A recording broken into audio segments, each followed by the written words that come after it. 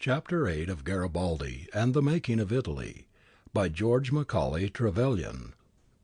The Entry into Naples. Venu è Garibaldo, venu è le più belle. Neapolitan Song of 1860. The flight of King Francis from Naples on September 6th was but the final catastrophe in a process of dissolution which had set in with the news of the fall of Palermo and the consequent proclamation of constitutional rights in June. Freedom of the press and person had effectively and instantly broken up the machinery of repression. The police had, in Liborio Romano's conjuring hands, been turned in a few days into an instrument of liberalism. The King had handed over the civil administration to his enemies, and had gained nothing in return except the diplomatic support of France that failed him at every crisis. At home the Constitution won over to him a few individuals, but no class or party. The decadent nobility of the capital, the peasants of certain districts in the northern provinces, and the bulk of the army remained loyal, not because of the Constitution, but in spite of it. Everyone else was looking to Piedmont. The perfidy of his ancestors divided King Francis from his people. Remembering the fate of the constitutions of 1820 and 1848, the citizens refused to enroll themselves on the electoral lists, because in case of reaction the appearance of their names on the register might be used against them as evidence of treason. And when Garibaldi in August came marching up through the constituencies, all talk of holding elections for Parliament ceased. The King suspected his ministers, though most of them were passively loyal. Above all, and with good reason, he hated Don Liborio Romano. But Don Liborio, like Lafayette in the autumn of 1789, was the man of the hour, with whom neither court nor people could dispense. He had at his beck and call the police, the National Guard of respectable burghers, and the Camorra of criminals. So King Francis had to endure him throughout all July and August, first as police minister only, and then as Minister of the Interior also. In the latter half of August, Don Liborio held confidential interviews on the subject of coming events with the dictator's friends in Naples, with the Piedmontese Admiral Persano, and with the King's uncle, the Count of Syracuse, who had already openly declared for a change of dynasty. Persano wrote to Cavour that Don Liborio was helping the cause of national unity so far as he was permitted by his very delicate situation as Minister of Francis II. His object, however, was not actively to compass the destruction of his master, which he regarded as already certain, but to prevent the fall of the dynasty from involving in its ruin the public peace and safety. For this reason, as well as for the satisfaction of his own vanity, he had accepted office in June, and for this reason he determined to remain in power during the days or hours that must elapse between the fall of Francis II and the establishment of any new form of government. If he forced the King to accept his resignation, the Camorra would, he believed, break loose in the great city, which contained a larger proportion of criminally disposed persons than any other in Europe. The royal troops would begin to fight with the National Guard, and disasters of the most appalling character might occur. The respectable part of the citizens took the same view, begging Don Liborio and his colleagues to retain office under the Crown at any sacrifice to their own dignity or honour. And those who knew best the Naples of those days were the least inclined to deny the claim afterwards put forward by the discredited politician that he saved the capital from destruction. Meanwhile, the Cavourian agents were striving in vain to precipitate a revolution. Villamarina, the Piedmontese minister at Naples, and Admiral Persano, who arrived there with his fleet from Sicily at the beginning of August, lent their aid to Finzi and Visconti Venosta, to Nisco d'Ayala and Nunziante in their attempts to win over the army and incite the civilians to resolute action. But the army remained loyal, in spite of the propaganda of the popular general Nunziante among his old companions in arms, and in spite of the blandishments of Piedmontese Bersaglieri. Some companies of the latter were allowed to land off Persano's ships and to show themselves in the streets, partly in order to encourage the population to revolt, and partly in order to fraternize with the Neapolitan troops, who replied by breaking their heads. The citizens were more sympathetic, but not more active than the soldiers. The Neapolitans did not see the use of doing, at the risk of their own skins, what Garibaldi was coming to do for them. Moreover, the Manzaninian Committee of Action, which contained the bolder and more energetic spirits, had resolved to wait for the Dictator's arrival, fearing that if they rose before he appeared on the scene, Naples would fall at once into the hands of Cavour, while the Cavourian Committee of Order, which would fain have seen a revolution effected while Garibaldi was still on his way, consisted of moderate men unfitted by nature to initiate a revolt.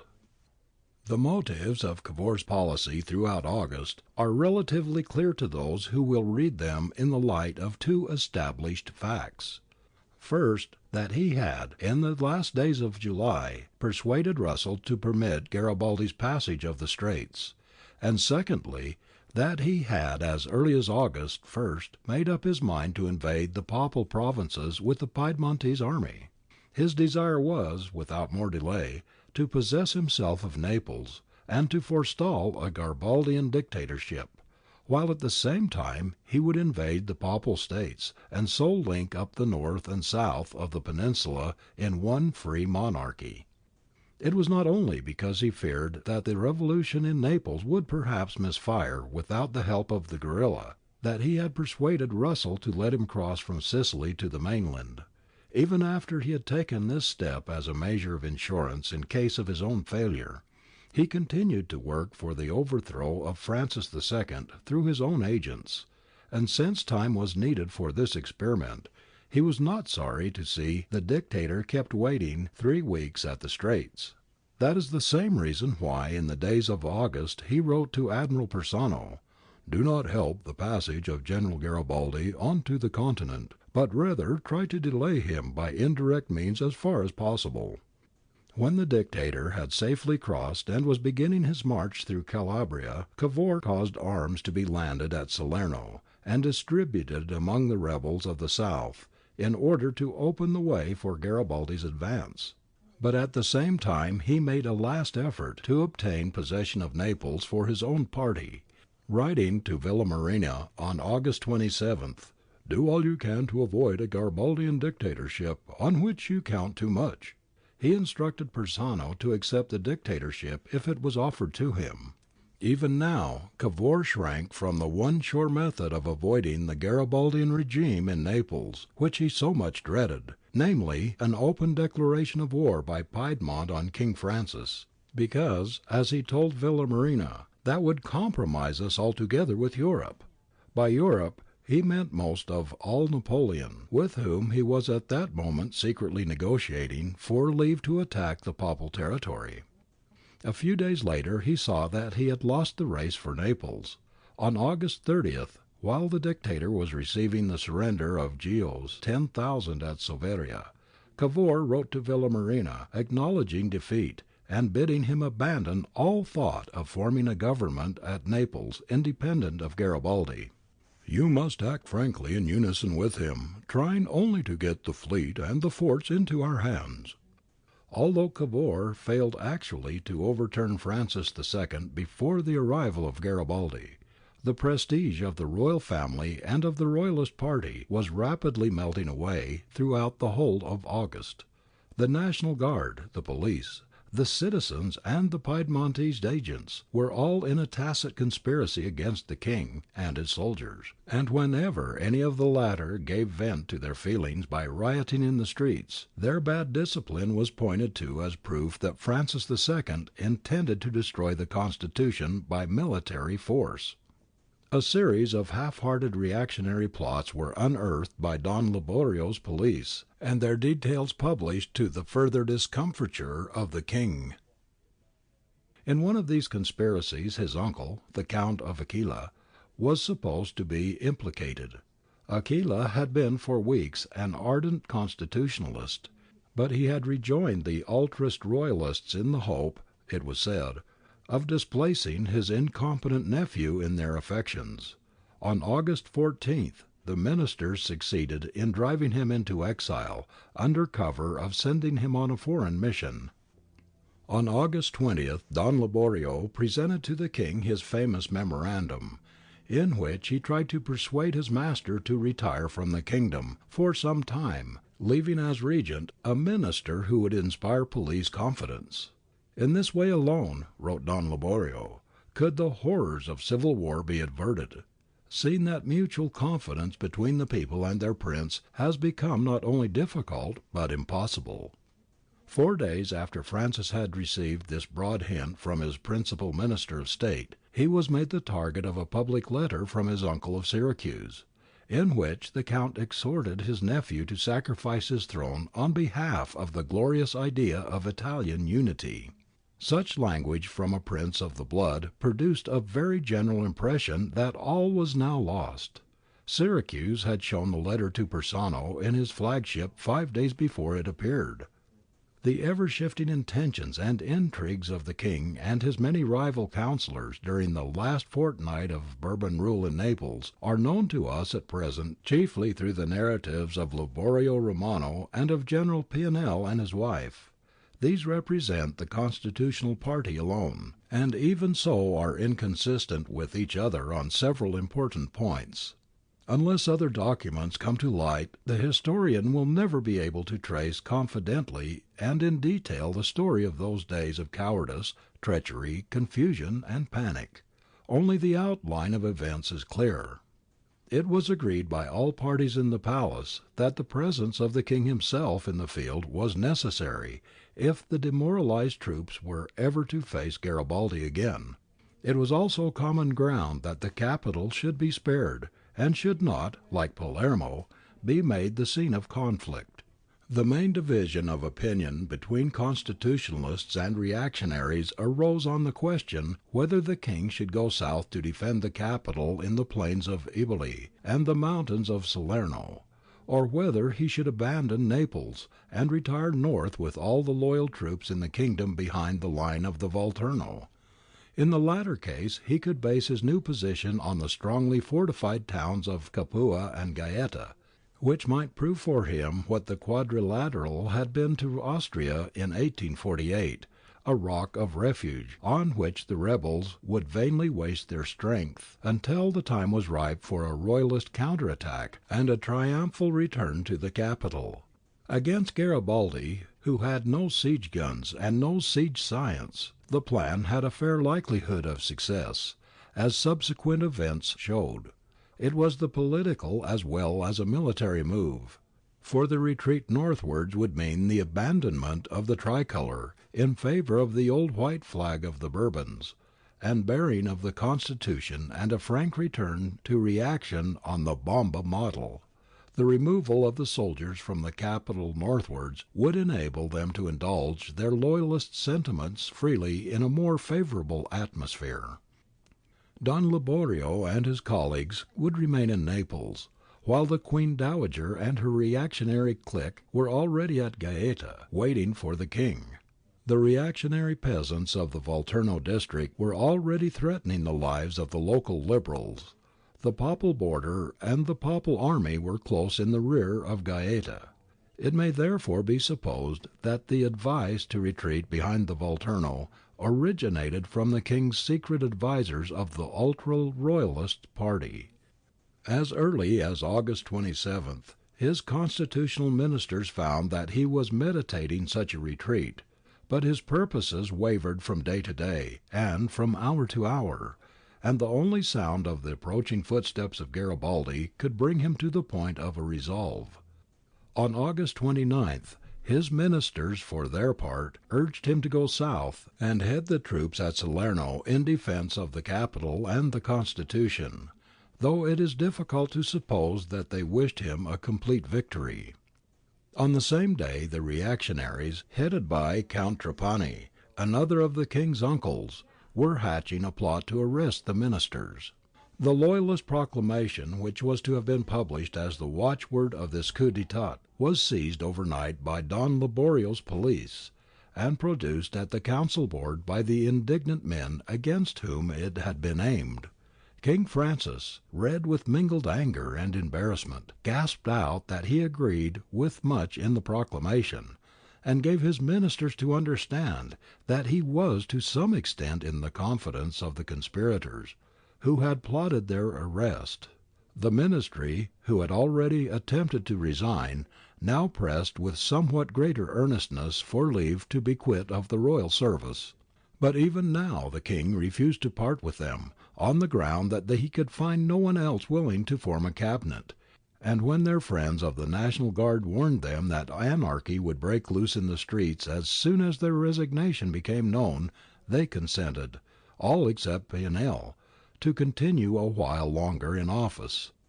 Affairs remained in this suspended condition until the night of September 4th, when Peard's telegrams, the supposed presence of Garibaldi at Eboli, and the reported desertion of Caldarelli's troops, brought the king's irresolution to an end, and gave him the requisite energy to carry out his plan of retreat to Gaeta. Accordingly, on September 5th, Francis II announced his approaching departure to the ministers, the mayor, and the officers of the National Guard, to whom he committed the charge of keeping order in the capital during his absence. He spoke without bitterness, of which there seems to have been singularly little in his mild and foolish nature. He excused himself for going. "But your Joe, I mean our Joe, is at the gates," he said to these men, whom he well knew to be preparing in their hearts an enthusiastic reception for Garibaldi. On the same day he and his brave Bavarian queen went for their last drive in the streets of Naples. They sat in an open carriage, like simple private citizens, and the passers-by, who took off their hats to them in silence, observed that they were laughing and talking together as usual. The clumsy shyness of the king's demeanour to his wife, which had stressed her in the early months of their marriage, had now to a large extent passed away.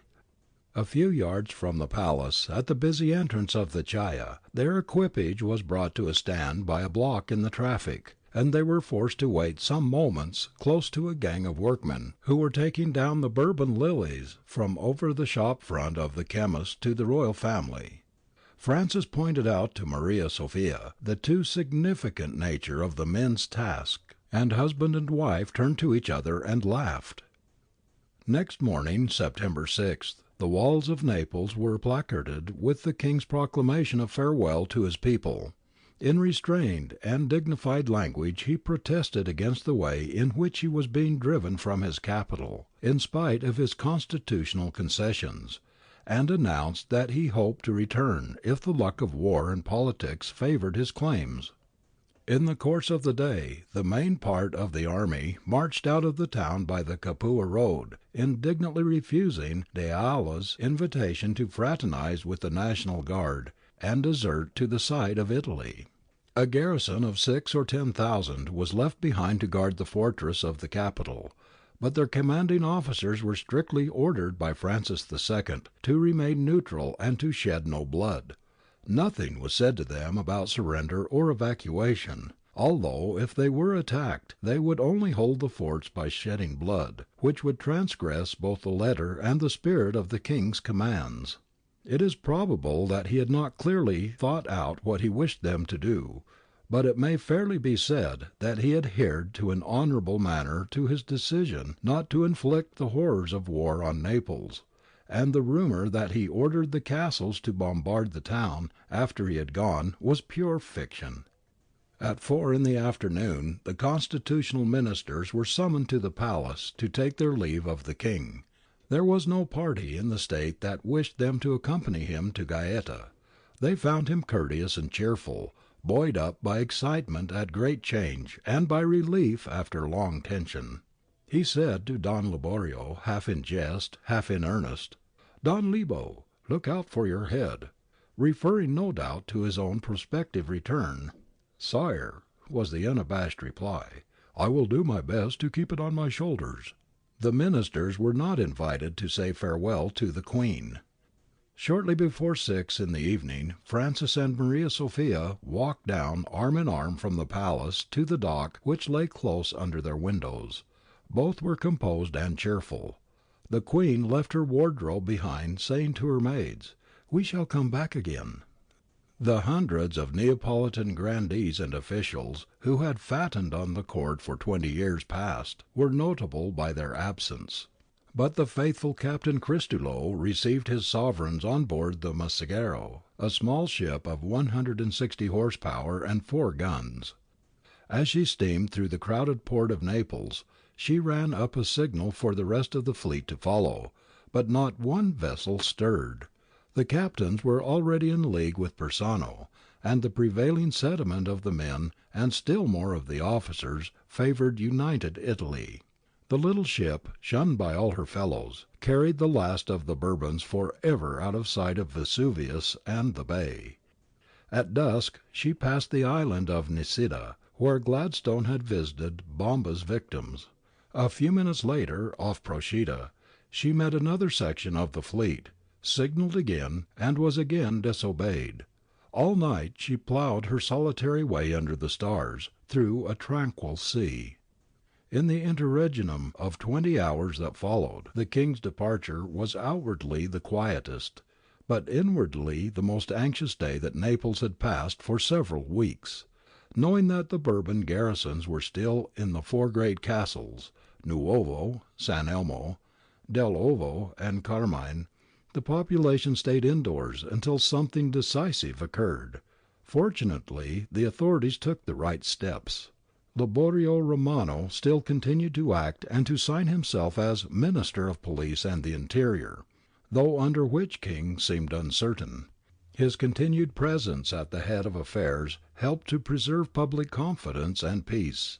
He sent at once for the mayor, Prince d'Alessandria, and for de Sauget, the General of the National Guard, and agreed with them that Garibaldi must enter Naples as soon as fitting preparations had been made for his reception, and as soon as he had troops enough at his side to ensure his safety against the Bourbon garrison. Within an hour of the King's departure, 2 officers of the National Guard were sent off to Salerno on what was then the only railroad south of the capital. It ran along the coast past Vesuvius, turned inland by Pompeii, and ended at Vietri, 2 miles outside Salerno. On their way the 2 officers met a number of Bavarian mercenaries retreating northwards from the abandoned positions of Salerno and Cava. At Salerno, which they reached by 10 at night, they found the streets lighted up, and groups of people still cheering disturbedly. Garibaldi had made his entry, and had gone to rest. The envoys reported to Cosenz the flight of the King, and announced the intention of the mayor and the commander of the National Guard to come from Naples early next morning. Garibaldi, when he awoke on September 7th, telegraphed to Don Liborio, "As soon as the mayor and commanding officer of the National Guard arrive from Naples, I will come to you. I am waiting for them first." Don Liborio wired back, "To the invincible General Garibaldi, Dictator of the 2 Sicilies, Liborio Romano, Minister of the Interior and Police. Naples awaits your arrival with the greatest impatience to salute you as the Redeemer of Italy, and to place in your hands the power of state and her own destinies. I await your further orders and am, with unlimited respect for you, invincible Dictator, Liborio Romano."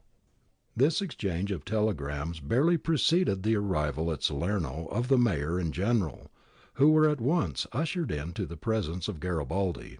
He was surprised to hear from them that Naples did not expect him that day, and expressed annoyance at the suggestion of any need to erect triumphal arches and to make official preparations for his entry.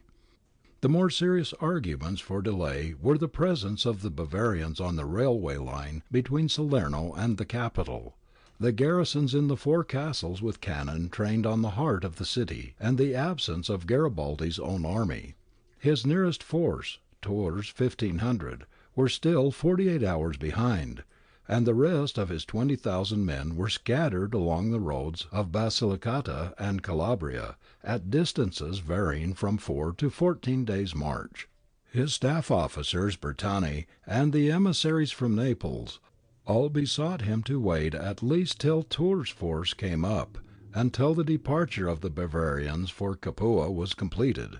But Garibaldi, hearing some talk of difficulties and dangers in the capital, swept all this aside. "Naples is in danger," he said, rising to put an end to the conference. "We must go there today. We must go this minute." His friends were horror-struck, but they knew better than to resist. His decision was approved by the Event, and indeed hesitation on his part might have dispelled the illusion of his invincible power and compromised his peaceful occupation of the city. And thus he was able to enter as he wished, not like a conqueror surrounded by an army, but as a deliverer welcomed and protected by the people. After dispatching a telegram to the capital announcing their arrival for midday, the Dictator and his party drove out of Salerno at exactly 9:30 in the morning of Friday the 7th of September, amid another scene of frantic enthusiasm. At the terminus station of Vietri they boarded a special train, which was soon packed to overflowing, first by Garibaldi, his staff and personal friends, and then by a score of the so-called National Guard of Salerno, and anyone else who could wedge himself through a door or climb onto a carriage roof. During the journey the Liberator was calm and quietly radiant. So was that other fine soldier, Cosenz, who smiled behind his spectacles at the thought that he would in a few hours see his mother, from whom he had been separated by 12 years of exile. The rest of the company in the train, which included Palmerston's secretary in his red shirt, W. G. Clark, the public orator of Cambridge University, Captain Forbes, R.N., and Edwin James, Q.C., were for the most part in boisterous and noisy spirits. The Italians kept singing over and over again, "Siamo Italiani, Giovanni Freschi, contro I Tedeschi, vogliam pugnar, viva l'Italia, viva la Unione, viva Garibaldi e la libertà." At Nocera, the enemy's Bavarians, in train for Capua, were shunted to let the victors pass. A little before they reached Pompeii, Garibaldi, who sat by the window on the side towards the mountain, said, "Look out, we shall soon see Vesuvius."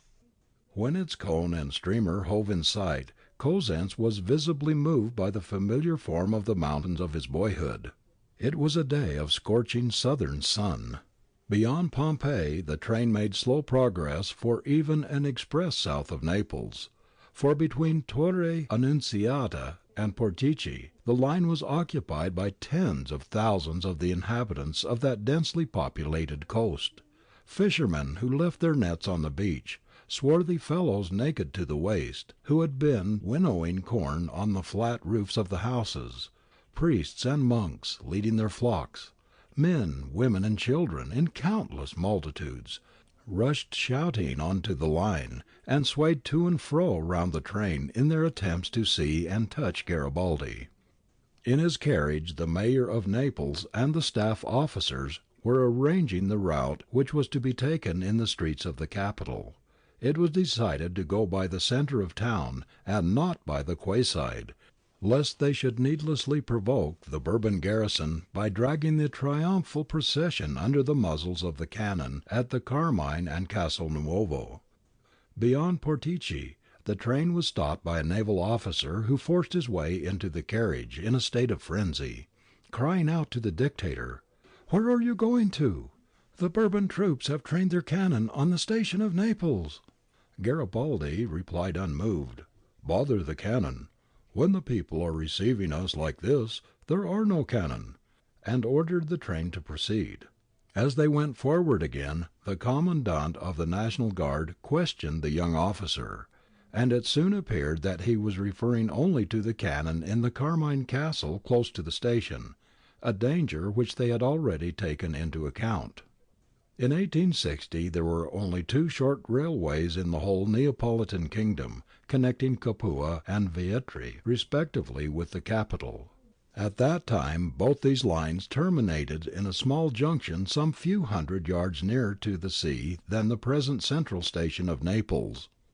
On the morning of September 7th the timid silence of the streets was broken by Count Ricciardi, who drove along the Toledo, standing up in his carriage with the Italian flag, and shouting out to the citizens that they should assemble at the station to greet the dictator, who would arrive there at midday. But most men preferred to wait and see if Ricciardi's prophecy would be fulfilled before they committed themselves in face of the garrison, and it was a crowd of relatively moderate proportions that assembled at the appointed hour and place. Don Liborio, however, and the National Guard were there to represent the official world. An hour and a half passed by until at 1:30 the train was seen to approach, and the Liberator stepped out onto the platform. As fast as the news that he had come spread through Naples, the whole city awoke as from sleep. Myriads seemed to spring out of the ground, and before Don Liborio had finished reading an address of welcome to which no one even pretended to listen, an irresistible multitude stormed the station, swept aside every official barrier, swamped the lines of the National Guard, and took Garibaldi to itself. Don Liborio was whirled off on the flood, and could not fight his way to the coveted seat in the dictator's carriage. Cosenz, who had an equally good right to be next to his chief, was borne down another eddy, but secured a horse and rode off to see his mother. A few minutes' fierce battling, Garibaldi found refuge in an open carriage, into which Bertani and half a dozen of his old fighting companions managed to climb in after him. Such fine old heads with whitened beards, and all their red shirts covered with purple stains, like English hunting coats which have been through sundry squire traps, as a lady wrote who watched the simple procession pass. At the back of the carriage clung a Neapolitan artist named Salazzaro, holding over their heads an enormous tricolour with the horse of Naples on one side and the lion of Venice on the other. In this fashion, without official escort or guard of any kind, did a son of the people, to use Garibaldi's own words, accompanied by a few of his friends who called themselves his aides-de-camp, enter the proud capital acclaimed by its 500,000 inhabitants, whose fierce and irresistible will paralyzed an entire army.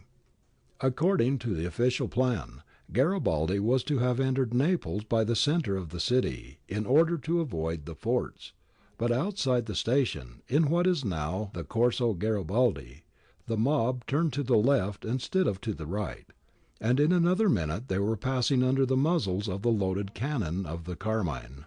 The soldiers were seen looking out at the carriage and its occupants, whom they could have blasted to pieces by moving a finger. Garibaldi stood up, folded his arms, and looked them straight in the face. Some of them saluted, and no one fired a shot. It is true that they were only acting in accordance with the specific orders of the king, but it is a matter of deep congratulation that no one in that unscrupulous and ill-disciplined force was tempted loyally to disobey. The mob had now reached the water's edge, and as the carriage turned to the right round the corner of the Carmine, its occupants were greeted by the most amazing sight and sound. For a mile long the broad quayside was packed by as many of the 500,000 inhabitants of Naples as could find standing room, and all at first sight of Garibaldi broke out in one protracted yell of welcome. Along the north side of the quay, lined by tall commercial buildings, every window was astir with faces and waving arms fluttering handkerchiefs. On the other side, where lay the great port crowded with shipping of all nations, every mast was loaded with sailors shouting or singing songs of welcome in chorus. In middle distance, far overhead, the tyrant's castle of San Elmo looked down upon the scene. When the procession first left the station, Garibaldi had sat for the most part apparently unmoved, but from time to time he lifted his hat and smiled, as it were, with the eyes rather than the lips. But as they began to pass along the quay, he stood up, writes Sassio of the 1,000, who was with him in the carriage. His head was uncovered, and his face, in token of reverence, betrayed deep emotion. The carriage moved at a foot's pace on the long open quay, and before it reached the shadow of Castelnuovo, His bared features seemed to his companions in the carriage to have bronzed visibly under the scorching rays of the sun. "Did you ever see such a triumph?" asked Bertani of Zasio. "No, not seen it," replied the veteran, "but I have often dreamt of it for the chief." At length they reached the Castle Nuovo, sinister of aspect with its tall round towers of black tufa. Here again they might have been blown to pieces, but here again the enemy's sentinels saluted, and the guard turned out to do him honour. Thence he was carried along the side of the palace, also occupied by a Bourbon regiment. The Foresteria, an annex of the palace used for the entertainment of court guests, was the goal of the procession. It stood on one side of the Largo San Francesco di Paola, an immense open space which was packed tight with spectators. From the windows of the Foresteria, Garibaldi looked out sideways on the front of the palace a few yards off, with the enemy's soldiers in the gateway, and straight below him on the heads of the vast multitude, whom he addressed as follows: "You have a right to exult this day, which is the beginning of a new epoch, not only for you, but for all Italy, of which Naples forms the fairest portion. It is indeed a glorious day, and holy, that on which a people passes from the yoke of servitude to the rank of a free nation. I thank you for this welcome, not only for myself, but in the name of all Italy, which your aid will render free and united." His speech showed clearly that it was of the union of Italy that he was thinking, as much as of the liberation of Naples. From the Foresteria he was taken to the cathedral, where he was again almost smothered by the embraces of men and women. His fighting friar, Sicilian Pantaleo, conducted the service, and the terrified canons showed him the relics of St. Januarius, on the virtues of which he maintained a judicious silence. Thence he was taken to the Palazzo d'Agri, now chosen as his permanent headquarters. It is a fine private mansion, standing conspicuously halfway up the mile-long Toledo at the debouchement of another important street, so that its balconies look down both thoroughfares. The people filed in endless procession up and down the two streets, while Garibaldi showed himself to them on one of the highest balconies of the tall palace.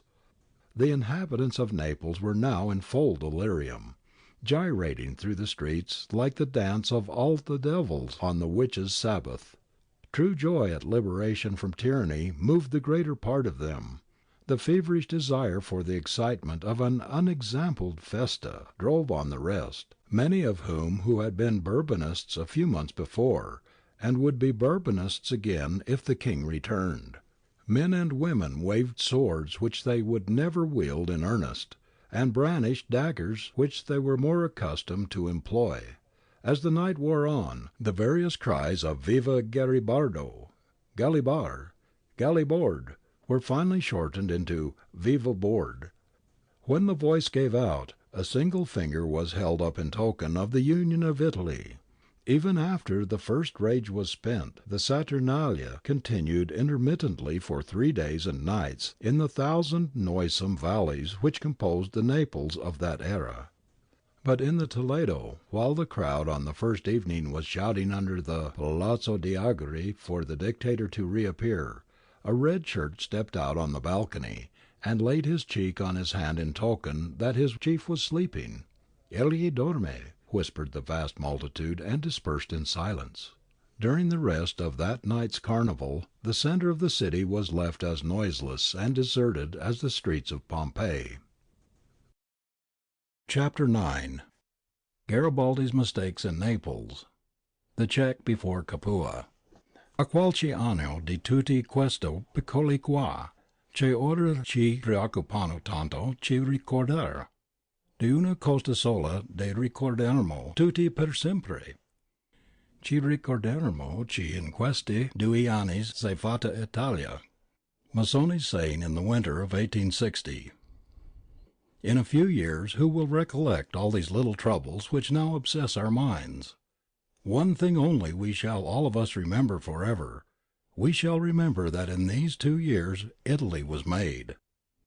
On September 8th, the day after Garibaldi's entry, the Bourbon commandant of the castle San Elmo sent word that he could no longer restrain his men from bombarding the city at their feet. "Very well," said the dictator, "let them fire, and we will fire back."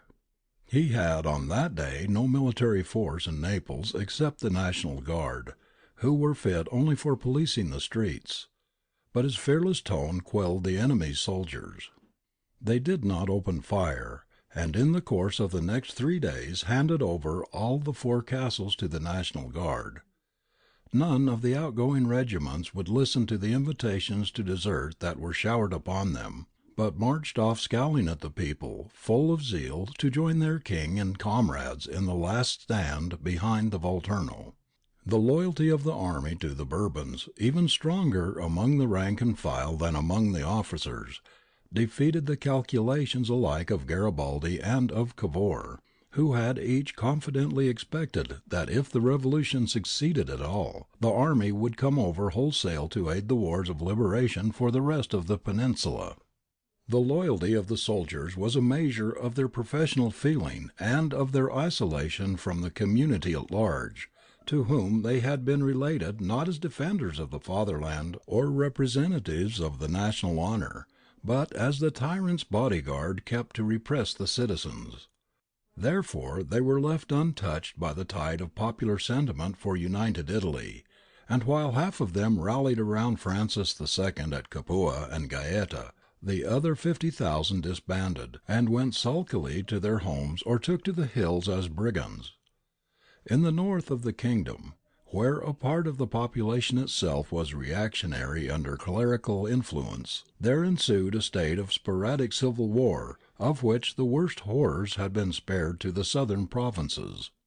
On September 8th, news reached the dictator from the district of Ariano, to the east of the capital, that Generals Bonanno and Flores, with 4,000 Bourbon troops, had there roused up the royalist peasantry, who were robbing, massacring, and raping in the houses of the Liberals. The first 1,500 of Garibaldi's army who arrived in Naples on the 9th were allowed only a few hours' rest before they were sent off again to quell the insurrection. Turr, who went in command, took them by train to Nola, there put them into carts and carriages, and drove with the utmost speed to the scene of operations. Bonanno, in spite of his superior numbers, agreed without a blow to disband his force. It appears that conversations with comrades returning to their homes from Calabria had so much discouraged his men that he no longer dared rely upon them to fight. Turr acted not only with vigour but with clemency. He shot 2 of the ringleaders of the peasant massacre, though the local Liberals who had suffered begged him to shoot around a dozen, and disliked the practical application of his doctrine that a new era of liberty and brotherhood had dawned for all Italians. The repression of similar reactionary massacres in Molise and the Abruzzi was conducted by General Cialdini, and the Piedmontese regulars in the later months of the year, was on a scale of vengeance more calculated to satisfy the local demand than anything that Garibaldi or his lieutenants were ever known to permit. The arrival in Naples of the rest of the army from Calabria and Basilicata was accelerated by the help of the newly acquired shipping of the port. Some of the regiments in the rear were brought by sea to Paola, and some from Sapri, while others marched. The last division under Medici reached Naples on September 15th and the following days. In the course of a quarrel at Paola for the first passage on board a steamer, Nino Bixio had broken the heads of several of his companions in arms with the butt end of a musket. As usual, he repented of his savage rage and made friends with the victim whom he had nearly killed. Cavour was agreeably surprised by the dictator's first acts in Naples. On the evening of his entry, before he lay down to rest, he had issued a decree generously handing over the whole Neapolitan fleet to King Victor Emmanuel, and placing it forthwith under the orders of Admiral Persano, to the detriment of his own power and authority. 3 days later he invited a battery of Piedmontese artillery and a battalion of Bersaglieri in the harbour to land and to co-operate with him in garrisoning Naples.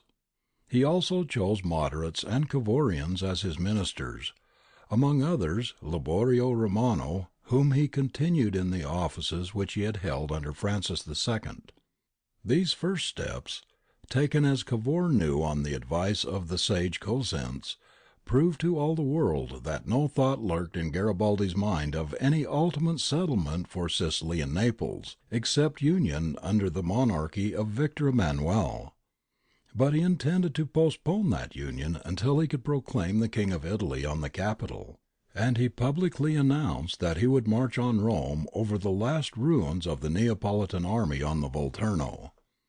The desire to march to the deliverance of the Holy City was inspired in his mind not by political calculation but by poetic passion, by the memories of antiquity, and of his own defence of the Janiculum in '49. The romantic element was the strongest in his nature and ruled him for good or evil at all the great crises of his life. The lover's passion for Rome was fostered in him by Bertani and the other extremists, who saw in it a means towards their own political ends. It was to them a method of delaying annexation until it could be effected on terms fatal to Cavour's continuance in office and dangerous to the prestige of the monarchy, which would be reduced to the position of accepting the crown of Italy as a gift at the hands of the revolutionary leader. Garibaldi and the Mazzinians were alike under a delusion as to the practicability of taking the city of Rome. They believed that the French people were on the Italian side in this matter, and that the tyrant, Napoleon III, when seriously challenged, would be forced to withdraw his garrison from Rome for fear of revolution in France. They were equally wrong about Prince and the people. In reality, the clerical and anti-Italian feeling of France of that day was the main reason why Napoleon could not utterly desert the Pope, for whom at heart he had little love. Until, in the latter half of September, it became apparent that the Bourbon forces rallied behind the Volturno were strong enough to check Garibaldi's advance on Rome. Cavour was at his wits' end for ways and means to prevent a complication which must involve Italy either in civil war or in war with France. Knowing that he had lost all influence of his own with the Dictator, Cavour turned in every direction to find others who could remonstrate with better chance of success.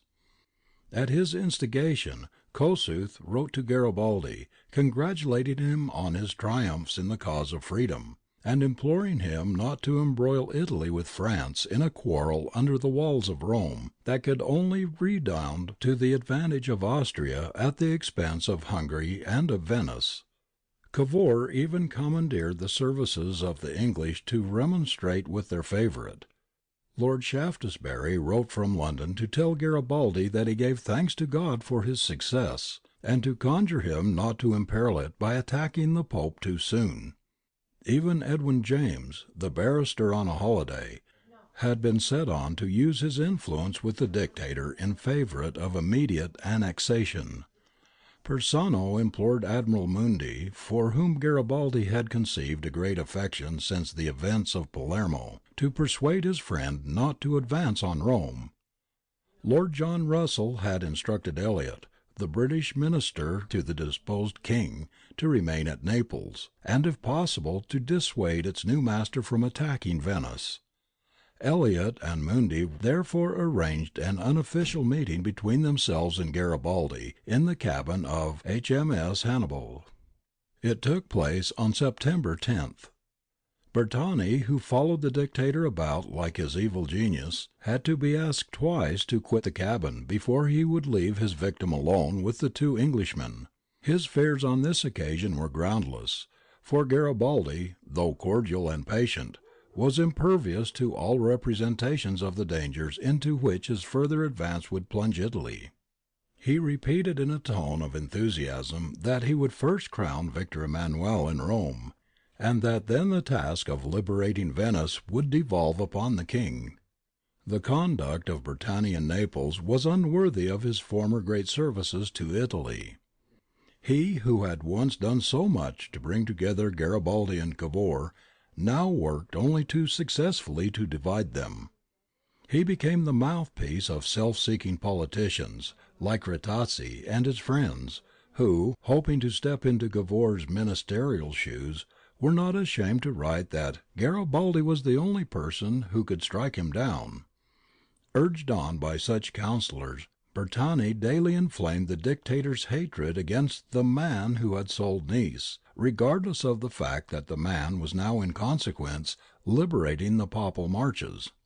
Garibaldi published a letter stating that he could never again work with Cavour, and then sent a note to Victor Emmanuel asking him to dismiss his great minister.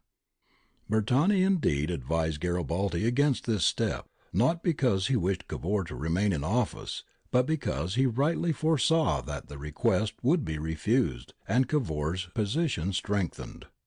Unlike Retazzi, Bertani was at least disinterested. He was not seeking Cavour's place, but the union of Italy. He had impaired his health and his mental balance by working day and night on his sick bed at Genoa, organizing half the forces by means of which Garibaldi had reached Naples. He had brought on Italian unity by such great strides that year, that he could not believe it necessary to call a halt. He had, by his rival activities, compelled Cavour to invade the Papal States himself, and he could not see that although, thanks to Cavour's manipulation of Napoleon, Umbria and the Marches were fair game, France still threw her shield over the city of Rome. On September 19th he persuaded the dictator to send round 300 men under Cadolini to land at Terracina in the Papal States, in order to prepare the way for the advance of the main Garibaldian army on Rome. The orders for this foolish expedition were actually given, but were rescinded at the advice of Sirtori. Garibaldi's military lieutenants, Sirtori, Cosenz, Turr, Medici, and Bixio, were all opposed to the extravagant counsels of the civilians, Bertani, Crispi, and Mazzini. For Mazzini, too, was in Naples. He arrived on September 17th, and remained, not in hiding, but in obscurity. A stranger who met him one evening in a private house, without knowing at first who he was, describes him as an old man with a sweet voice, saying wise and noble things, to a group of Garibaldian officers who listened to his words with profound respect. When he touched actual politics, he was less happily inspired. He wrote on September 23rd to Garibaldi, saying that he preferred not to come to see him in the crowd at the Palazzo d'Agri, but that he hoped the dictator would offer these terms to Victor Emmanuel: immediate annexation of Naples in return for the dismissal of Cavour and war with the Austrians and Venetia.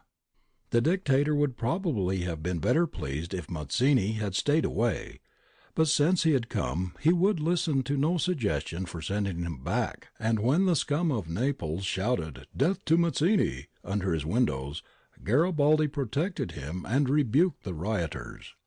To the men who were making Italy, Mazzini's arrival in Naples was an exasperating addition to the dangers of the gamble on which their country's existence was staked.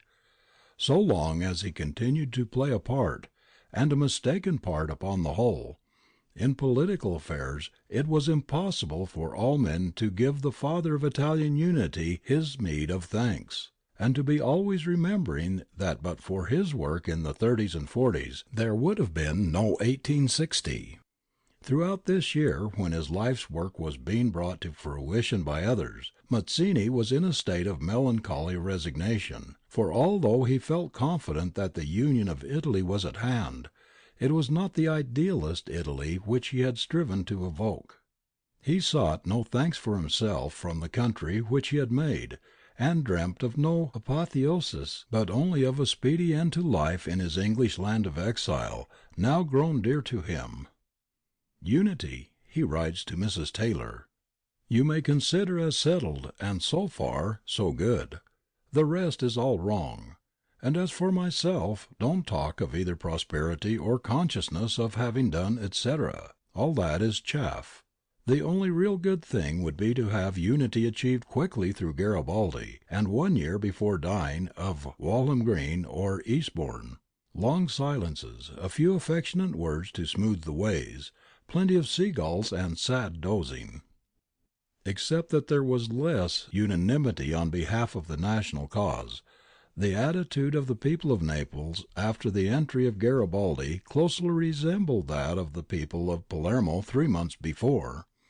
In Naples, as in Palermo, devotion to the person of the liberator was deep and genuine, and did not grow less on closer acquaintance. The southern populations found him far more simpatico than they found other northerners, and when he retired in November and left them to the Piedmontese officials, they soon wished him back again. But so long as he was with them, though they were never tired of cheering him, they were annoyed by his policy of postponing the annexation, in which alone they saw a sure way of safety. The reason why the Neapolitans shouted death under the windows of Mazzini was that he opposed immediate and unconditional annexation. They wished Victor Emmanuel would come at once to give them security and peace. The impatience of the Neapolitans with the interim government of the dictator was increased by faults of administration. Many common convicts were let out of prison on the ground that they were political prisoners, and stabbing and crime grew more rife than ever. The moderate ministers whom Garibaldi had chosen on his first entry found themselves overridden by the dictator's secretary Bertani, who treated them as ciphers and carried on the most important acts of government without consulting them. On September 22 the ministry sent in their resignation. 5 days later it was accepted, and their places were taken by more passive tools of the omnipotent Secretariat. The despotism of Bertani and of Crispi, who succeeded him on September 30 as secretary without altering the policy pursued, would have been endured gladly if it had meant order and a peaceable transition towards the approaching regime of Italian unity. But it seemed rather to tend to anarchy and maladministration. The hopes of the reactionaries revived, and seditious correspondence was sent on foot between Naples and Gaeta. Neither Garibaldi nor Bertani had any conception of the proper limits to which a provisional government should confine its work, and many of their decrees made important changes in the principles of law, finance, and state machinery, which should have been left to the mature decision of the future Italian Parliament.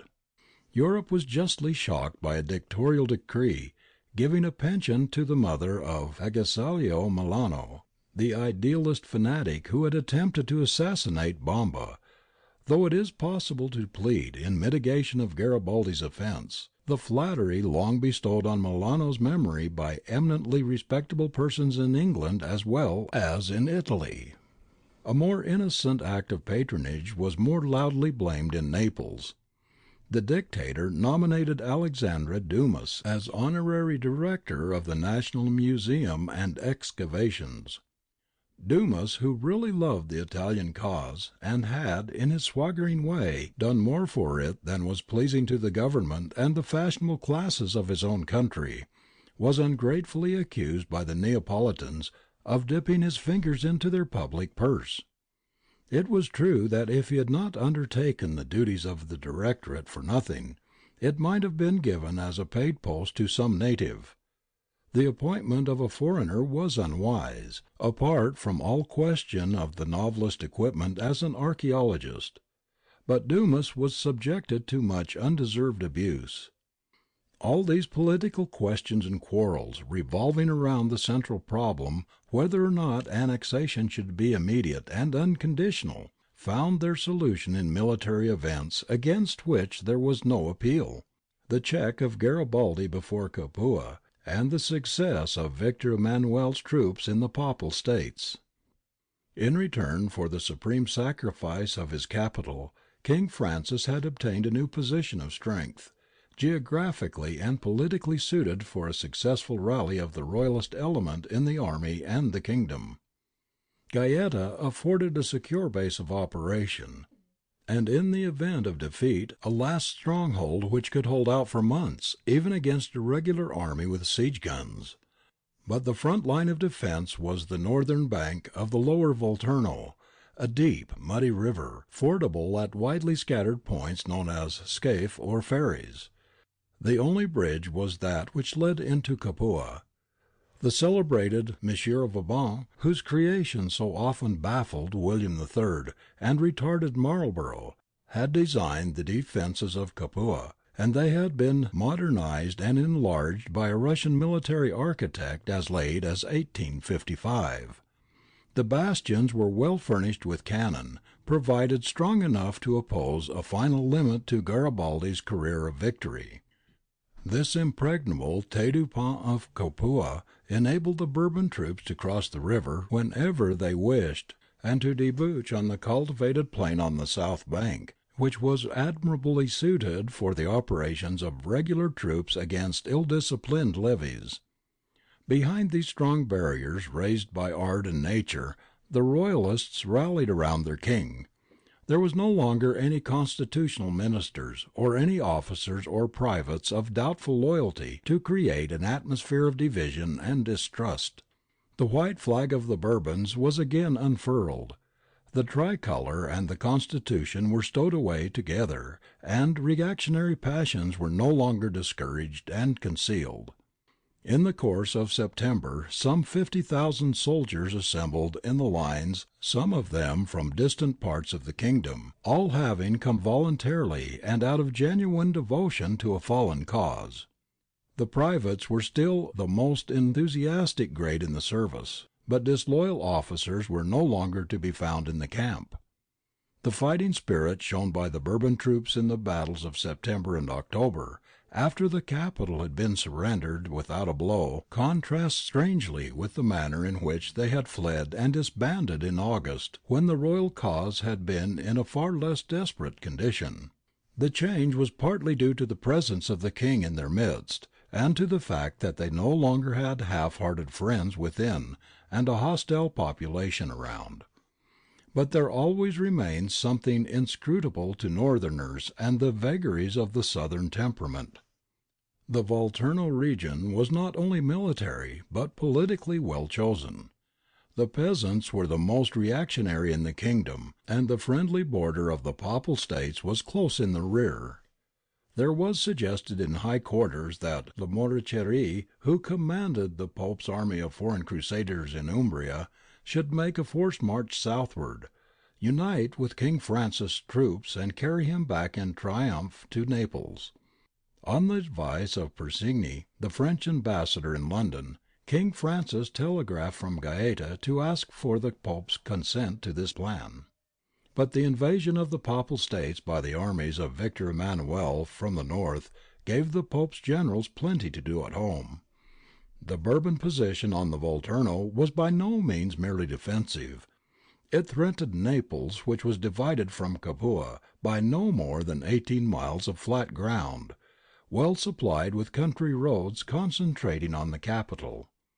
Garibaldi's nominal attack on Capua soon became no better than a defence of Naples conducted with great difficulty and peril before the gates of Capua. To the 50,000 Bourbon regulars gathered behind the Volturno, Garibaldi by the end of September opposed some 20,000 volunteers. Besides his own field army, there were insurrectionary bands and private regiments enlisted throughout all the provinces under his dictatorship. When his forces were paid off in November, it was stated officially that as many as 50,000 names appeared on the muster rolls, but Garibaldi himself declared that only a third of those enrolled ever came near the scene of actual conflict.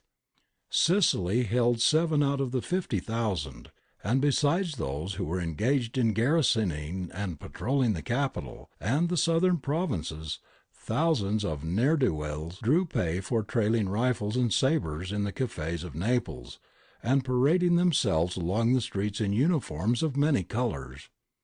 The force actually at the front, varying during September and October from 15,000 to 20,000 men, was mainly composed of northern volunteers, but there were among them 3,000 Calabrians and Lucanians, and about as many Sicilians.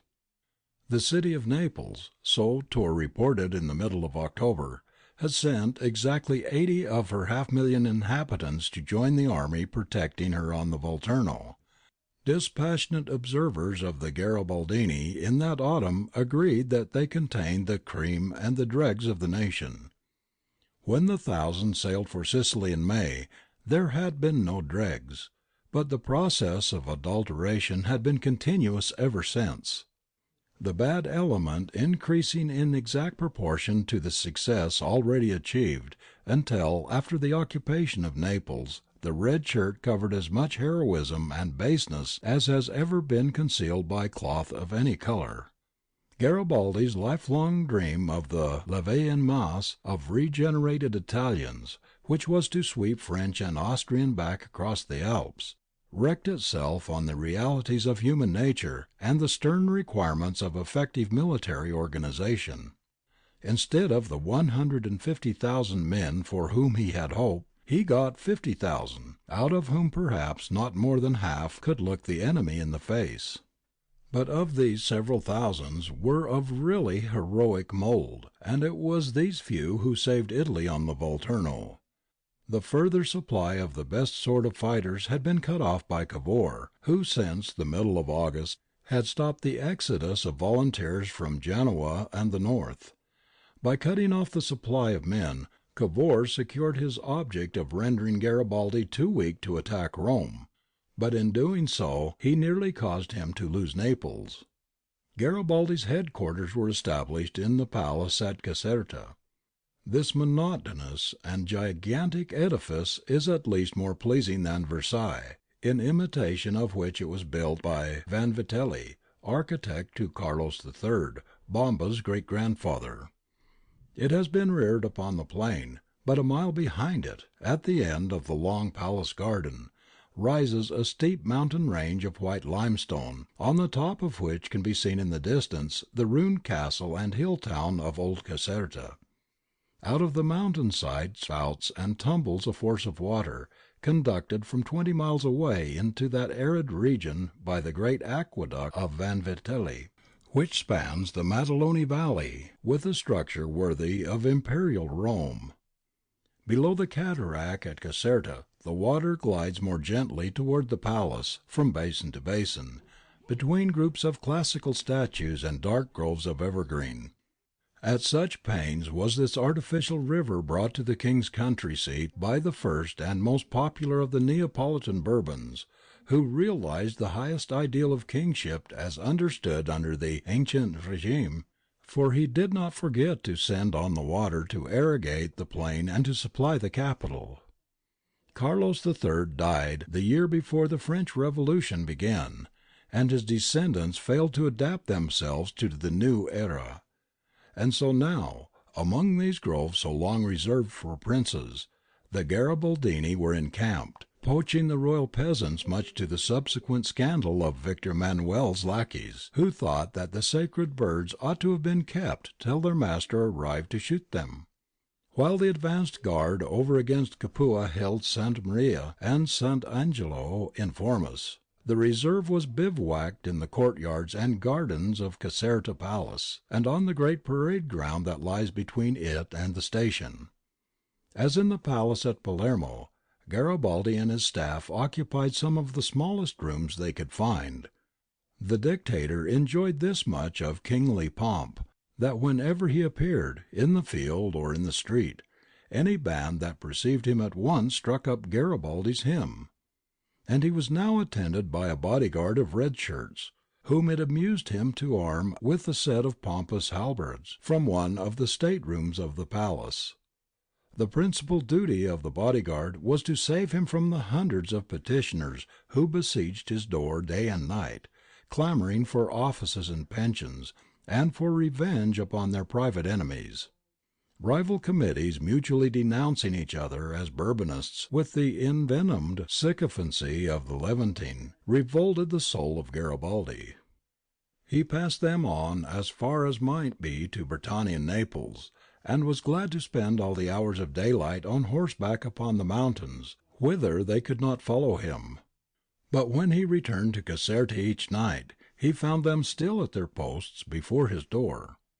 His habit of retiring at nightfall and rising before dawn saved him from prolonged contact with this human plague. At Caserta he was always up and about before his staff. Once indeed, shortly after midnight, while Nullo and Zasio were sitting in the outer room, having held festival over some simple luxuries of the camp, their chief came out from his bedroom, fresh from sleep and booted for the day. He nodded and smiled to them as he passed out, and they could only look up at each other foolishly enough to murmur, "He gets up too soon." Thus abroad betimes, he proceeded every day to visit the outposts, travelling from Caserta to Santa Maria by train or by carriage, and thence riding along the lines to the village of Sant' Angelo, built at the foot of the mountain out of the ruins of Roman pleasure villas. Thence he would climb on foot to the summit of Monte Tifata, or to the ruined chapel of San Nicola a few yards below, where once a temple of Jupiter had overlooked the rich Capuan plain. Monte Tifata, the most westerly spur of the mountains that lie between the Caudine Forks and Capua, is also one of the highest peaks of the group. It rises almost 2,000 feet sheer out of the seaward level. Half its flanks are clothed with forests, and half are naked limestone with shrubs and flowers breaking out between the white rocks. Arrived at its summit, Garibaldi felt safe from sycophants and political tormentors of every kind. Here he spent many happy hours in the September sunshine, watching through his telescope the movements of his own and of the enemy's columns. On clear days he had the view of every winding of the Volturno, from the ferry of Cajazzo to the sea, and each of the ribbon of road on the vast plain stretching on all sides of Capua.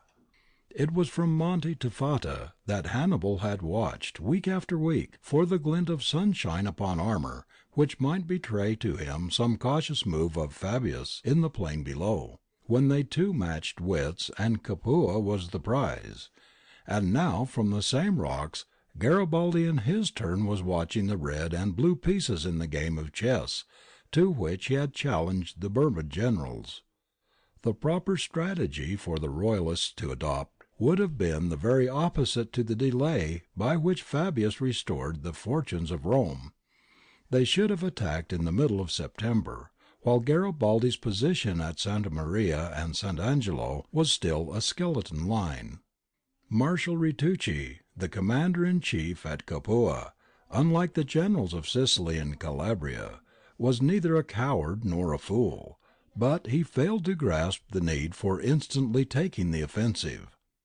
Overawed by Garibaldi's unbroken record of victory, he preferred Fabian tactics, being sure that he could hold Capua against him. No doubt he calculated that when the dictator's advance was shown to be permanently checked, his political hold on Naples and South Italy would relax and his volunteer forces melt away. And there was talk of help in a few months' time from Austria or the Pope. Ritucci's plan was well laid, but he had forgotten Cavour. It was the Piedmontese and not the Austrians, Victor Emmanuel and not Lamoriciere, who arrived to decide the well-balanced struggle on the banks of the Volturno. Chapter 10.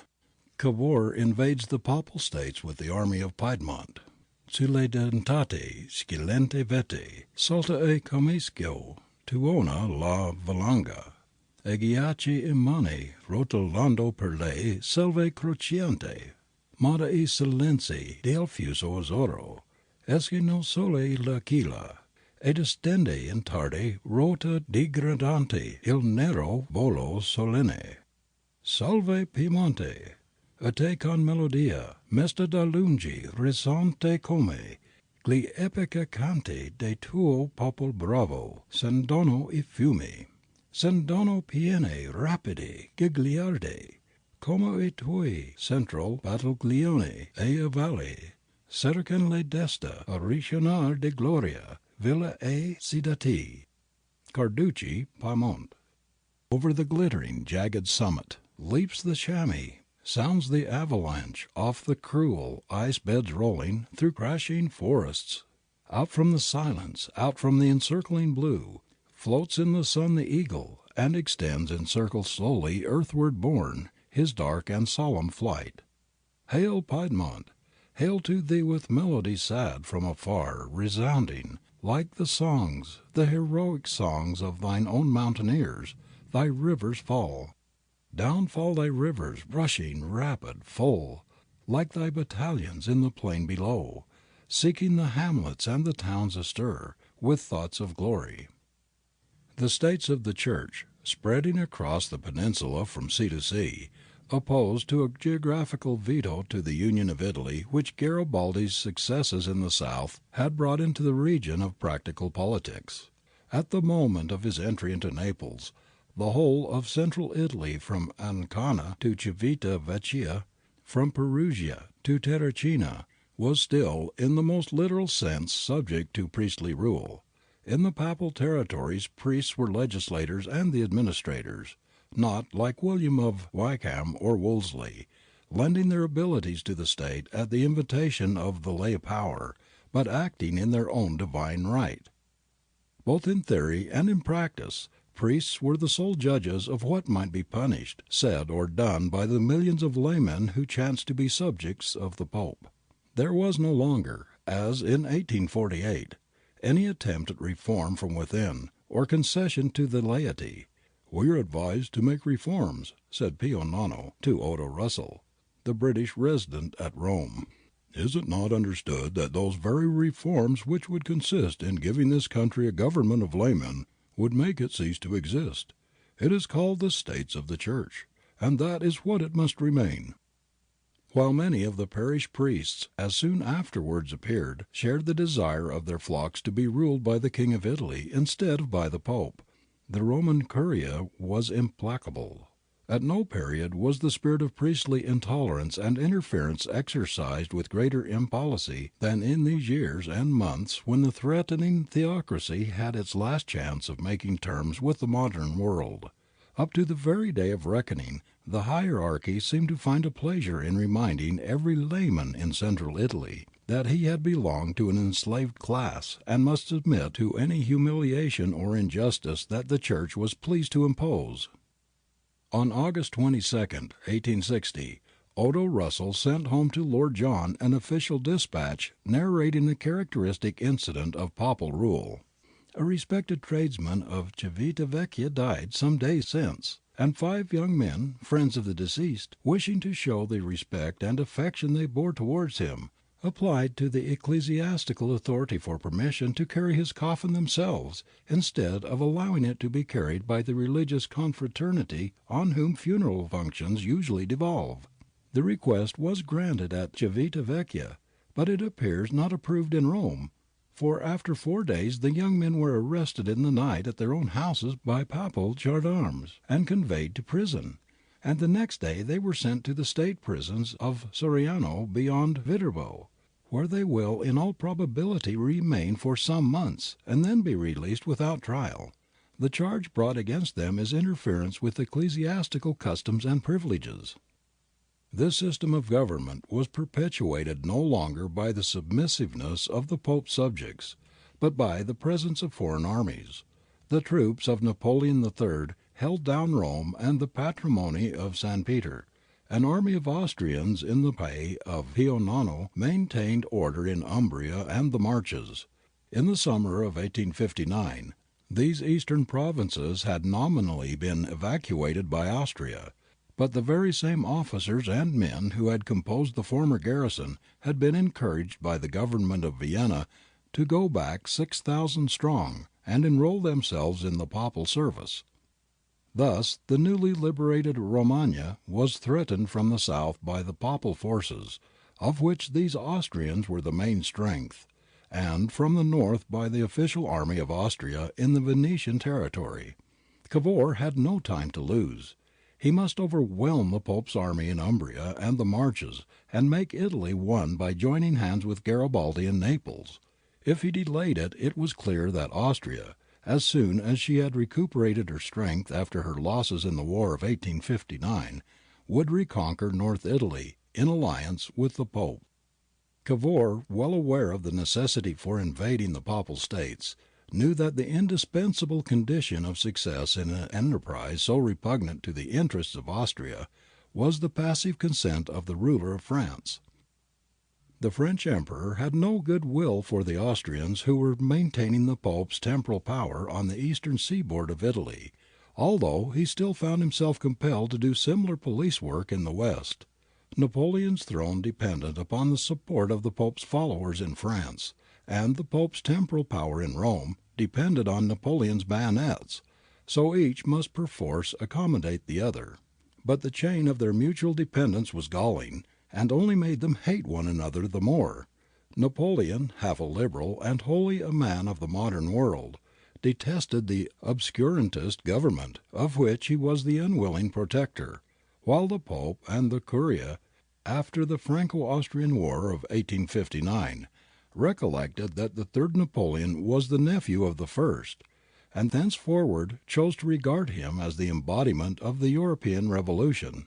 They entertained high hopes of a Bourbon restoration in France, and began to talk of the present occupant of the Tuileries in the language which cardinals and papal secretaries now sleeping in silent Rome cloisters had used in their day about Queen Elizabeth and Henry of Navarre. The French ambassador reported with amused indignation that, according to His Holiness Irish Chamberlain, Napoleon III was in league with the devil, and often consulted him on political affairs. Pio IX considered that Napoleon had deprived him of the Romagna by the War of 1859, and that he was preparing at the earliest opportunity to rob him of Umbria and the Marches. "Caro mio Russell," he said in his mild and benevolent voice to the British resident, "you are mistaken if you take the present crisis in Italy for a national one. What is being done now will be undone again in time. Piedmont is an instrument in the hands of the Emperor Napoleon, who thinks it his duty to carry out the idea of his uncle. What his ultimate objects are I know not, but whatever he establishes will end with him as the kingdom of his uncle ended with the empire. The Italians are not bad people, but they are easily led astray by foreign agents, who revolutionize the country for their own wicked purposes. When they have suffered more, they will repent and return to us."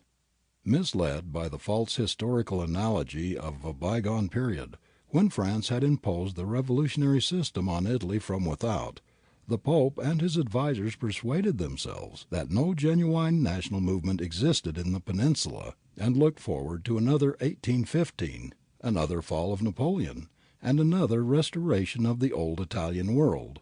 Even so shrewd a man as Cardinal Antonelli, who shared but few of the illusions of his rivals round the papal throne, declared that he was waiting for the 1815 of the Second French Empire, after which the Pope would enjoy his own again in the Romagna and elsewhere.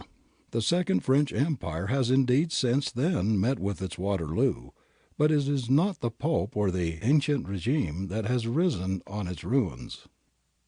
The Pope, having quarrelled with his bread and butter in the shape of Napoleon's protection, was easily persuaded in the early months of 1860 to entrust his fortunes to the Belgian fanatic de Merode, whose grand design it was to enlist an army of crusaders gathered from all parts of Europe, which should be strong enough to defend the papal territories, and also enable the Holy Father to dispense with the degrading patronage of the French usurper.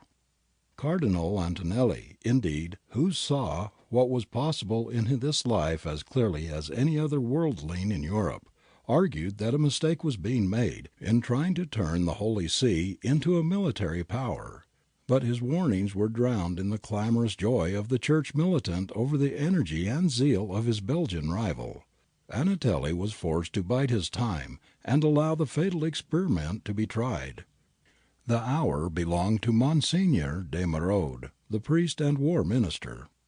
All through the spring and summer of 1860 the quiet piazza of old Papal Rome resounded with clash and tramp of regiments under arms, and the cries of officers drilling recruits in all the languages of Catholic Europe, while the French garrison, no longer the heroes of the sacristy, stared at the crusaders with mingled envy and contempt.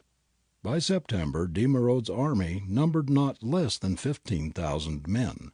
Of these the weakest regiments, with the exception of 1 or 2 battalions, were the native subjects of the Pope, enlisted for the sake of the pay, without zeal for the cause. despised by their foreign companions in arms, and conscious that they were traitors to their own country. The foreign troops were, on the average, superior in quality. 6,000 Austrian veterans and several hundreds of Irish recruits were landed, enrolled, and drilled at Ancona. In Rome there were more Irish, besides French, Belgians, and other nationals. They were essentially crusaders, not mercenaries. The Irish, as was justly observed, could have obtained far better terms in the Queen's service, and had come solely out of religious zeal. Peasants straight from the soil of Ireland, they were riotous and difficult to manage, but by the influence of their priests rather than by the enforcement of strict military discipline, they were at length reduced to order, and presented a soldierly appearance in their green uniforms. But the troops who attracted most attention in this strange army were the French and Belgians of good family, who assumed the title of Papal Zouaves. They were the men of the ancient regime, strayed into the wrong century, who had at last found a cause for which they could fight. They involved the whole army in the atmosphere of their own extreme legitimist principles. Napoleon III was to them a usurper and a Jacobin. They proclaimed a royalist restoration was imminent, and cheered for Henry V of France under the windows of Napoleon's officers in Rome. In all this they were encouraged by the party now supreme at the Vatican, who spared the Emperor no insult. De Merode in March had visited France, and returned with a kinsman of his own, the retired French general Lamoriciere, once a republican, now a legitimist and clerical, but always openly hostile to the Napoleonic Empire. This man was put in command of the army of crusaders, as if to show that the Pope no longer valued Napoleon's friendship, and had no more need for his protection. If Cavour had been dictating the papal policy by telepathic suggestion, he could not have wished for anything better. The defenders of the temporal power behaved with light-hearted insolence of some king in ancient Greek tragedy, whom God has maddened and he may destroy him. The invasion of the Papal States in September 1860 was the crowning act of Cavour's life, and the greatest example of his political genius.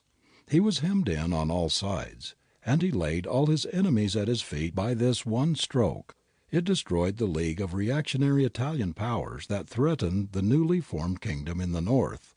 It liberated the populations of the centre. It garnered Garibaldi's harvest in the south.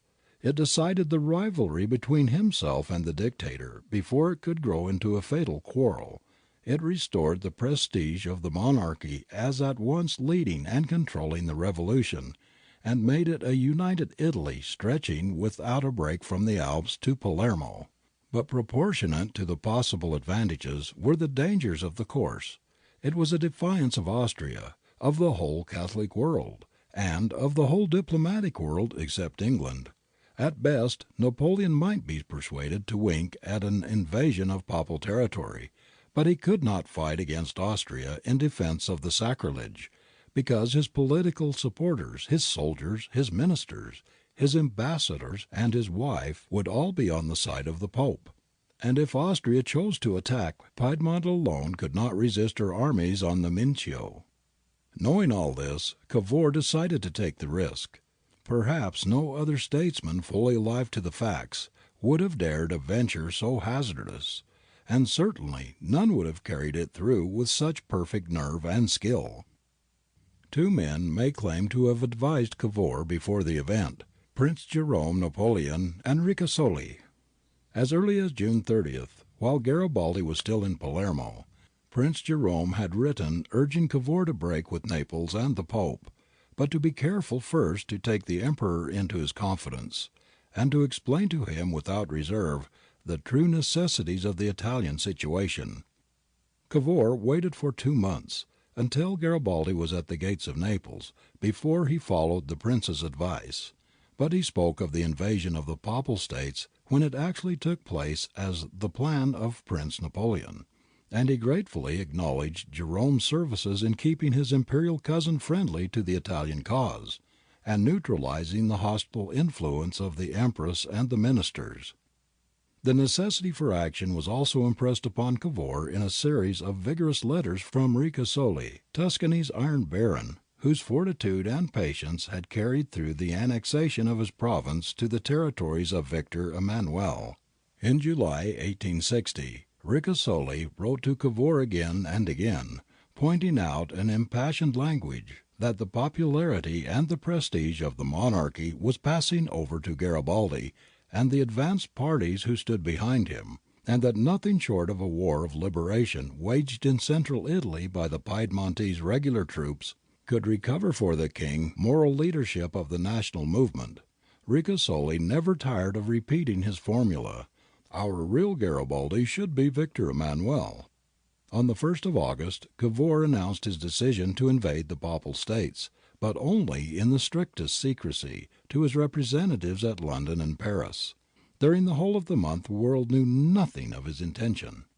At the end of August, Napoleon III was at Chambéry, enjoying the alpine scenery of his new province of Savoy, recently acquired by the bargain with Cavour as the fruits of the Italian alliance. The place, the time, his holiday humour, the constant news from Rome of fresh insults cast upon him by the Pope and the Crusaders, all combined to induce this halter between two opinions to lean for one movement to the liberal side, and at one moment in Cavour's hands sufficed. On August 28 there arrived at Chambéry two Piedmontese emissaries, Farini, the second man in the cabinet of Turin, and Cialdini, the brilliant officer known as the Garibaldi of the regular army. In a secret conference with Napoleon, they informed him of Cavour's intention to invade Umbria and the Marches. The patrimony of St. Peter, by containing the city of Rome, was to be left to the Pope and the French garrison, provided that Napoleon would confine his own troops to that province, and leave Lamoriciere with his Austrians and his legitimist French crusaders to try conclusions in Umbria with Cialdini's Bersaglieri. "The Emperor," wrote Cavour, "approved of it all. Indeed, he seemed to greatly relish the idea of seeing Lamoriciere sent to." The Piedmontese emissaries reported that Napoleon discussed the military chances of the campaign in the most friendly manner, laying down the limits of the plan of operations for our army, and finally dismissed them with the words "Faites vite," "what thou dost do quickly." The southward march of the Piedmontese battalions could be truthfully represented in either of two aspects, liberty or order. Cavour and his agents, in explaining matters to the Emperor, were careful to lay most stress on the restoration of order as against Garibaldi. When the interview took place at Chambéry, the red shirts, still in the full career of victory in Calabria, had not yet received their check on the Volturno, and Napoleon had grave reason to fear that they would soon be knocking at the gates of Rome, unless Cavour interposed the shield of the Piedmontese army. It was to the interest alike of Napoleon and of Victor Emmanuel that the Italian monarchy should absorb the revolution before it came up north and involved the whole politics of Italy and France in complications that might end on either side of the Alps in civil war, republican uprising, or legitimist restoration. "Not being able to forestall Garibaldi at Naples," wrote Cavour to his minister at Paris, "we must stop him elsewhere, that is to say, in Umbria and the Marches. An insurrection is on the point of breaking out there, and as soon as this occurs, in the name of order and humanity, Cialdini enters the Marches and Fanti enters Umbria. They pitch Lamoriciere into the sea, occupy Ancona, but declare Rome inviolable." The name of humanity was invoked in reference to the brutal conduct of the Pope's foreign mercenaries, who had repressed the insurrection of Perugia the year before with unnecessary slaughter. Cavour's emissaries represented to Napoleon that it was obligatory to invade the Papal States in order to prevent a repetition of such horrors on a greater scale. An insurrection, they declared, was inevitable in Umbria and the Marches, and truly enough of the inhabitants of Urbino rose and held their hill city for 3 days before Victor Emmanuel's troops crossed the frontier to their rescue. Napoleon, in his official version of the Chambéry interview, declared that he had not only promised his acquiescence because Farini had undertaken on his side that the Piedmontese would only enter the Papal States after an insurrection and to re-establish order. Whatever Napoleon really said or tried afterwards to unsay, He left no doubt in the mind of the two Italians that he would not actively resist the invasion. 3 days later, to make assurance doubly sure, Cavour sent another emissary, Count Arese, the old Italian friend of Napoleon, during the period of his connection with the Carbonari 30 years before. Another tried friend of the adventurer, now safely seated on the throne of France, was Dr. Canau, who had aided him in his romantic and perilous escape from the Castle of Ham in 1846. In the midst of priests and reactionaries and courtiers, the Emperor entirely forgot Arese and Canau in their liberal doctrines, which had once been his own. These two inmates of Napoleon were, at this crisis of Italian history, working in league with Cavour. Arese's instructions were to seek out Napoleon and repeat the arguments of Cialdini and Farini, of which Cavour sent him the following notes for his guidance. Describe to him the Italian situation after Villafranca and Nice. Underhand war continued after Villafranca by enlisting of Austrians and Rome at Naples. Alliance as good as formed between the Pope, Austria, and Bourbons. Feeling of danger of this league very strong in all Italy. After cession of Nice, impossible to hold Garibaldi back. Confess that the government has tolerated and even supported him, but it has energetically prevented Mazzinian expeditions. Impossible to allow ourselves to be distracted by the demagogues at Naples. Once annexation made, we will try not to attack Rome or Austria. Emperor will save Italy if he prevents an attack on us before next spring. If necessary, we will fight alone against Austria. Sure the Emperor will not allow the only ally of France to be destroyed by coalition. Explain that it is not at Turin but at Paris that we are blamed. These arguments prevailed once more, and the Emperor repeated to Arese his undertaking not to defend the Marches and Umbria with French troops. The history of these negotiations clearly proves that but for Garibaldi's success in the south, Cavour would have had no chance of obtaining Napoleon's passive consent to the invasion of the Papal States. Garibaldi's part in the making of Italy was not confined to the geographical area of the regions which he liberated with his own sword, for the influence of his victories in 1860 was the ruling fact in the dealings of Cavour with Napoleon and with all Europe, to whom he was able to say, "If you won't take Victor Emmanuel, you may get Garibaldi." Hudson's comment when he heard that the Piedmontese were about to invade the Papal States was, "We see now what the Garibaldi expedition has produced."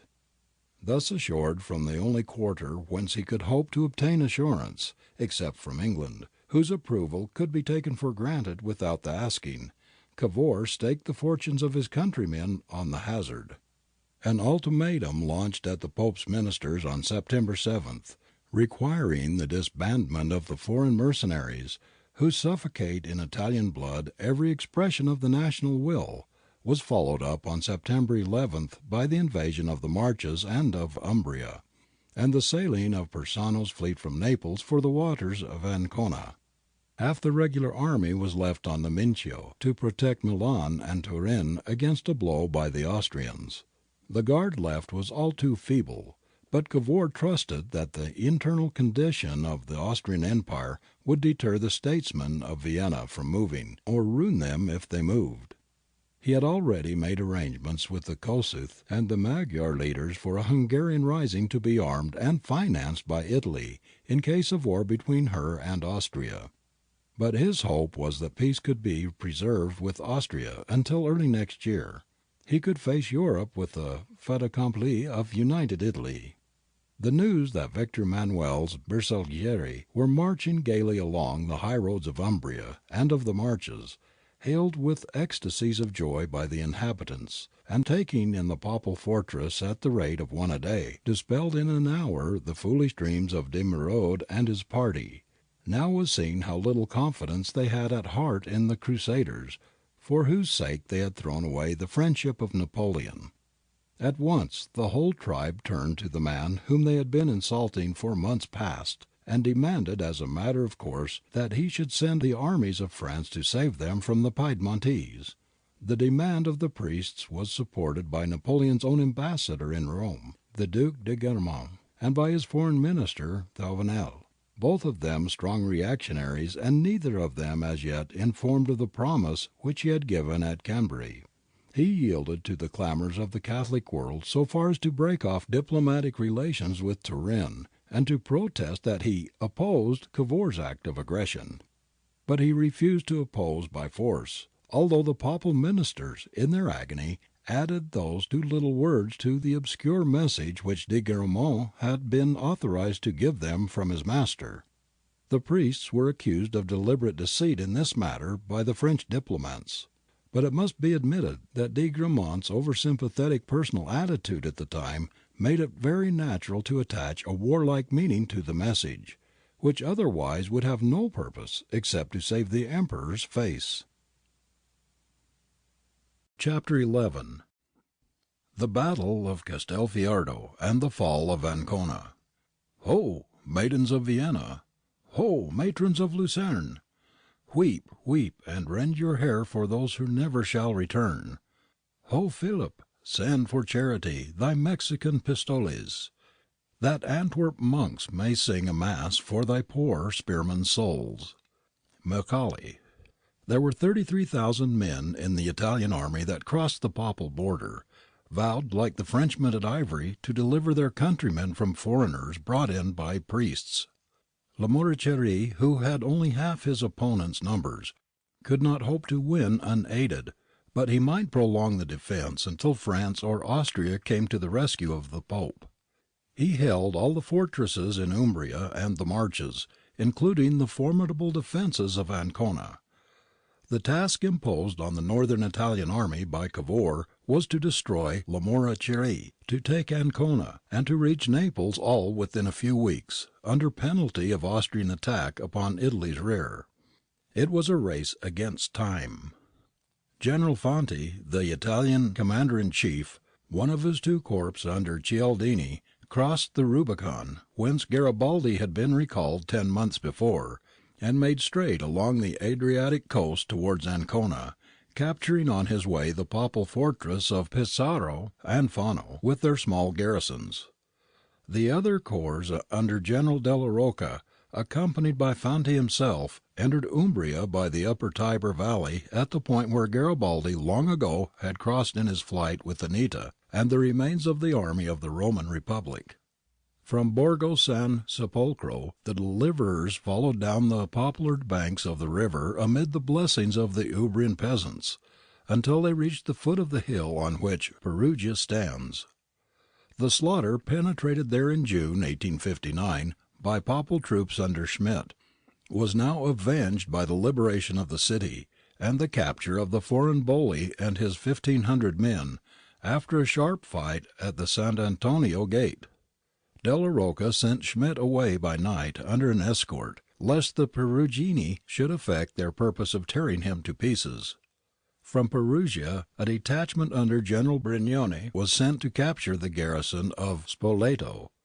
The town was not defensible, but the Rocca, or medieval castle on the hill above, was in good repair. It contained a Monsignor, the clerical governor of the district, and a garrison of 800, of whom 300 Irish and a few score Franco-Belgians were the fighting elements. The castle could, however, be commanded by the artillery and riflemen whom Brignone sent to occupy the wooded mountain on the other side of the gorge, beyond the Lombard aqueduct. For 12 hours of September 17th, the North Italians bombarded the Rocca of Spoleto, and in the afternoon attempted to storm its gate. Almost all the small column of assault were killed or wounded. Both Irish and Northern Italians, here as a few weeks later at Ancona, displayed the ferocious self-sacrifice of men fighting for ideas.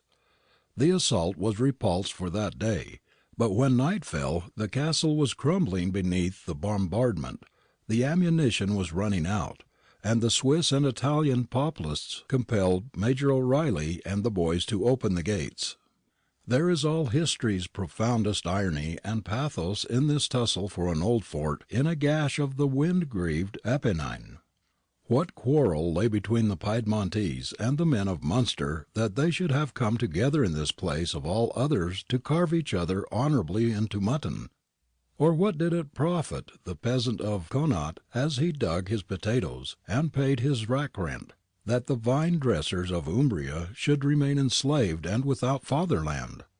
It is a strange thing, this crossing of sea and land by these Irish, to die for a Monsignor Governor of Spoleto, bade in the last lair of his tyranny. It was to this that generations of England's greatest warriors and statesmen had brought it in their Protestant zeal. Thus does religious bigotry everywhere defeat its own end. Cromwell had planted the Pope's power firm and broad in Ireland, but Gregory XVI and Pio IX had destroyed it in Italy. Meanwhile, Lamoriciere, knowing that his field force could not give battle on equal terms, either to Fanti in Umbria or to Cialdini in the Marches, had determined to shut himself up in Ancona. His arrival there with his whole army would strengthen and encourage the garrison to hold out, until Austria or France should come to the rescue. This plan might well have succeeded had a less enterprising general been in command of the North Italian column on the Adriatic coast. But Cialdini was not called the Garibaldi of the regular army for nothing. As soon as he heard that Lamoriciere was moving eastwards by Tolentino and Macerata, he knew that the issue of the campaign lay no longer in Fanti's hands, but in his own, and would depend on the rapidity with which he could throw himself across Lamoriciere's path to Ancona. He did not proceed any further along the coast to Ancona, because he feared to be caught under its walls between the formidable garrison within and Lamoriciere coming from without. He decided to go round inland by Jesi and Osimo, and stop Lamoriciere near Loreto, and he was there obliged to make great demands on the speed and endurance of his men. 2 battalions of the Bersaglieri, trained to the quick, springy step that distinguishes their corps, led the way in a forced march by Jesi to Osimo, and thence on to Castelfidardo and Crocette, which the vanguard entered on September 16th, prostrated with heat, hunger, and exhaustion. If the enemy had been able to attack them that evening, they would scarcely have had the physical strength to defend themselves. But Lamoriciere was only beginning to arrive with half his force in Loreto, 3 miles away on the other side of the Musone valley. His men, though they had not marched so fast as the Bersaglieri, were almost as much exhausted, and the other half of his army under Pimodan was not due until the next day. On the 17th Pimodan came up, but too late for any united movement before nightfall. Cialdini's troops had now all arrived on the scene.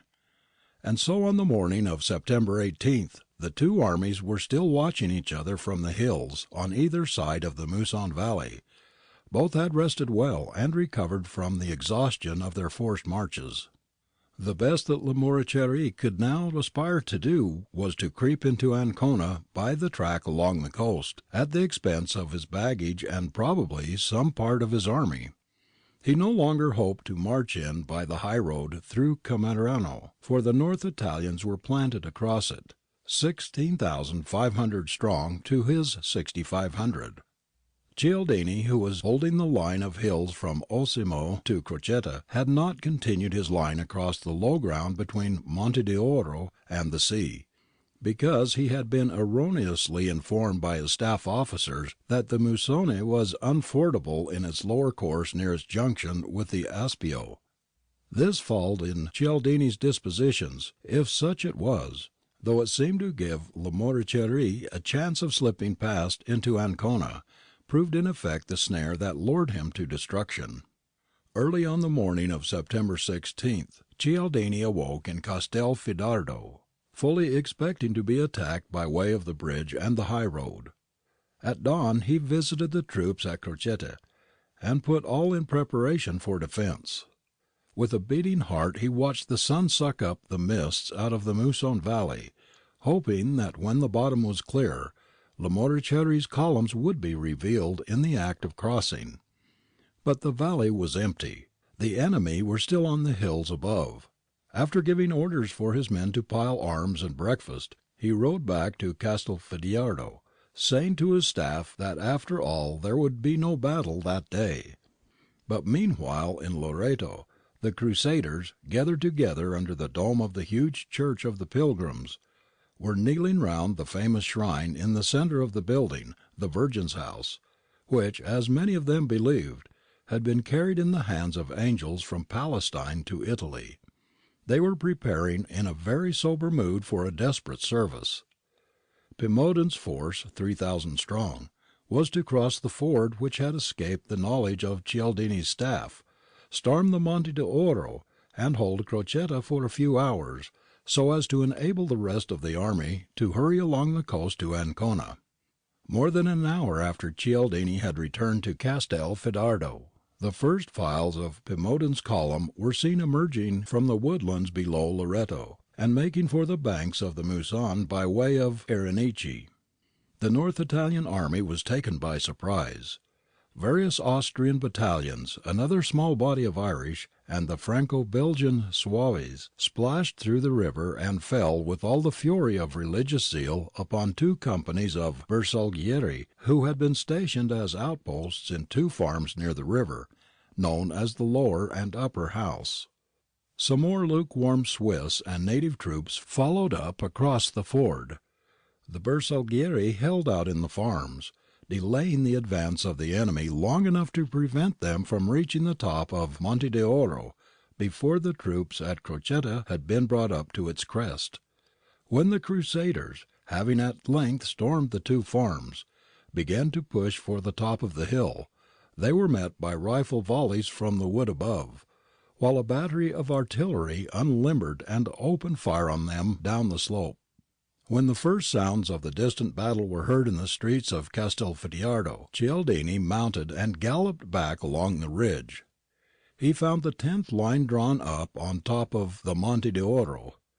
"Colonel," he cried, so that all the ranks could hear him, "pile knapsacks and charge with bayonet." In another minute the regiment swept like a wave over the edge of the hill and flowed headlong down the side, bearing before it like foam the gilded youth of royalist salons, mingled in the rout with peasants of Bavaria and of Tyrol. For the next half hour the plain between the upper house and the ford of Muson swarmed with confused masses of Italians, French, Germans, and Irish, trampling hither and thither, bayoneting each other in the frenzy of rage, and firing wildly in every direction. Lamoriciere himself rode into the mêlée, now far beyond the control of a general officer, only to find his gallant lieutenant Pimodan dying in one of the farm buildings. Some of the houses defended to the last by the Papal Zouaves were finally set on fire with lighted straw. Meanwhile, the head of the second column of 3,500 men was drawing near the ford. Cialdini's batteries on the hills above opened fire upon them, firing over the heads of the regiments engaged on the north of the river. This second column, though like Pimodan's it is composed partly of foreigners and partly of Italians, appears to have contained a smaller proportion of good troops. They were first brought to a stand because their own artillery became entangled in the lane along which they were all advancing, and when the round shot came crashing in among them or flying over their heads, when the wounded and the fugitives from the north bank of the river began to stream back past them in terrified crowds, a panic seized the regiments of the rear guard. Before midday the Pope's army, half of which had never fired a shot, was running for dear life to the shelter of the wooded hills, whence they had so recently emerged. Cialdini let loose his lancers upon them. 400 were captured in the valley, and the rest climbed back to St. Mary of Loreto, whose magnificent dome had been in sight of the combatants during all that disastrous morning. Lamoriciere, when he saw the army break up under his eyes, rode off with the staff to find his way into Ancona, taking the coast track by which he had hoped to lead 6,000 men. He was accompanied for 2 miles by a few hundred German-speaking infantry, whose officers had had the presence of mind in the rout to make for the coast instead of retreating by the way they had come. This remnant would have reached Ancona, had not Cialdini seen them from the heights of Crocetta, and sent off the 9th line at a double to go round by Concio Hill and cut them near Umana. As the Germans were struggling along ankle deep in the sand beside the blue Adriatic, the Italians appeared over the rocks at a few paces distance, and began to fire into their flank, literally driving them into the sea. The infantry had no choice but to surrender. Lamoriciere and 45 horsemen alone escaped to Ancona, and entered its gates between 5 and 6 in the evening. The garrison, recognizing the general for whom they had been waiting all day, broke out into shouts of joy, and the governor, Quatrebarbes, came down to welcome him. "I am here," he said, "but I have lost the army." There was no more cheering heard that night in Ancona. Meanwhile Cialdini had crossed the valley of the Musone, and accepted the surrender of some 3,000 crusaders around the shrine of Loreto. 2,000 or 3,000 more flung away their arms and dispersed. Most of these latter were natives who now attempted to pass through the countryside, changing their clothes and resuming their real character of Italian peasants. But in the course of the next few days the greater part of them were captured by Cialdini's flying columns. Except the garrison of Ancona and a few small bodies near Rome, the crusaders had been wiped off Italian soil. The utter catastrophe of Castelfidardo within a week after the opening of the campaign acted as a strong deterrent to Austrian designs of interference. But there were still grave reasons for the invaders to take Ancona with the least possible delay. The city was Austria's traditional port of entry into central Italy. Until the year before she had held it with her own troops, and even now it was garrisoned by her veterans, diplomatically disguised as papal soldiers. Its fall would be felt at Vienna as a serious blow. It would be easy, and it was tempting for Austria by use of her fleet to preserve the city from capture, as a preliminary to more active interference. Such at least were the fears entertained at Turin. Napoleon's Faites vite must still be the motto of the campaign. The siege was pushed with energy on the land side. Batteries were placed scientifically in position, and the bombardment began. At the storming of various outer works both sides showed great courage, and Quatrebarbes, the governor of Ancona, was amazed by the zeal of a small body of Irish under his command. But his most vulnerable side was towards the sea.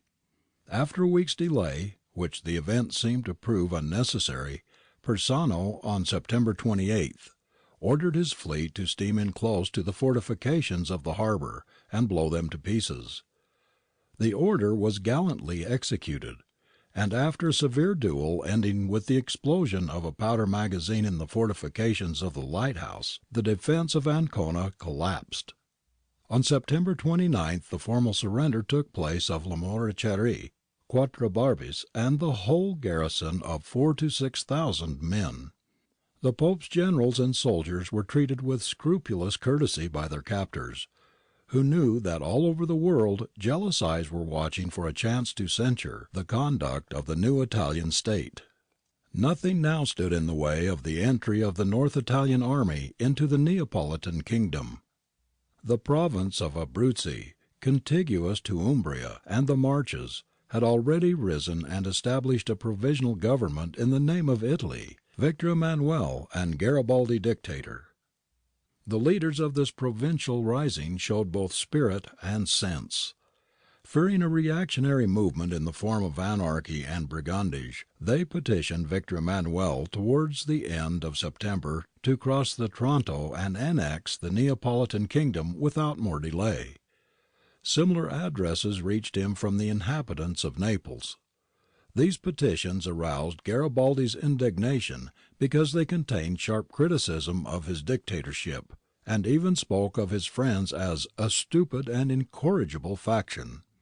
And besides, he still wished the annexation to be postponed, because he had not yet ceased to hope that the military situation on the Volturno would so far change for the better as to enable him to march on Rome.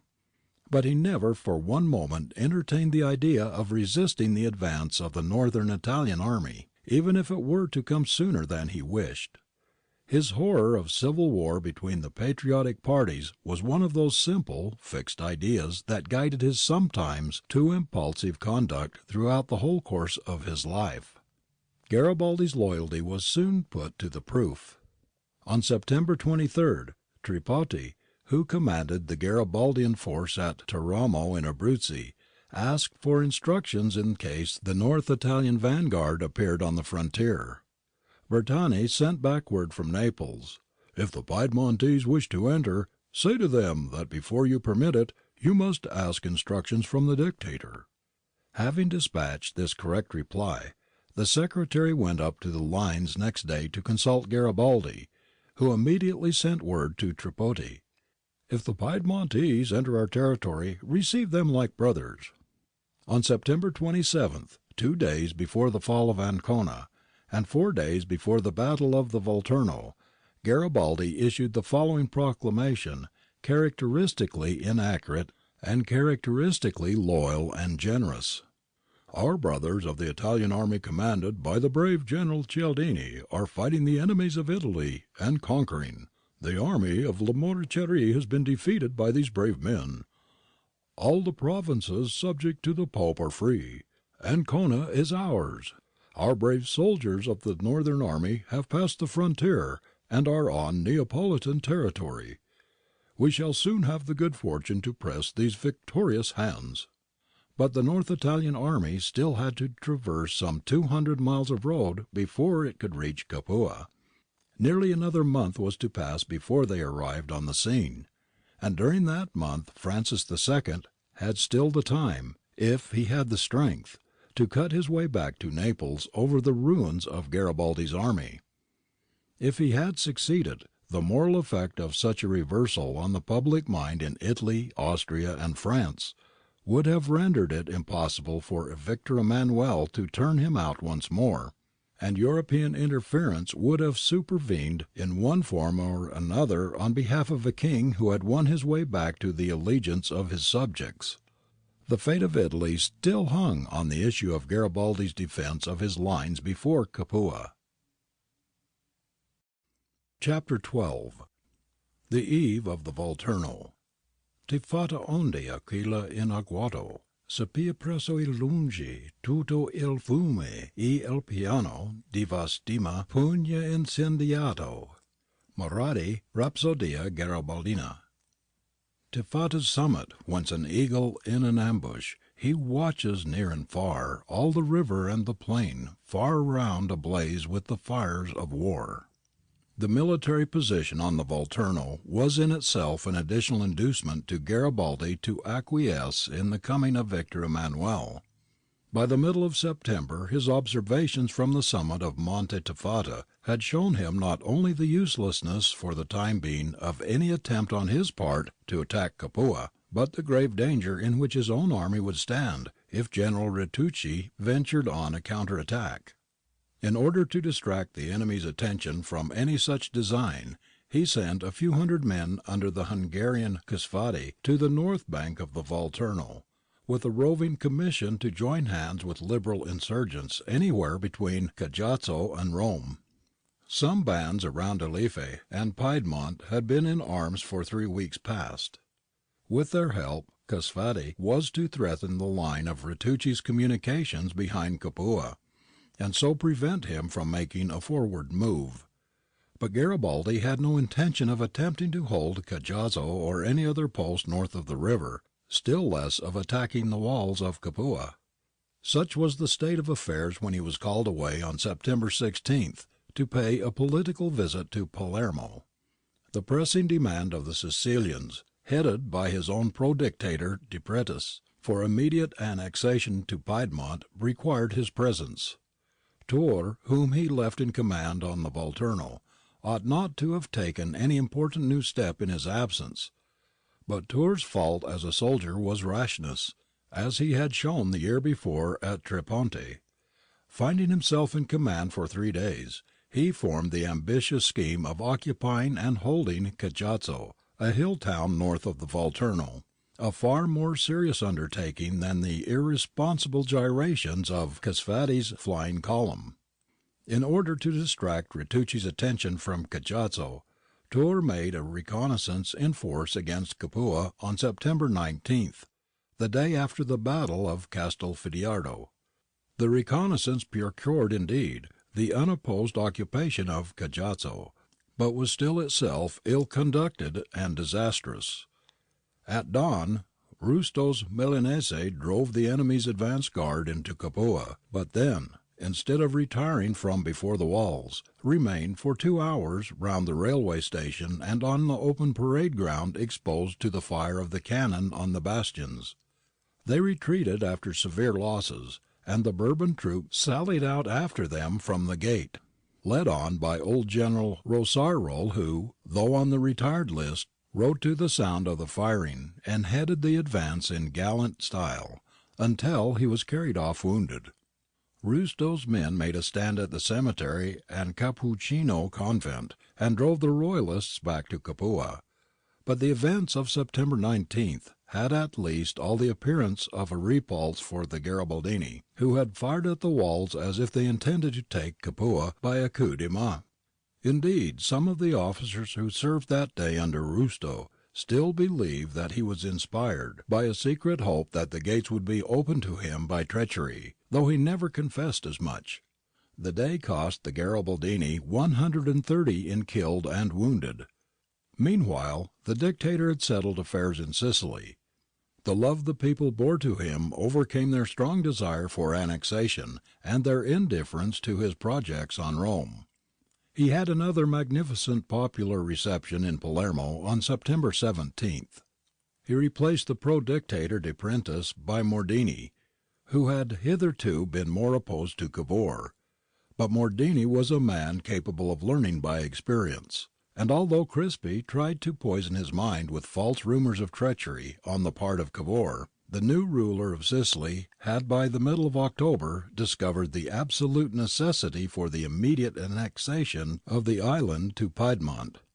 Garibaldi returned to the banks of the Volturno on the afternoon of September 19th, too late for the fighting under the walls of Capua, but in time to join Turr in a duel, which he was carrying on with the enemy's forces on the other side of the river, across the ferry of Formicola.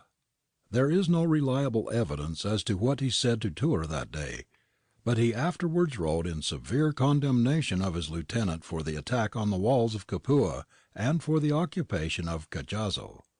The events of September 19th, especially the sally of the Bourbon troops under the old General Rosarol, gave self-confidence to those forces, and suggested to them the idea that they might successfully take the offensive on a great scale. That evening the Minister of War at Gaeta sent Ritucci the King's orders to march forward seeking and find and destroy the enemy, at the same time advance on the capital. Ritucci thereupon set before the King a plan for an advance on the capital by the country roads to the east of San Tamaro, which, passing through Arone and Vico, Foresta and Castel di Principe, unite at Naples on the side of Capodimonte. Garibaldi in his memoirs declares that the enemy would in this way have succeeded in reaching Naples if his own force had meanwhile been held in check by false attacks. But the plan was rejected as too dangerous by its author Ritucci, who opposed as still more rash the frontal attack on Santa Maria and San Angelo, recommended by the royal councillors at Gaeta. All that Ritucci would as yet consent to do was to recover Cajazzo. The Dictator made his one military mistake of this year in not withdrawing from Cajazzo the 300 Bolognese under Cattabeni, whom Turr had without his consent placed in that isolated position across the river. Matters were only made worse by the dispatch of another 600 men under Vacchieri. There were now 900 men collected in the hill town to hold it against any force that might come along the high road from Capua. On September 21st, the best regiments in Ritucci's army, the native Cacciatori, with a battery of guns and a reserve of 3 fine Swiss and German regiments, some 7,000 in all, came to retake Cajazzo. After a gallant defence of several hours conducted by Cattabeni, who fell into the enemy's hands severely wounded, the town was stormed, sacked, and burnt by the Bourbon troops. The victors confessed to a loss of over 100. About 250 of the Garibaldini were killed, wounded, or captured, and the Swiss, who took no part in the sack, observed with compassion that many of the wounded were mere boys. Two-thirds of the defenders under Vacchieri escaped with difficulty by fording the flooded ferry of Limatola. After the storming of Cajazzo, the Bourbon troops were prepared for any adventure. The spell had so long bound them was well nigh broken, for they had proved that they could defeat the Red Devils, at least where the magician himself was not present. The king's councillors in Gaeta, who had learnt the disastrous news of Castelfidardo, perceived that unless they could at once cut their way back to Naples, their position on the Volturno, however impregnable in front, would be taken in rear by the victorious armies of Piedmont. They therefore overruled Ritucci's objections, and compelled him against his will to lead his troops to the general attack on the enemy's lines. There was one chance left for the House of Bourbon on this earth, and if the attack had been made within 2 or 3 days after the victory of Cajazzo, before Garibaldi had erected his batteries at Santa Maria and Sant'Angelo, and if Ritucci's whole striking force had been directed in one solid mass against those 2 villages, it is difficult to see how it could have failed to succeed. But again there was the delay of a week, and again there was the division of forces. For both these errors the councillors at Gaeta were responsible. For although they had done well in compelling Ritucci to fight, they spoilt it all by dictating to him a plan of battle of which he rightly disapproved. They were unnecessarily alarmed for the safety of the rear and flank of Ritucci's position, conceiving it to be threatened by the really negligible activities of Cusfati and the liberal bands round Piedmont and Ricca Romana. The council at Gaeta therefore compelled the Master-in-Chief to send great forces under von Mitchell to restore order in that district, and thence to push them on to Amarosi and Ducenta. This not only caused a week's delay, but drew the Royalists on to adopt the false strategy of attacking Garibaldi on 2 sides, not only from Capua by way of Santa Maria and Sant'Angelo, but also from Ducenta by way of Maddaloni. It appears that after the storming of Cajazzo, some of the advisers at Gaeta felt so completely confident of victory and of a submissive reception in Naples, that they were planning rather to make victory complete than to make it secure. Misled by the golden hope of surrounding the enemy's headquarters at Caserta from east and west at once, they took the unnecessary risk of operating on an outer semicircle, of which the 2 ends were not in effective communication. They thus gave to Garibaldi with his smaller force the advantage of acting on the inner ring, or rather along the straight diameter, while their communications ran round the circumference of the semicircle. This advantage he used to the utmost on the day of battle, with the help of the railway line running from Maddaloni through Caserta to Santa Maria. The effect of this plan was to divide the Bourbon army into 2 separate forces, one under Ritucci at Capua, and the other under von Mitchell operating round Ducenta. Von Mitchell, the brave Swiss whose stupidity in May had been one of the chief causes of Garibaldi's capture of Palermo, was nominally under the orders of Ritucci, but he chose to act as if he had an independent command, and left the commander-in-chief without news of him for days together. On the 28th Ritucci in despair rode out from Capua as far as Cajazzo in search of the missing von Mitchell, and finally discovered that he had, on the 26th, advanced southwards from Amarosi through Ducenta as far as the crossroads at Cantinella, and thence had sent out cavalry who located Bixio's force covering Maddaloni near the arches of the valley. Von Mitchell had thereupon retired again as far as Amarosi on September 27th. If he had on that day made a determined assault on Maddaloni, while Ritucci in concert sallied out in force from Capua against Santa Maria, they would have had a good chance of meeting at Caserta that evening. But owing to their entire want of communication, The great effort was postponed until the 1st of October. "This delay," wrote Ritucci to von Mitchell, when at last he was able to renew correspondence with his lieutenant, "may well be fatal to our cause."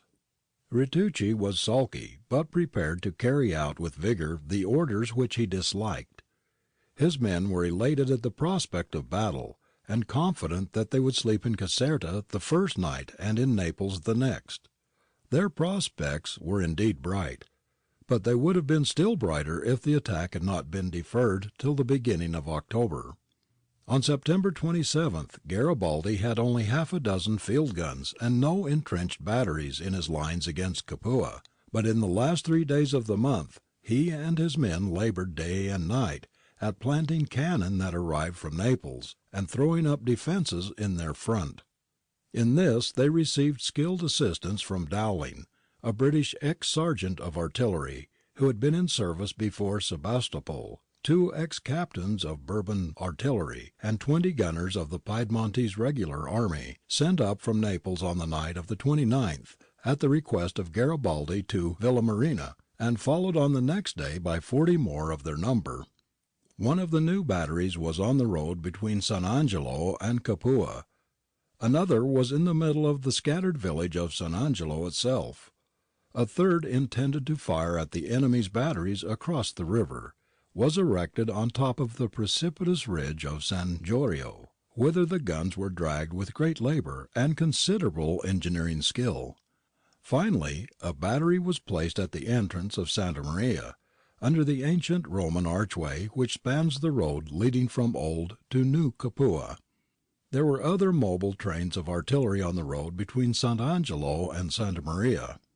For the last time in his life Garibaldi had all his ablest lieutenants with him. Avicenna, the former war minister of the Roman Republic, arrived just in time to help his old friend to set his batteries round San Angelo. Cosenz was doing his best to make bricks without straw as war minister in Naples. Sertori was at the front as chief of staff. Bixio was defending Maddaloni against von Mitchell. Medici held San Angelo and Monte Tivata. Milbitz held Santa Maria. Turr was stationed with the reserves at Caserta, ready to bring them up by rail, either to Maddaloni or to Santa Maria, as need should require at the crisis of the battle. By this last simple device Garibaldi obtained the full advantage of being on the inside of the circle, of acting on the diameter while the enemy moved round by the circumference. In spite of these preparations, which greatly strengthened his position in the last 3 days of September, his army was still in evil case. 20,000 men, the greater part of them ill armed and worse drilled, many scarcely knowing how to use their rifles, had to stand the shock of 28 or 30,000 regular troops, coming on in the full confidence of victory. Exhausted with starvation, exposure, and overwork, many of the best men were physically prostrated, while the cowards were slinking back to Naples or preparing to fly at the first onset. There was none of that certain assurance of victory which had carried them through Sicily and Calabria. In the coming battle Garibaldi had to depend upon his own military genius, which was seldom seen to better advantage than on that desperate day, and on the resolve to die at their posts which his presence inspired into the few thousand men who were really doing the work of the whole army. The spirit in the Garibaldian lines on the eve of the Volturno is illustrated by a story told by the English preacher Hawes, who a fortnight later met a young Milanese noble at the siege of Capua. "He was poorly equipped and almost in rags. He had nothing but a sword and a pistol. 'What induced you,' I said, 'to give up ease and luxury for this life of a dog in a camp without commissariat, pay, or rations?' 'You may well ask,' he said. 'I tell you a fortnight ago I was in despair myself, and thought of giving up the whole thing. I was sitting on a hillock, as might be here. Garibaldi came by. He stopped, I don't know why. I had never spoken to him. I am sure he did not know me, but he stopped. Perhaps I looked very dejected, and indeed I was. Well, he laid his hand on my shoulder and simply said, with that low, strange, smothered voice that seemed almost like a spirit speaking inside me. "Courage, courage! We are going to fight for our country." Do you think I could ever turn back after that? The next day we fought the battle of the Volturno. Chapter 13. The Battle of the Volturno, October 1st and 2nd. Pure as the archangel's cleaving darkness throw, the sword he seized, the keen unwearied sword, a single blade against a circling horde, an eye for freedom and the trampled few. The cry of liberty from dungeon's cell, from exile, was his God's command to smite. As for a swim in sea he joined the fight, with radiant face, full sure that he did well. Bold a warrior dealing mortal strokes, whose nature was a child's, amid his foes, a wary trickster, at the battle's close. No gentler friend this leopard dashed with fox. Down the long roll of history will run the story of these deeds, and speed his race beneath defeat more hotly to embrace the noble cause and trust to another son. George Meredith, The Century of Garibaldi. On the last day of September, by way of prelude to their coming attack, the Royalists kept up a heavy cannonade, and their infantry skirmished along the line of outposts in front of Capua. The hottest firing was at the ferries below San Giorgio Ridge, on which the Garibaldian batteries had been mounted only the day before. After sunset all again fell silent. A mile to the south of the ferries, on the lowest slopes of Monte Tifata, stands the village of Sant'Angelo. Its church, built a dozen centuries ago out of the ruins of Roman villas and temples, was the centre of Medici's position, filled that night with sleeping soldiers and on the morrow with the wounded and the dead. On the embanked terrace in front of the church stood Garibaldi, with his back to the darkened mountain, and his eyes fixed on the distant lights of Capua. Suddenly, far away in the middle of the enemy's lines, a tongue of flame leapt up and flared on the night sky. He watched it for some time in silence, and then turned round with a laugh. "Sir," he said, "we must not sleep too heavily tonight." The next moment he was on his horse, riding back to Caserta to arrange the last details with Bixio and with Turr. "He laughed, the old lion," said one of the group left up on the terrace. "That flame must be the signal for their attack." After midnight a heavy fog crept over the Capuan plain and wrapped itself round the Bourbon regiments as they issued one by one from the gate of the fortress. In the Volturno region all the ground that does not rise to a certain level above the sea is composed of dark volcanic tufa, soft and easy to cut. All above that level is hard white limestone rock. The village of Sant'Angelo, on the lower slopes of the mountain, stands on the junction of the two strata, and is built half of tufa and half of limestone, while Santa Maria and all the villages of the plain are built, like Naples itself, of the black spongy tufa, of which the soil is composed, architecturally a sordid stone of discouraging and criminal appearance. The highly cultivated plain between Capua and Monte Tifata is traversed by the peasants and their flocks by means of a network of lanes, sunk 10 feet deep in the soft tufa, and therefore invisible at more than a few yards' distance. The road that leads from Santa Maria to Sant'Angelo crosses by bridges over 4 or 5 of these hidden lanes, up some of which Bourbon columns penetrated before dawn on October 1st, and thus obtained unobserved a footing inside Garibaldi's line at its weakest point, the almost undefended space between Sant'Angelo and Santa Maria. Further to the south the fog served to hide the approach of the other columns under Tabacci, who surprised and routed the defenders of the cemetery and of San Tommaso. Many of these first runaways fled by the high road to Naples, and arrived there before noon, spreading panic like the first comers from Waterloo in the Belgian capital. D'Ayala, who commanded the National Guard, called out the whole force and patrolled Naples and the neighbouring villages to prevent a reactionary movement. Knowing the impressionable character of the Neapolitans, de Ayala sent out premature and exaggerated reports of victory to counteract the tales of the runaways. Meanwhile, Tabacchi's men seized the railway embankment and a large group of buildings called St. Agostino, whence they enfiladed the trenches in front of Santa Maria with cannon and rifle fire. Fortunately, since Garibaldi had come out by an early train from Caserta and was already at Milbit's side, Santa Maria itself was vigorously defended. Under the Roman archway at its entrance two cannon, destined to be worked that day by many successive relays of professional and volunteer gunners, began their 10 hours' duel with the enemy's batteries and riflemen posted at Sant' Agostino.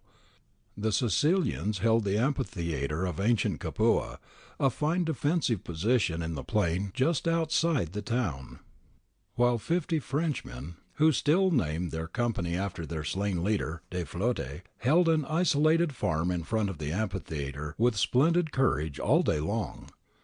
At Garibaldi's order, Turr began thriftily to feed Milbitz with portions of his reserve, which he sent up from Caserta by rail and road. Assante's regiment was the first to arrive, some of them deployed in the open to the north of the amphitheatre, while others restored the fight on the railway. Seeing that Santa Maria could hold out for a while, and hearing the noise of battle in the north, the Dictator with Cazio, Mazzori, and his staff mounted into 2 carriages and drove off towards San Angelo. As the mist rolled away they saw the road clear before them, and never suspected that the enemy had already crossed it by the sunk lanes and was lying in wait under the Ciccarelli bridge. At Garibaldi's side sat a young officer of the Piedmontese regular artillery going to serve his guns at San Angelo. He was Emilio Savio, one of the noble pair of brothers who, with their mother, the poetess, were soon to be made famous by Mrs. Browning in every household of Europe and America where English poetry was read.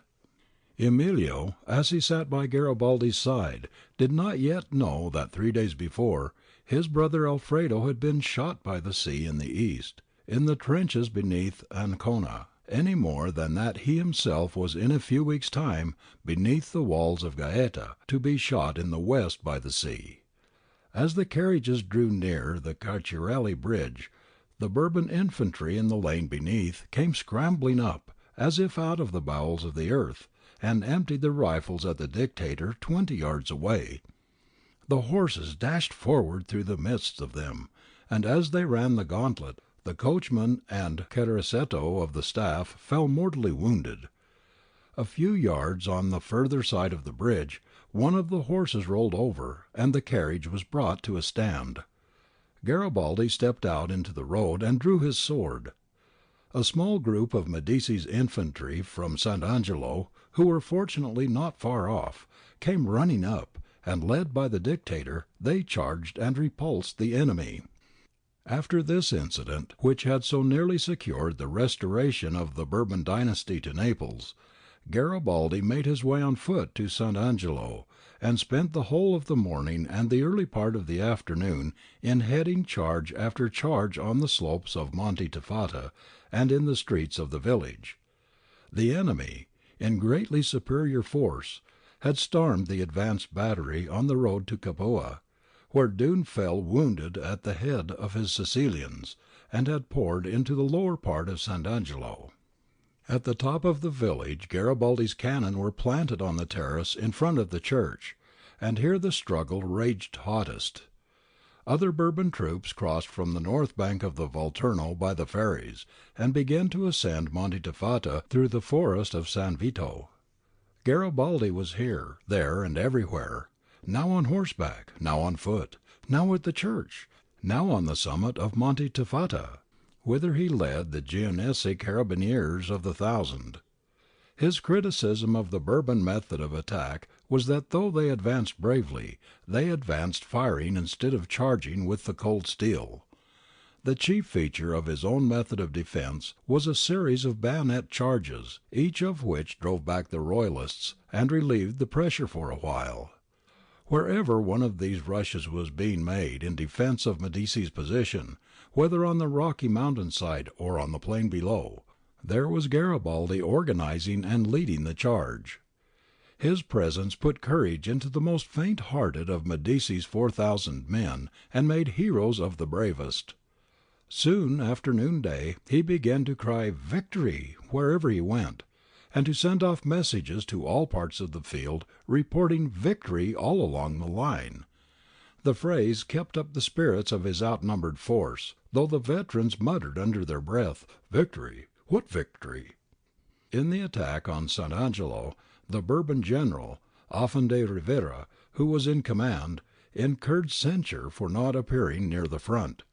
But in the attack on Santa Maria, General Tabacchi did his duty, and the commander-in-chief, Ritucci, exposed himself all day in a manner more suitable to the part of a divisional commander. The knowledge that King Francis was in the field with his brothers, the Counts Trani and Caserta, and his uncle of Trapani, greatly encouraged the assailants. Both sides, an observer noted, fought in silence with the intensity of an Italian vendetta. The Bourbon cavalry made several charges on the plain to the north of the amphitheatre, and the infantry penetrated as far as San Prisco.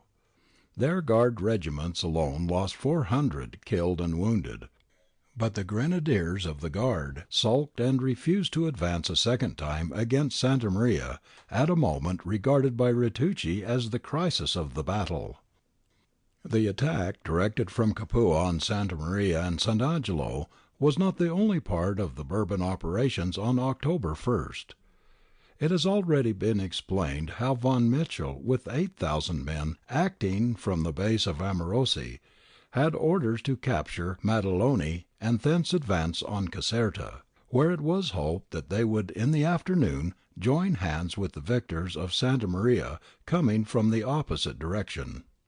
This wide division of Royalist forces was a mistake in strategy, dictated to Ritucci by the council at Gaeta. Von Mitchell now proceeded to make his own account a further mistake of the same character in the manipulation of his 8,000 men. Instead of attacking Bixio's position before Maddaloni with his whole force, he led only 3,000 German-speaking troops down the valley road from Ducenta, and detached the 5,000 native troops under Ruiz to make a long circle through the mountains by Limatola, Casalmaroni, and Old Caserta.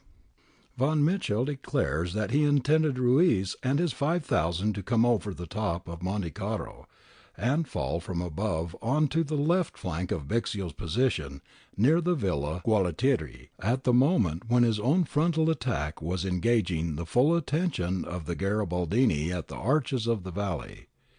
But it was an error to employ 5,000 men for a flank attack, which required speed and mobility rather than numbers, and to keep only 3,000 for the main operation. Perhaps his Swiss pride inspired him to send away all the Neapolitans and to fight a pan-German battle in the valley. Whether from pride or sheer stupidity, he pushed on his own attack with such haste that Ruiz would barely have had time to make his way round over the rocky and trackless mountains, even if he had met with no resistance from the bands of Garibaldini at Casalmaroni or elsewhere.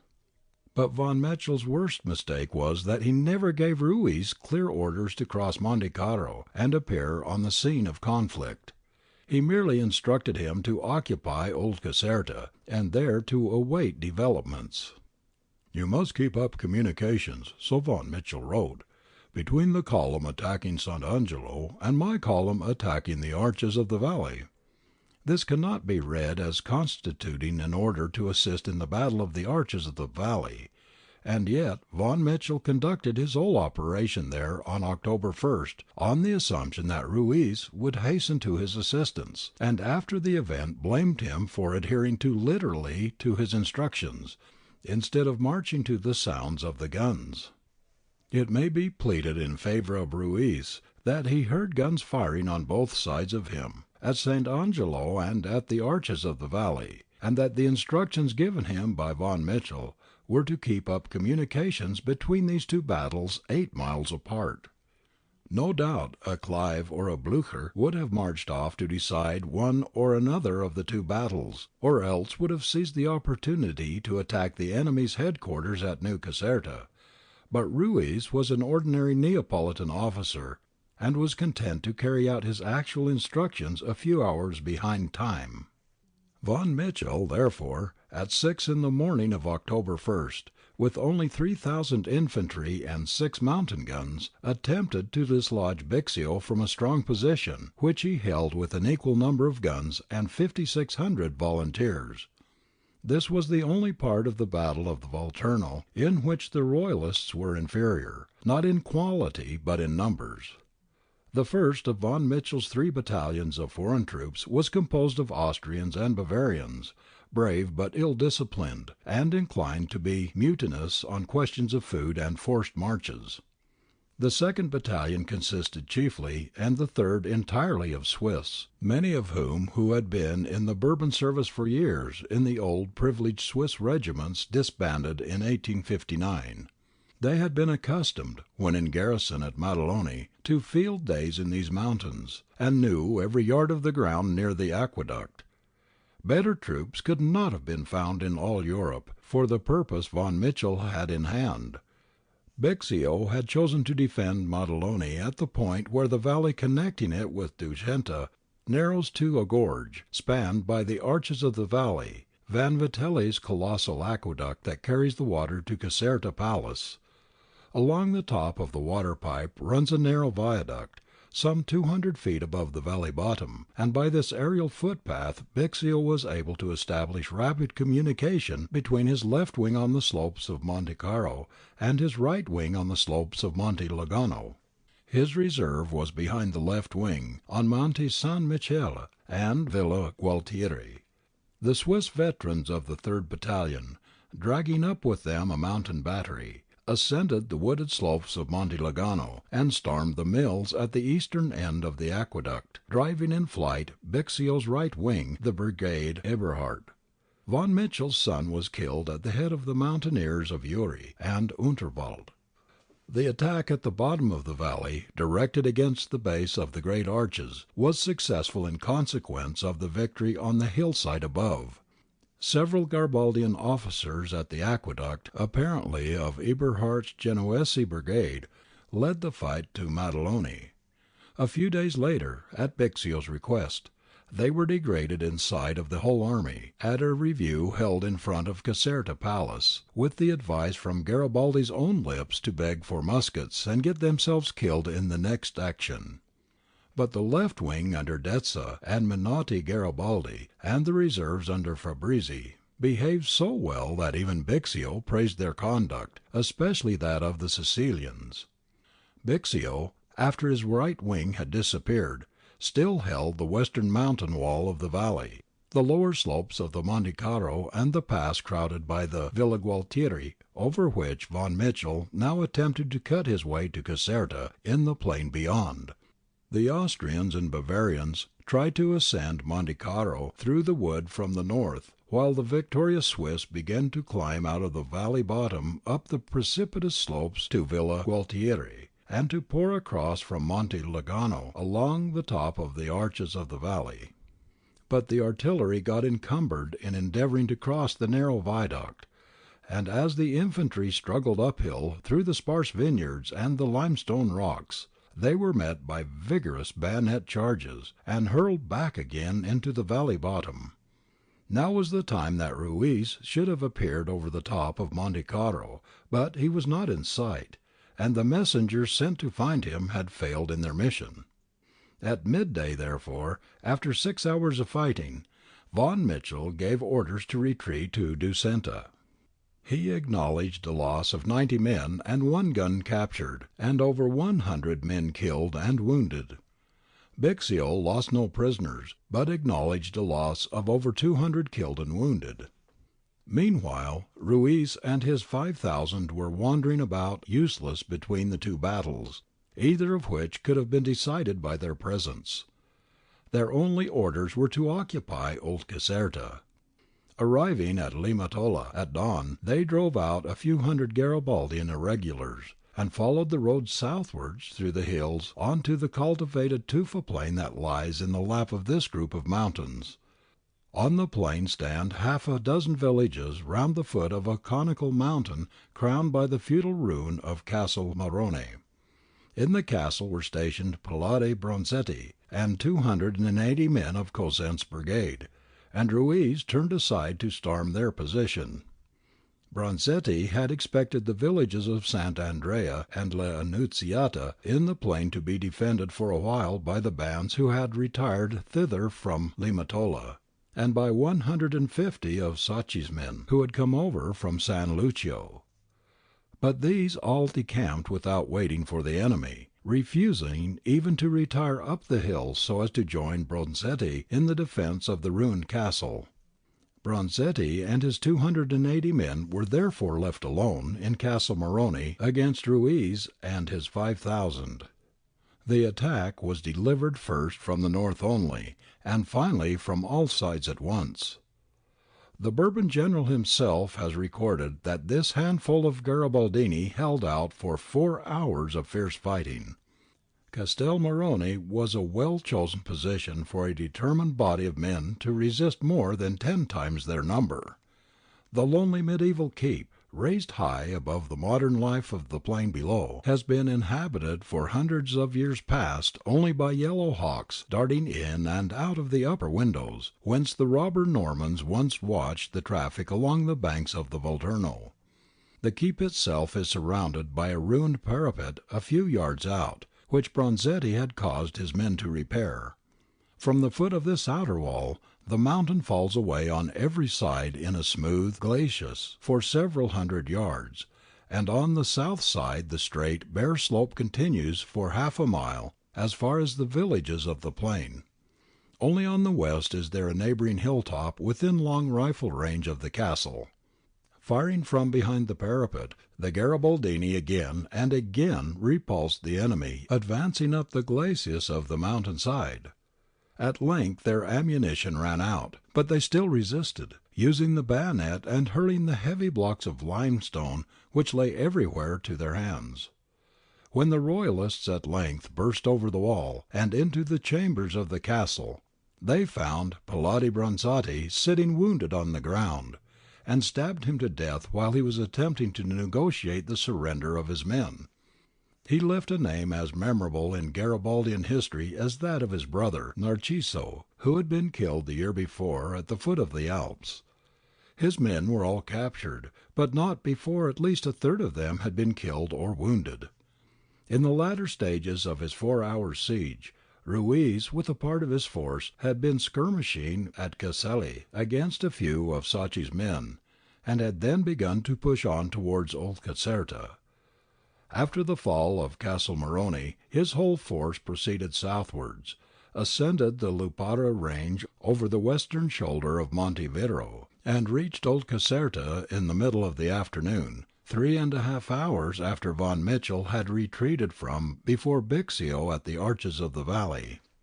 The appearance of Ruiz's bluecoats on the ridge overlooking the great plain, and the sight of the Bourbon flag floating from the castle of Old Caserta, were greeted with the ringing of joy bells in the reactionary villages of Casola, San Barbara, and Tuuro at the foot of the mountain, and struck terror into the liberal inhabitants of New Caserta. The headquarters at the palace were now practically destitute of troops, for Turr, though with some misgivings, had obeyed Garibaldi's orders, and started for Santa Maria an hour before with the last of the reserves. Ruiz, however, had no orders to proceed farther than Old Caserta, remained on the top of the mountain all the rest of the day, looking down on the unprotected heart of the enemy's position, but never striking the blow that might so well have proved fatal, if delivered in time. The 4 hours' delay purchased by the heroism of Bronzetti and his handful of men at Castel Morrone very probably saved Garibaldi from destruction. For if Ruiz had arrived at Old Caserta before noon, he would either have been in time to help von Mitchell to a victory over Bixio, or else he would, by threatening New Caserta in the plain, have prevented the departure thence of Turr's reserves for Santa Maria. In the latter case Santa Maria and Sant'Angelo would have been taken before nightfall. At 3 in the afternoon the last reserves from Caserta, the Hungarians, Rusto's Milanese, and Eber's North Italians, all picked troops, were brought up by Turr himself to Santa Maria. Almost at the same hour Garibaldi returned thither from Sant' Angelo.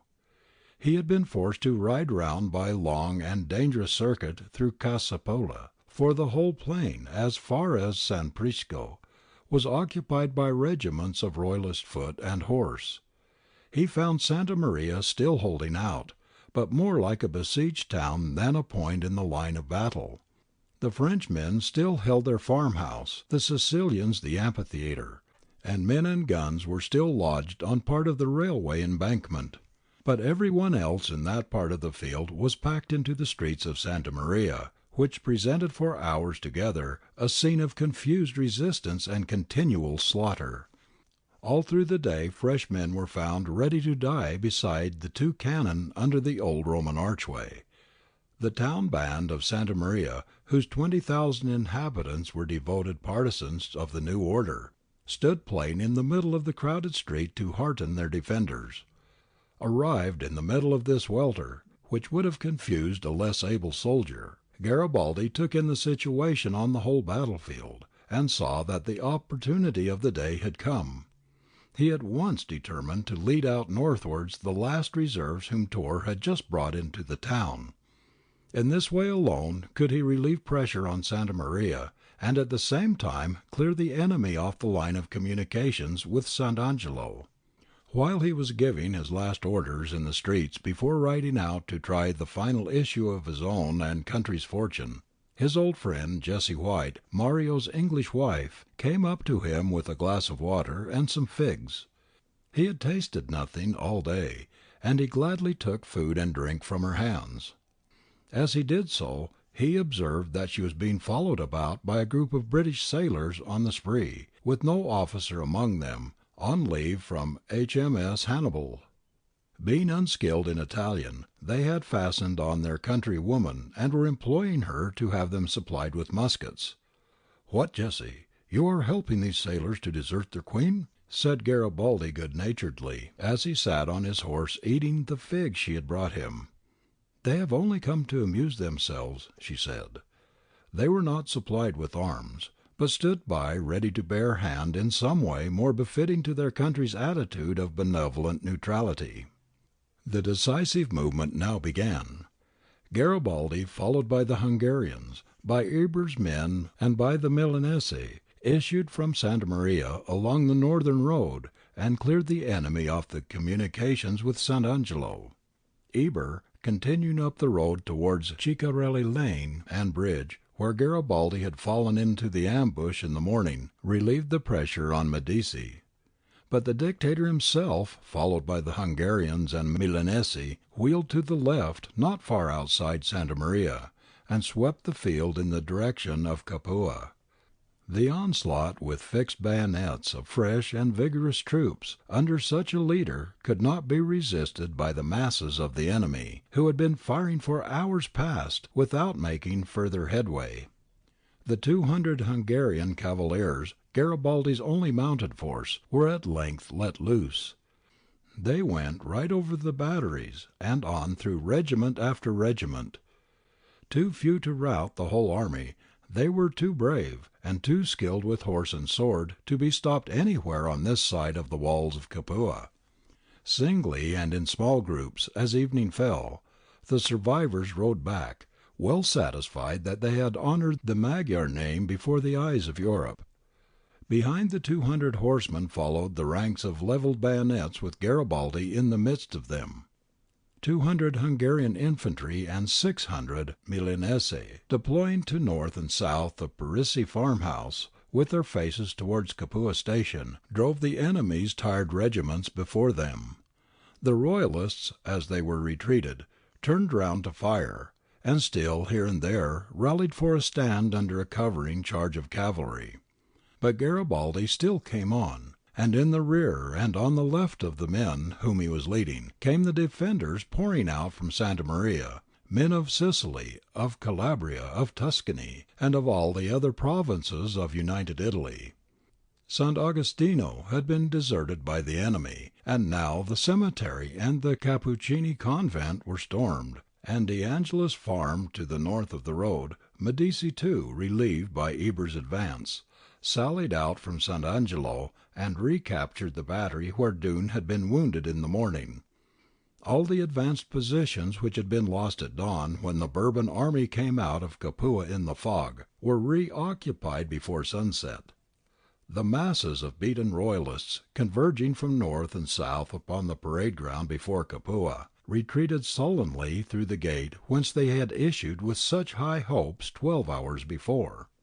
While Garibaldi rode back to Sant' Angelo through the dusk, his men lay down exhausted and hungry on the ground, each man where he stood, knowing that they had saved Italy. An epilogue to the decisive battle of the 1st of October took place the following day. Ruiz and his 5,000 on the hilltop of Old Caserta had spent the afternoon and night in complete ignorance of the result of the fighting before Capua or at the arches of the valley. Early on the morning of October 2nd, news reached them of the double defeat of Ritucci and of von Michel. Ruiz thereupon held a council of war, at which he decided to retreat at once to the north bank of the Volturno, while the way was still open. Nearly 3,000 of his men obeyed the order to retreat and escaped through the Limatola, but more than 2,000, seized by a sudden impulse for battle and plunder, refused to obey their general, and descended off the mountain, officers and men together, to attack Caserta in the plain below.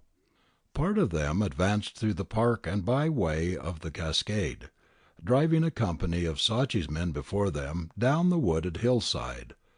Others made straight into Caserta town through Casola and Altifreda. A panic seized the few troops defending Caserta, and the Royalists entered in triumph and commenced sacking the houses. But all this while Garibaldi was throwing his net around them with equal energy and skill. He had already caused his orders to be conveyed to Bixio, bidding him come over Monte Viro and cut them off from the northeast. He himself, with such troops from Sant' Angelo as were not completely prostrated by their efforts of the day before, crossed the tracks over Monte Tifata and arrived at San Lucio a little after 9 in the morning. Here he effected a junction with Sacchi and with some troops just arrived by train from Naples, who had taken no part in the battle of October 1st, namely Stoccos, Calabrians, and a few companies of Piedmontese, Bersaglieri, and other regulars. Led on by Garibaldi himself, the picked troops of Victor Emmanuel's army, in their round hats with cock's feathers, climbed through the steep park in the direction of Old Caserta, side by side with the red shirts and the gaitered Calabrians in their brigand costume.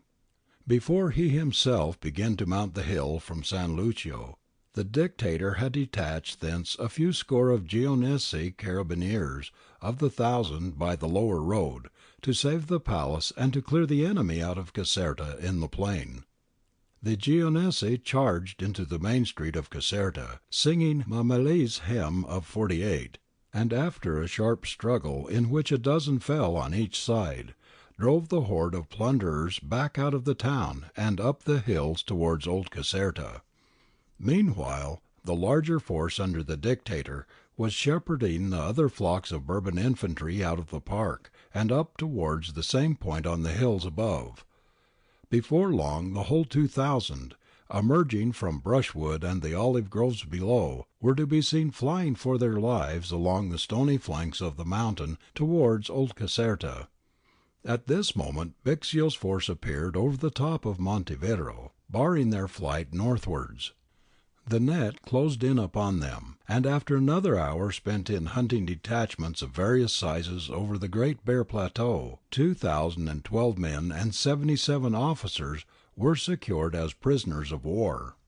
Taking all parts of the battle of the Volturno together, the Garibaldini officially acknowledged a loss on the 2 days of 306 killed, 1,328 wounded, and 389 missing.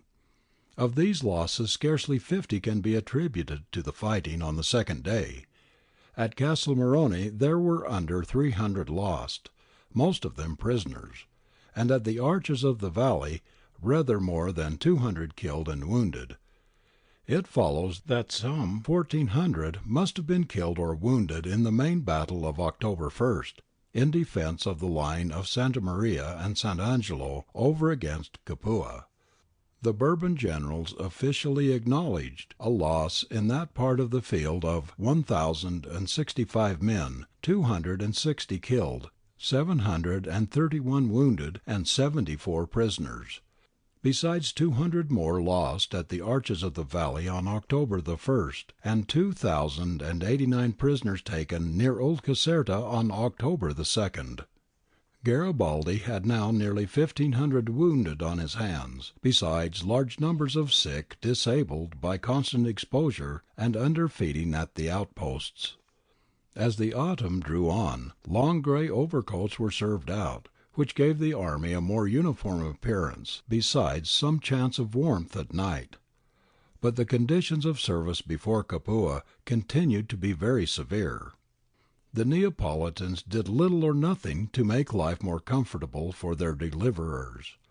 Those of the wounded who were sent back to the capital fared far worse than those left at the front, for the usual peculation and carelessness of the hospital officials, and the consequent dirt and absence of necessaries were not remedied on behalf of the Garibaldini, except to some degree by British help in the form of materials and money from England, and personal service by some of our country women in Naples.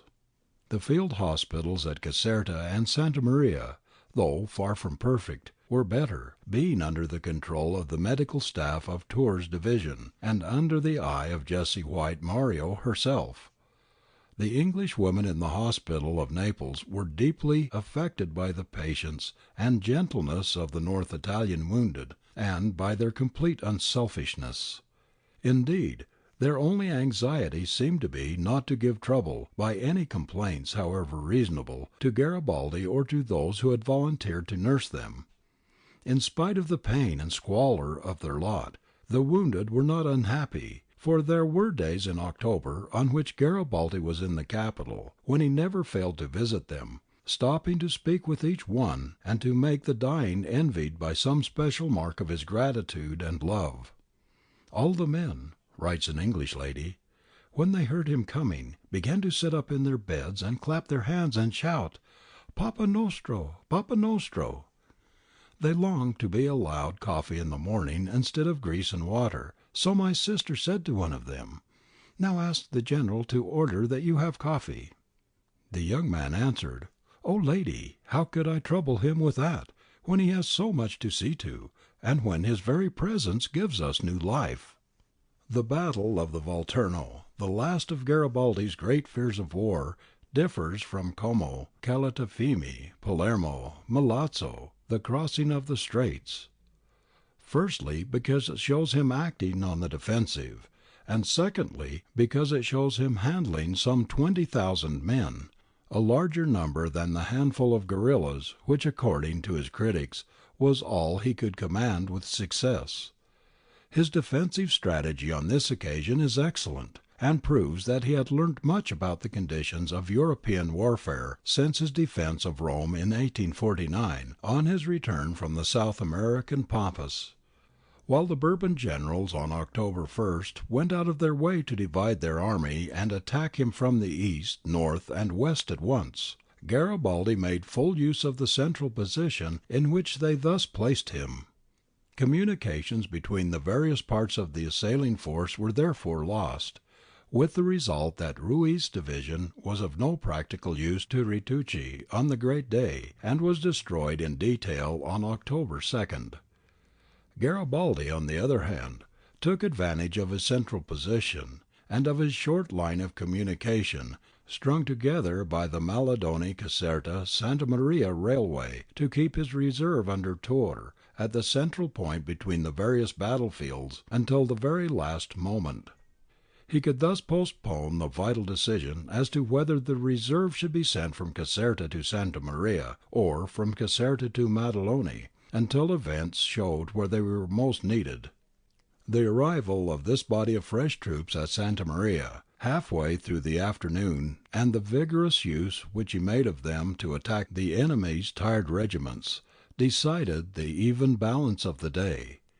The success of the national army in holding its own against greatly superior numbers is therefore to be attributed apart from the valour of the volunteers to three qualities shown on this occasion by Garibaldi: the personal inspiration of his presence at so many of the important points, the combined caution and vigour of his offensive-defensive tactics, and last but not least, a sound strategy governing the disposition of his men over the whole region of conflict from the arches of the valley to the gate of Capua. Chapter 14. The meeting of Garibaldi and Victor Emmanuel. To watch the new kingdom of Italy rising as it were by magic is a marvellous sight. When time has veiled the events of the period and wiped away all that is perfidious and adventurous, Cavour, Victor Emmanuel, and Garibaldi will stand forth as heroes of this epoch. While I am writing of the struggles and sufferings of Rome in the Middle Ages, the observation of the present, which is realizing the work of which centuries have despaired, is an experience of inestimable value to the historian. Gregorius' Diary, Rome, November 1860. The Battle of the Volturno saved Naples from the Bourbons, but it did not deliver Capua to Garibaldi. It redressed the balance of war which had begun to incline against him, but it did not weigh down the scales on his side. A condition of military stalemate continued for more than 3 weeks of October, until Victor Emmanuel's army arrived upon the scene. During this period of waiting, the only military event of interest was the expedition to Isernia. The town, like most others in the Molise and in the neighbouring province of Abruzzi, had been seized by the citizens in the name of Garibaldi and Victor Emmanuel. But on the day before the Battle of the Volturno it was invaded by peasants from the hills, authorized to act for the good cause by their bishop and by the authorities at Gaeta, and led on by royal gendarmes. During the following week pillage, massacre, torture, and mutilation were the lot of the inhabitants of Isernia and of other centres of nationalism in the neighbourhood. This system of reaction or brigandage, accompanied by all the bestial cruelty of which the half-savage peasants of the south were still capable, afforded a last weapon for the expiring system of church and state. Francis II, when finally driven from Gaeta by Victor Emmanuel's army, took refuge in Rome in 1861, and thence, under the protection of the Pope, continued to foster this kind of brigandage in his lost dominions in the Abruzzi for nearly 7 years to come. No such horrors were committed on the other side by the Garibaldian peasantry of Calabria, Basilicata, Abruzzi, or any other province of the mainland, and the difference may fairly be attributed to the higher ethical standard of the local nationalist leaders.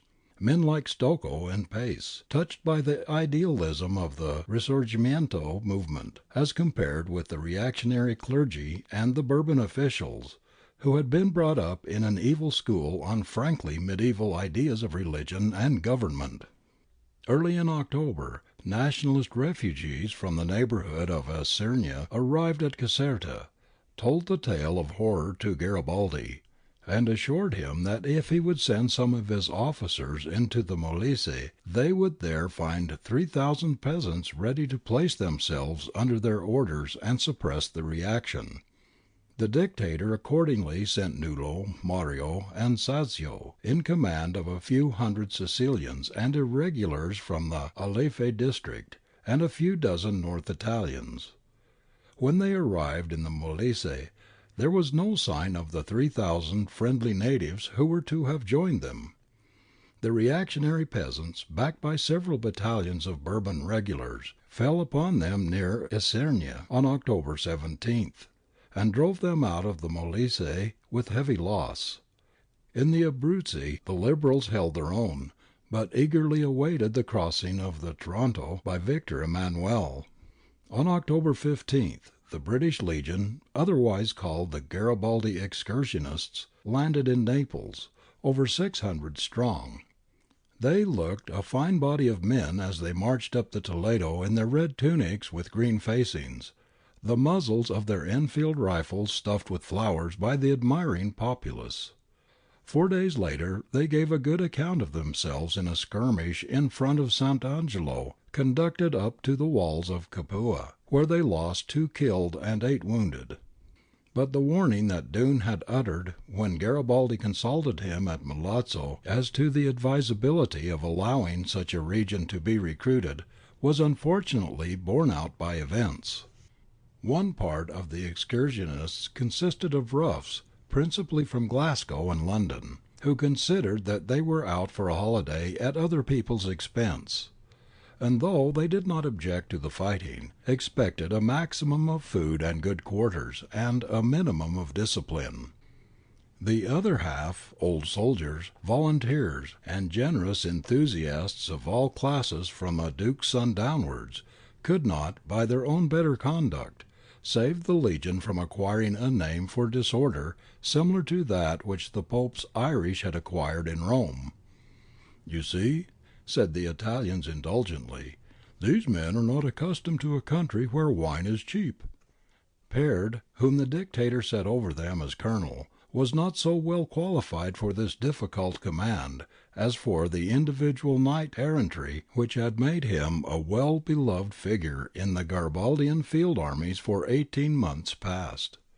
If the campaign had been prolonged and carried to the walls of Rome, as the Committee in London had expected when it raised the legionaries, there is little doubt they would have done us credit.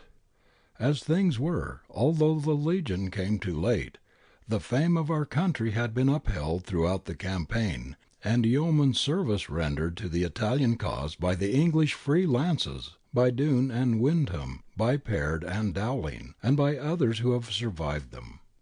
Garibaldi estimated accurately the limits of the degree to which he had improved his position by the recent victory on the Volturno. One day, soon after the battle, he came to Mario with a letter from Mazzini in his hand. "Read this," he said. "Mazzini urges me on to attack Rome. You know that I have long been thinking of it. On the 1st of October we defeated the enemy so that they cannot meet us again in the open field.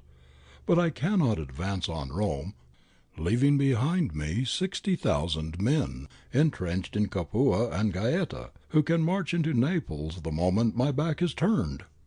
He fully accepted the political consequences of the military situation. He abandoned all idea of advancing on Rome, and prepared to welcome the immediate advent of Victor Emmanuel.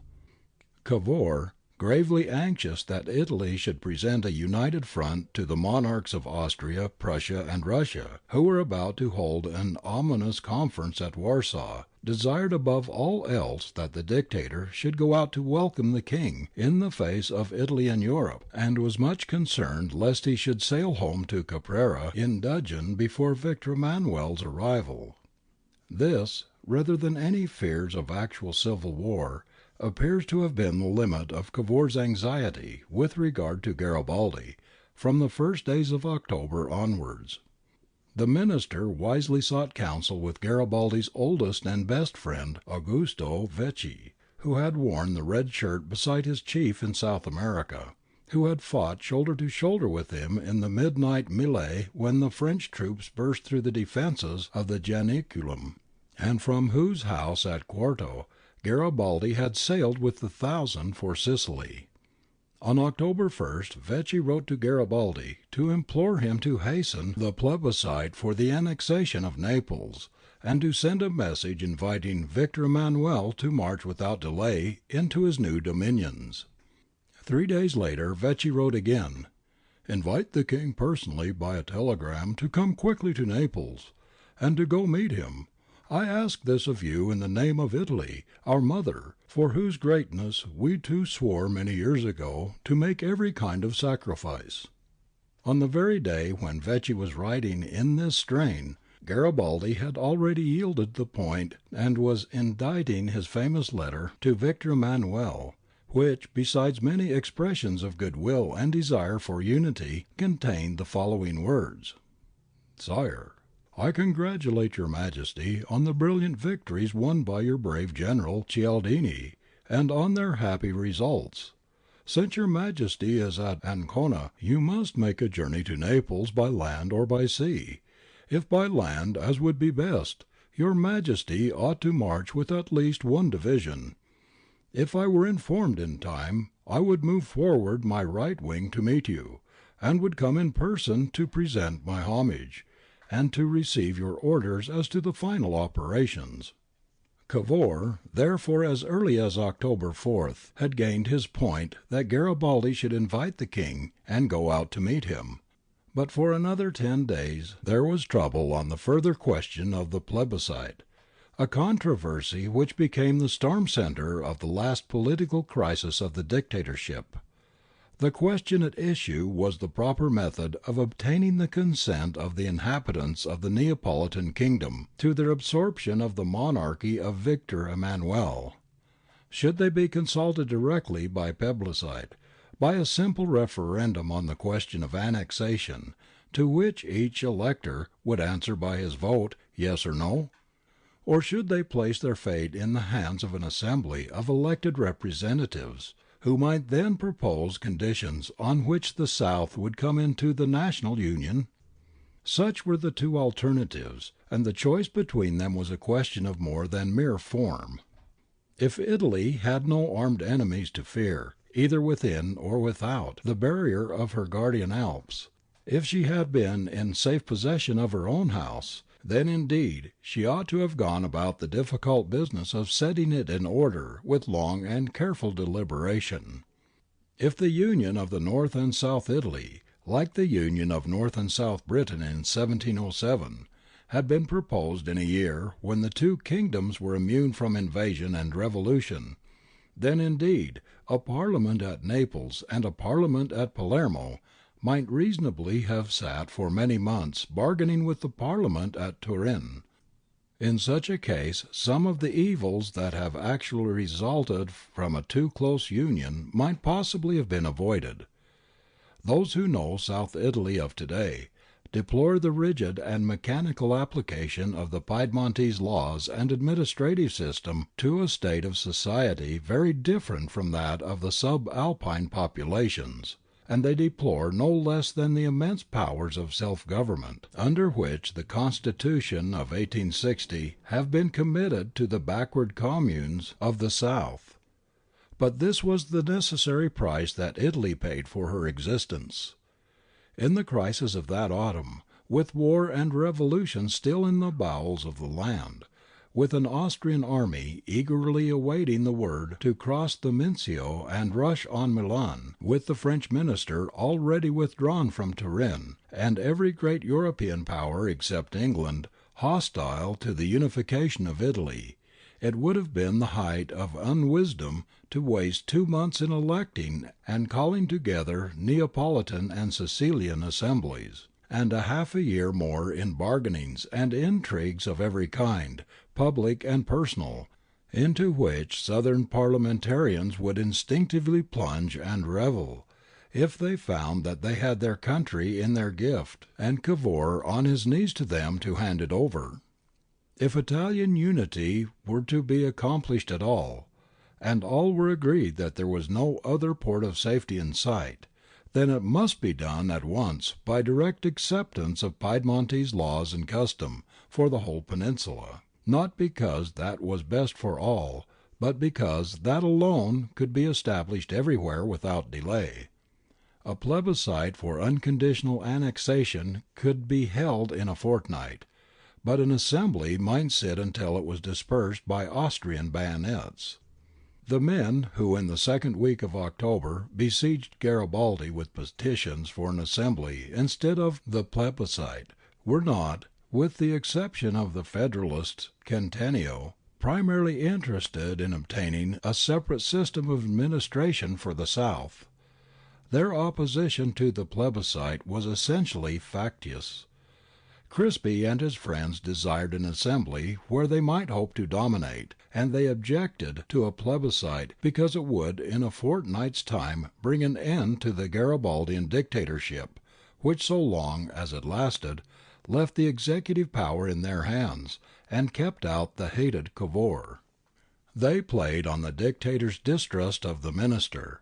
They cunningly reminded him that the plebiscite had been the device by which Napoleon III had filched Nice and Savoy. There had arisen one of those complicated situations through which Garibaldi was least able to see his way in the light of the new simple rules by which he guided his conduct.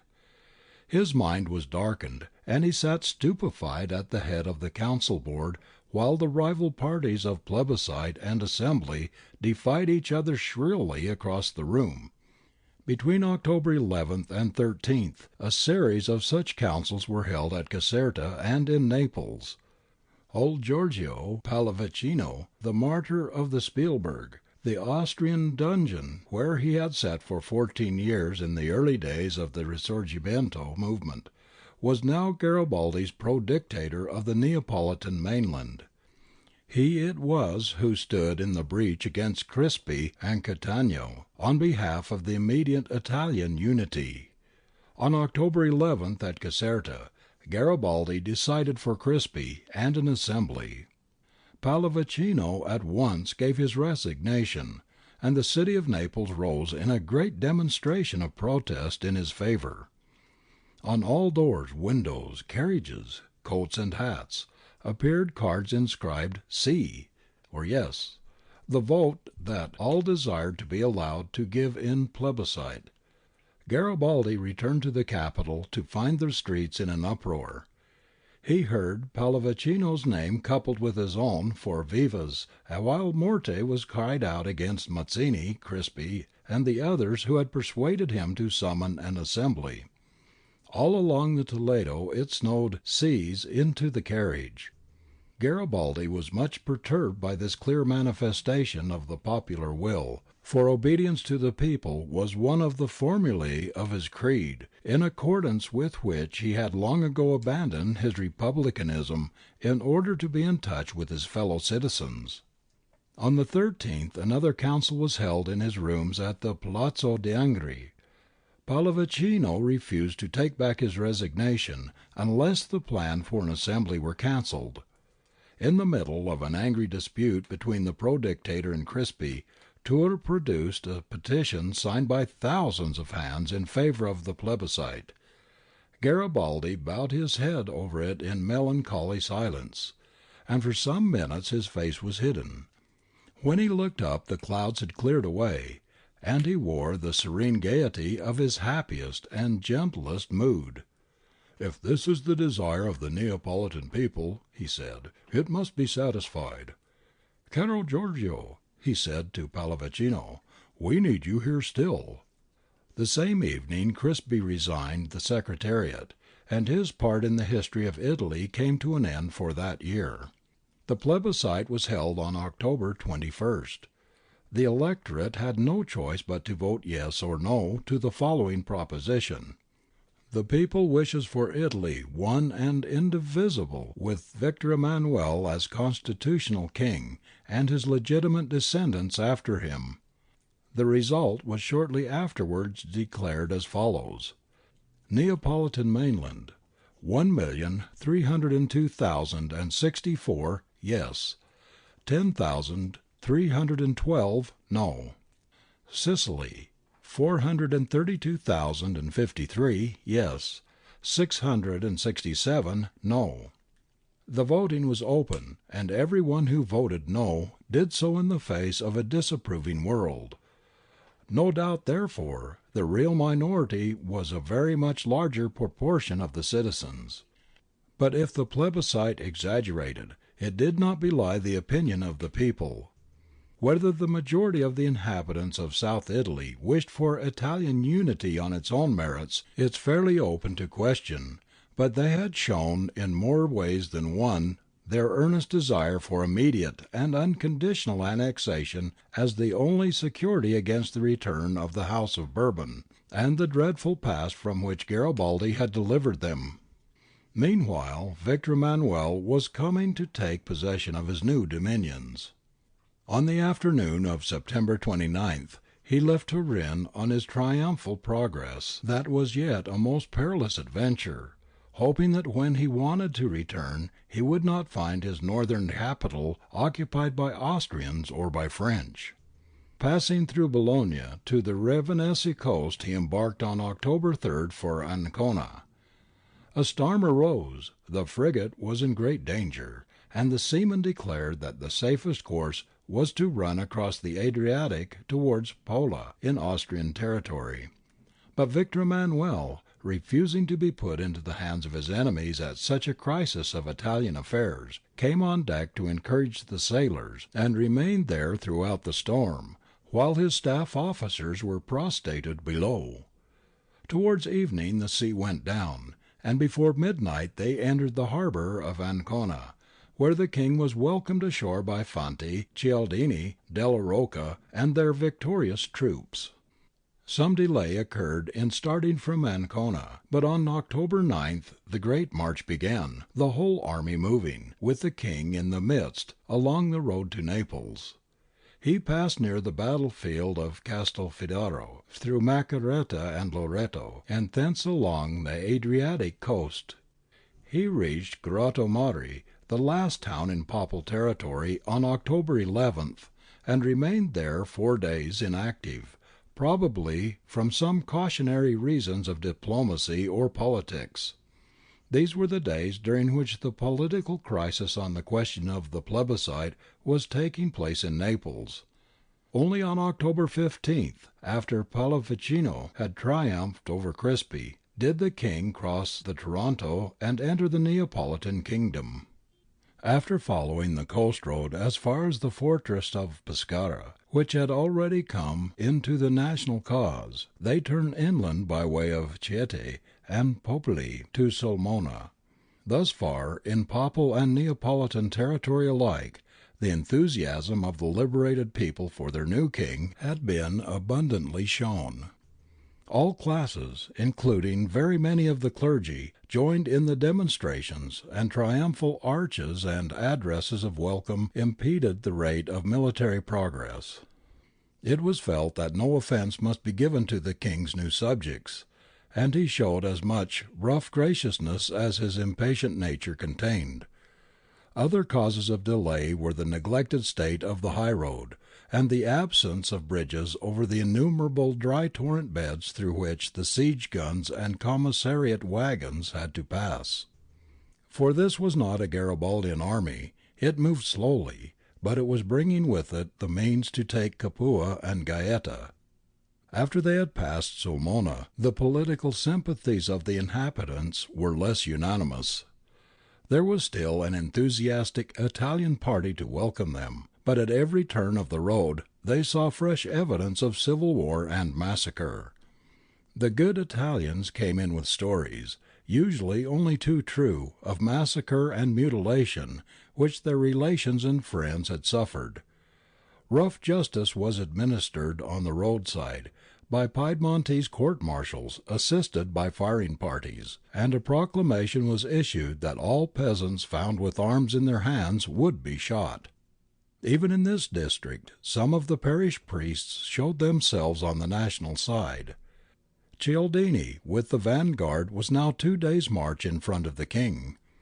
On October 20th, near Isernia, where a handful of Garibaldini had been repulsed only 3 days before, he fell in with 5,000 Bourbon troops under General Scotti. Scotti neglected to send out scouts or advanced guard, and marched his men in a column right up to Cialdini's hidden batteries. The Bersaglieri and line regiments were let loose upon the enemy's surprised and disordered mass, and the lancers of Novara charged through the whole length of their column. In a few minutes Scotti, with nearly 1,000 of his men, had been captured, and the rest dispersed over the countryside in hopeless disbandment. On October 25th Garibaldi crossed the Volturno by a crazy bridge of planks a yard wide, supported on boats, which had been flung across at the ferry of Formicola. The Italians had failed to make any bridge at all with the scant materials to hand, but the task had been accomplished by the British Legion with the expert assistance of some handymen who appeared to be their fellow countrymen and showed a suspicious readiness for any service connected with ropes and water. The making of the bridge had been conducted under fire, but the Bourbon troops, who had already abandoned Cachazo, withdrew towards Capua, and did not attempt to dispute the passage of the river after the bridge had been completed. Leaving Medici to protect the lines at Sant'Angelo, Garibaldi with a few regiments of Italians and the British Legion advanced northwards through Bologna and Calvi to meet Victor Emmanuel. They bivouacked on the night of October 25th to the 26th in the broad valley between the hills of Caganello and Viggiano, where the high road then, as the railway now, debouches from the gates of the wooded mountains into flatter country that soon broadens out into the great plains of Capua. Most of the troops slept by the roadside below, but some were stationed on the heights of Viggiano, whence their watchfires could be seen afar by three armies, for below them lay the camp of their fellow Garibaldini, close at hand to the south were the Bourbon regiments, and a few miles to the north lay Victor Emmanuel's army, the corps of Della Rocca and of Cialdini, side by side on two converging roads, with the king's quarters between them. On the morning of October 26th, an Englishman among the Garibaldian outposts, who was sleeping in a dry ditch, was awakened by shouts of "Viva il Re!" Accustomed to hear "Long live the King" as the Bourbon war cry, he sprang up half awake, thinking the enemy were upon them. Next moment he saw his mistake. Victor Emmanuel, King of Italy, was riding by. About the same hour the Garibaldini on the hills of Viggiano awoke to see the whole Italian army, in all the panoply of war, move swiftly along the valley below towards the camp of the red shirts on the edge of the great plain. Garibaldi had overnight sent on Missori and Zazio to the royal camp to announce his presence and offer his homage. At dawn he himself rode out with his staff to find the king, and stationed himself in front of the Toll-Bar Tavern, a rustic cottage with a few poplars near it, at the point of junction of the two roads along which the royal army was coming. The dictator and his staff, including Cancio, and Mario with Missori and Zazio, who now rejoined them, dismounted in front of the tavern and took their stand a little off the road along which the northern regiments filed past. Battalion after battalion went by, gazing on Garibaldi, some with unmingled enthusiasm, gratitude, and love, others with a greater or less mixture of professional jealousy and political distrust. Generals Della Rocca and Cialdini both greeted him warmly that morning, and were warmly welcomed in return, for neither of them was touched with that jealousy of the volunteers which embittered Fanti and many others among the regular officers. The victor of Castelfidardo and the liberator of Sicily and Naples were divided by no cloud of petty rivalry, and if Cialdini instead of Fanti had been commander-in-chief of the Italian army, Cavour's instructions to show gratitude to the Garibaldini would have been heartily obeyed. Much might have been forgotten and forgiven on both sides in the enthusiasm of the meeting, and the Serbonian bog of mutual reprisals and recrimination might have been shunned. So the early morning wore on, while regiment after regiment of the royal army marched past the Liberator. It was a damp autumn air, and Garibaldi was not only wearing his poncho, but had in homely fashion bound a coloured handkerchief over his head. His staff, in their war-stained red shirts, presented a curious contrast to the brilliant uniforms that were filing by them hour by hour. Suddenly the strains of the royal march were heard, and the cry arose, "The King! The King is coming!" Garibaldi and his staff mounted their horses and rode forward to the edge of the road. Victor Emmanuel, on a prancing Arab, dashed up to meet them. The dictator, sweeping his hat off his kerchiefed head, cried aloud, "Saluto il primo re d'Italia! I hail the first king of Italy!" The king stretched out his hand and the two men clasped their held hands for more than a minute. "Come state, caro Garibaldi?" "Bene, maestà, e lei?" "Benone." Then they rode on together, and the two staffs behind them, red shirts side by side with resplendent uniforms, crosses, and cordons of honour. It was an epitome of the union of conservative and revolutionary forces that had crushed the obscurantists and expelled the foreigners. The constrained conversation between the two groups betrayed the heart-burnings on either side and the grudging sacrifices that each was making to the other. But although there was a cold politeness where there should have been enthusiasm, none the less that ride together was the making of Italy, and seen down history's lengthening vista remains evermore a goodly sight. After a while Garibaldi and his men turned off the road to the left and made their way back by country lanes to Calvi, while the king held on to Teano. "Garibaldi's countenance," writes Mario, "was full of melancholy sweetness. Never did I feel drawn to him with such tenderness." He said little that evening to his friends. Next morning they met Jesse Mario, who had crossed the Volturno to provide hospital arrangements north of the river. "My wounded," said Garibaldi to her somewhat sternly, "are all on the south of the Volturno." And then, relapsing into his gentlest mood, he added, "Jesse, they have sent us to the rear." During their ride together, Victor Emmanuel had told him in soft words the hard decree that the royal army would take over all the operations of war, and that the Garibaldini were no longer required. Chapter 15. The Return to Caprera.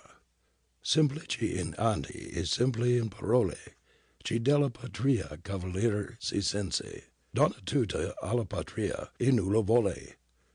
Maserati. Rhapsody Garibaldina. Simply in act and word, his country's knight, he gives his country all and nothing takes. That part of the enemy's force which had been in the neighbourhood of the two national armies at the moment of their junction on October 26th retired in the afternoon towards Gaeta and effaced themselves behind the line of Garigliano.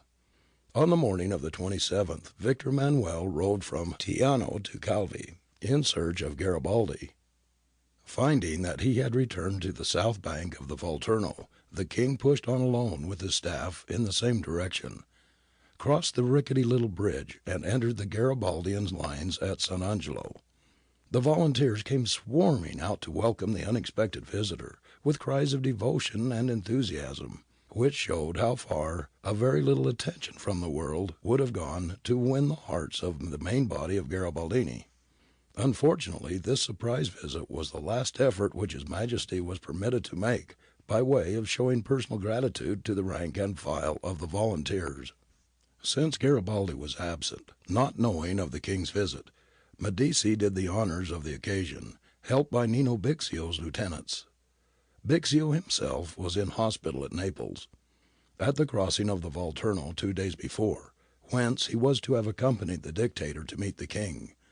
Nino had headed a hue and cry after a priest suspected of acting as a spy, and riding furiously after the man to arrest him, had let his horse slip in a narrow lane, and fractured his leg against the wall. He lay, however, quite happy in the hospital at Naples, for his wife came out from Genoa to nurse him, and since the volunteers' part in the fighting was over, he was able to turn his mind to the docile family affections which shared dominion in his heart with the rage for his country's service. Victor Emmanuel, after having fraternized with Medici's men, had ridden close up to the walls of Capua at the greatest risk of being cut off by the enemy's outposts, recrossed the Volturno and returned to Teano. His army was there divided into two, one part going towards the line of the Garigliano and Gaeta, and the other under General Della Rocca coming south to besiege Capua.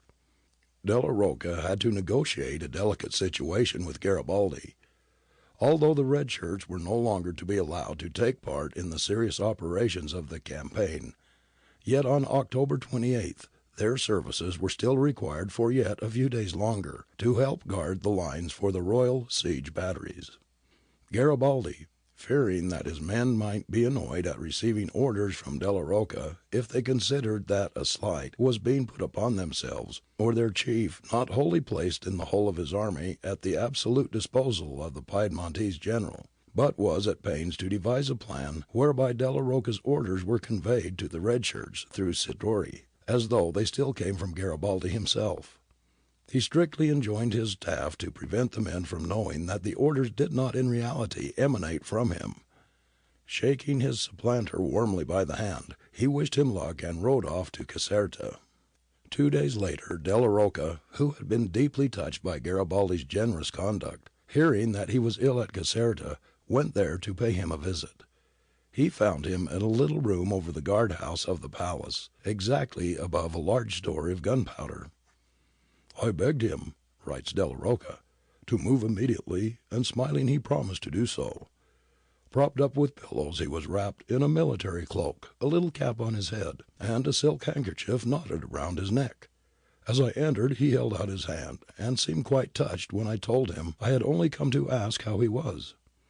He was still more pleased when I told him how well I got on with his generals Cosenz and Sirtori, notable personages and most excellent men, and how I regretted the enforced absence of Bixio.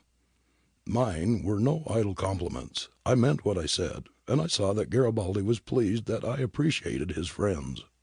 Meanwhile, Della Rocca's batteries were being scientifically erected by the engineers of the regular army in front of the Garibaldian lines.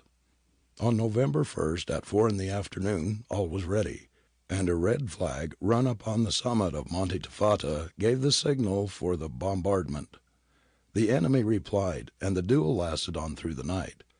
Some of the houses in the town were set on fire, and the Capuans, many of whom secretly hated the falling dynasty, protested to the general of the garrison the necessity for instant surrender. At dawn of November 2nd, the officers of the terrace of Sant'Angelo Church eagerly turned their telescopes towards Capua, and saw the white flag hoisted on its walls. The garrison of 10,000 men became prisoners of war, and the fortress that had set a limit to Garibaldi's career at length surrendered to the Italian army. While Della Rocca was taking Capua, Fanti and Cialdini were drawing the net around Gaeta. On October 29th a reconnaissance against the enemy's strong position on the hills behind the mouth of Carigliano was pushed too far, partly by the carelessness of the generals, partly by the unwillingness of the Bersaglieri to obey the orders to retreat. The action cost the Italian army over 50 men and showed that their opponents could still fight. But a day or two later, when the Italian fleet opened fire on their flank and rear, the Bourbon forces abandoned the position on the Garigliano and fell back towards the great fortress. On November 2nd, the day of the fall of Capua, a successful action at Mola de Gaeta on the coast was placed by the Italian army in a situation to besiege Gaeta in form. During the first 10 days of November, some 17,000 Neapolitan soldiers, closely pursued by Victor Emmanuel's troops, escaped over the frontier into Papal territory at Terracina, and were disarmed and interned among the Alban hills by the Papal authorities and the French garrisons of Rome. The remainder of the Bourbon army that had not already disbanded or surrendered was now shut up in the citadel at Messina, in 1 or 2 small forts in Sicily and the Abruzzi, or with the ex-king and queen in Gaeta. The siege of Gaeta was protracted all the winter, because Napoleon III kept the French fleet in those waters, with orders to prevent the Italian fleet from bombarding the fortress. The siege operations had therefore to be conducted entirely from the land side, and were not brought to a successful issue until February 1861. The long siege enabled Maria Sophia, Francis II's young Bavarian queen, to display to Europe from the battlements of the bombarded fortress a heroine's courage, which illuminated with sunset glow the last vision of the inglorious dynasty which had known no rays at noontide. Napoleon's action in stopping the war at sea while allowing it to be carried to its conclusion on land had no permanent effect save to irritate Italians, and to efface from their minds all claims of gratitude for his recent compliance with regard to Umbria and the Marches. It is difficult, at first sight, to assign a reason for interference at once so feeble and so exasperating. The Emperor's biographer, unable as ever to understand his sympathy with Italian freedom, supposes that he wished to clear his personal honour by this tangible protest against Victor Emmanuel's piratical attack on the Kingdom of Naples. Such may be the feelings of a French clerical in the face of the liberation of Italy, but it is difficult to suppose that they were those of Napoleon III, only 2 months after he had given his consent to Cavour's invasion of the Papal Marches. The secret agreement which he had made at Chambéry was that the North Italian army should invade and traverse the Papal territories, so as to arrive at Naples in time to stop Garibaldi and absorb the revolution. In making this arrangement, Napoleon did not imagine that Victor Emmanuel had undertaken to put down Garibaldi merely in order to restore Francis II to the throne. The Emperor did not like the annexation of South Italy by Piedmont, but he had agreed to it as the least of many possible evils. Therefore his motive in sending the French fleet to Gaeta was probably not so much genuine indignation at the conduct of the King of Italy, as the perception that he must appear to be angry for the sake of the French clericals, whose loyalty, so essential to his throne, he had strained almost to the breaking point. On the 8th of October Cavour had written to Farini, the minister in attendance on Victor Emmanuel, "If Garibaldi's army acclaims the king, it must be treated well, if we have to contend against the requirements and pedantries of the regular army. Do not give in. Reasons of state of the first importance demand firmness. Woe to us if we show ourselves ungrateful to those who have shed their blood for Italy. Europe would condemn us. In the country there would be a great reaction in favour of the Garibaldini. I have had a warm argument with Fanti on this point. He spoke of military requirements. I replied that this was not Spain, and that here the army had to obey." It was a great misfortune that Cavour was unable to secure the fulfilment, in spirit as well as in letter, of his wise and benevolent intentions. Victor Emmanuel, who had hitherto been more enthusiastic for Garibaldi than Cavour himself, fell at this critical moment under the influence of Fanti and the military pedants. Garibaldi and his troops had welcomed the king and his army, and had taken the place assigned them in the rear, in a manner which no one had been able to criticize, and which had elicited the gratitude and praise of Della Rocca, the general most concerned. There was therefore not the smallest provocation for the official insult to which the whole body of Garibaldini were subjected on November 6th. On that day they had been instructed that the king would come to review them at Caserta. The dictator was to present his generals and his favourite officers to their sovereign, and the red shirts were to march past. Such a day might well have been a turning point in the life of the newborn nation. Old feuds, instead of taking on fresh and more virulent forms, would have been smoothed or healed. The Garibaldini assembled at Caserta with feelings of loyalty and pride. They were drawn up in front of the Bourbon Palace, in their picturesque regiments, good, bad, and indifferent, Sicilian and Calabrian, Northerner and Tuscan. They waited till after the appointed hour, and then learnt that the king had determined not to come. No apology or explanation was sent, or has ever since been offered. Further to point the moral, Victor Emmanuel did not even write an order of the day, thanking the men who had won for him the crown of the two Sicilies. Still less would Fanti, the commander-in-chief, put his name to such a document. It was signed by Della Rocca. The man who suffered most from the consequences of this ungracious conduct was the man who had vainly striven to avert the folly. It was against Cavour that Garibaldi turned his wrath.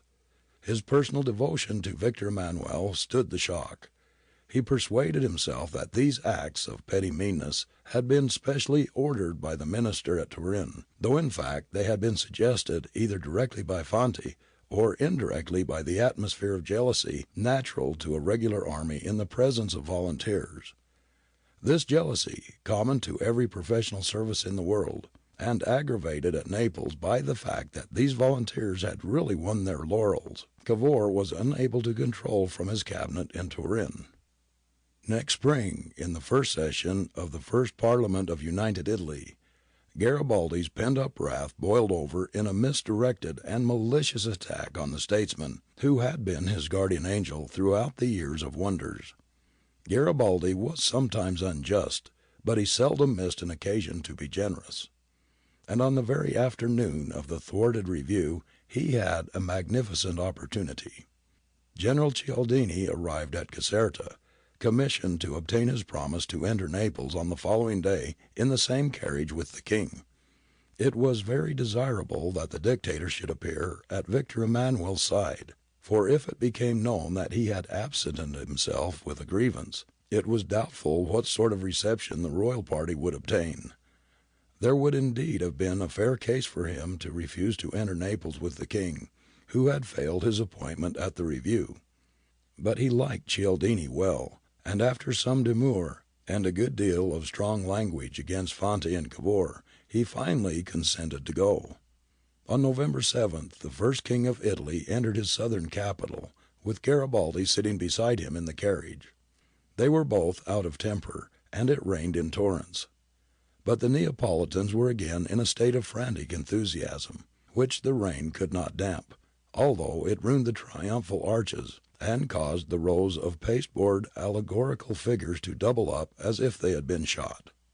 If the king had been permitted to use common courtesy to the Garibaldian army in the matter of the review, and had shown more imaginative sympathy with men perhaps over insensitive, little complaint could justly have been made of the treatment accorded to their material interests. In this matter Victor Emmanuel was firm to see the right thing done, saying, "I cannot show less generosity than Garibaldi." It had been Cavour's original intention to divide the Garibaldini into three sections. The first, and far the largest, to be disbanded at once, with a gratuity for each man. The second to constitute a separate volunteer division of the army under the title of Cacciatori delle Alpi. The third to consist of a small number of officers to be given commissions in the regular army. But this plan was not carried out. It was decided not to constitute a permanent force of volunteers attached to the army, partly for fear of professional quarrels and political complications that might arise out of the existence of such a force, and partly because nearly all the genuine volunteers who had done the fighting were anxious to return at once to their families and to their work in life. The privates, therefore, were sent back each to his home with a gratuity. The Hungarians alone, who had no homes to which they could return, were taken into the royal service, and were engaged for many years in the inglorious but dangerous task of tracking down the reactionary brigands of Molise and Abruzzi. There remained the questions of the officers. Since Cavour's scheme of a permanent volunteer force had been abandoned, it was felt to be only just that a very large number of Garibaldi's officers should be given posts in the regular army. A military commission, on which Sirtori, Medici, and Cosenz had seats, chose out the officers most fit to be admitted into the king's service. It was a difficult task, for there were 6,000 or 7,000 so-called officers of all sorts, drawing Garibaldi's pay in Sicily, and on the mainland in the first days of November, about 1 officer to every 7 privates. Half or more of these must have been absolutely unworthy of permanent commissions. In the course of the next 2 years, 1,584 of the best men were picked out and admitted as officers to the regular army. Medici, Bixio, Cosenz, and 9 others were made generals. These arrangements were regarded with intense indignation by Garibaldi and his intimates at Caprera, who had expected that the volunteers would be kept in being as a permanent force, to form a nucleus for the national levée en masse in the coming war for Venice and Rome. But the settlement cannot, in a fair view of all the circumstances, be called either impolitic or unjust, although there were many individual cases of harsh treatment of men who had deserved well of their country. Although Victor Emmanuel was now in full possession of Naples, the half-formed kingdom of Italy was still in grave danger. On October 22 Cavour had felt the certainty that Austria will attack us. Every day that passed in safety added to the chances of peace and to the meagre possibilities of resistance in case of war. But the emperors of Austria and Russia and the King of Prussia had met in conference at Warsaw, an ill-omened gathering of the murderers on the tomb of their victim, and Europe looked on to see whether they would decide to slay Italy as they had slain Poland. At this crisis the Italian position was strengthened by the pronouncement of the British Foreign Minister in favour of the right of the Italians to settle their own affairs. Lord John's famous dispatch was his own spontaneous act, a personal proclamation of the principles of Charles James Fox, the gospel by which Russell's life had been inspired and guided. England, who had so often supported these principles, and often opposed them, was in one of her generous moods, and applauded to the echo of her champion's defiance of a despotic Europe. The first sentence plunges in medias res. It appears that the late proceedings of the King of Sardinia have been strongly disapproved by several of the principal courts of Europe. After telling some home truths about the character of the Papal and Neapolitan governments, Lord John announces that Her Majesty's government must admit that the Italians are the best judges of their own interests. It is difficult, he proceeds, to believe, after the astonishing events that we have seen, that the Pope and the King of the Two Sicilies possess the love of their people. Therefore Her Majesty's government can see no sufficient ground for the severe censure with which Austria, France, Prussia, and Russia have visited the acts of the King of Sardinia. Her Majesty's government will turn their eyes rather to the gratifying prospect of a people building up the edifice of their liberties and consolidating the work of their independence. This dispatch, written on October 27th and made public in the early days of November, was greeted with ecstasies of joy by the Italian people. Cavour, who had recently been somewhat annoyed by Lord John's insistent warning that Italy must not go to war to liberate Venice, declared that he had now more than made amends. Lord John's dispatch has sometimes been depreciated as a mere blowing of trumpets over the fait accompli of united Italy. But such was not the view of the men who best understood Italy's needs. Hudson wrote to Russell that when Cavour first read it, he shouted, rubbed his hands, jumped up and down again, and began to think, and when he looked up, tears were standing in his eyes. Behind your dispatch he saw the Italy of his dreams, the Italy of his hopes, the Italy of his policy. Cavour himself wrote to thank Russell in the strongest language for the immense service he had rendered Italy, and his trusted agent Villamarina said the dispatch was worth an army of 100,000 men. The feeling of Cavour's countrymen for Lord John Russell was one of the chief instruments of their liberation, was shown in many different ways during the remainder of his life. Once, in 1869, when he and his family were staying in a villa at San Remo, they found the ceiling of the principal room frescoed with portraits of 4 national heroes. The 4 turned out to be Mazzini, Garibaldi, Cavour, and to their surprise and delight, Lord John himself. Neither had the house been specially prepared for the reception. It has of recent years been somewhat the fashion to blame Lord John Russell for his failures, but never to praise him for his triumphs. Fashions in history come and go, more often the reflexive tendencies in the present than the result of new knowledge of the past.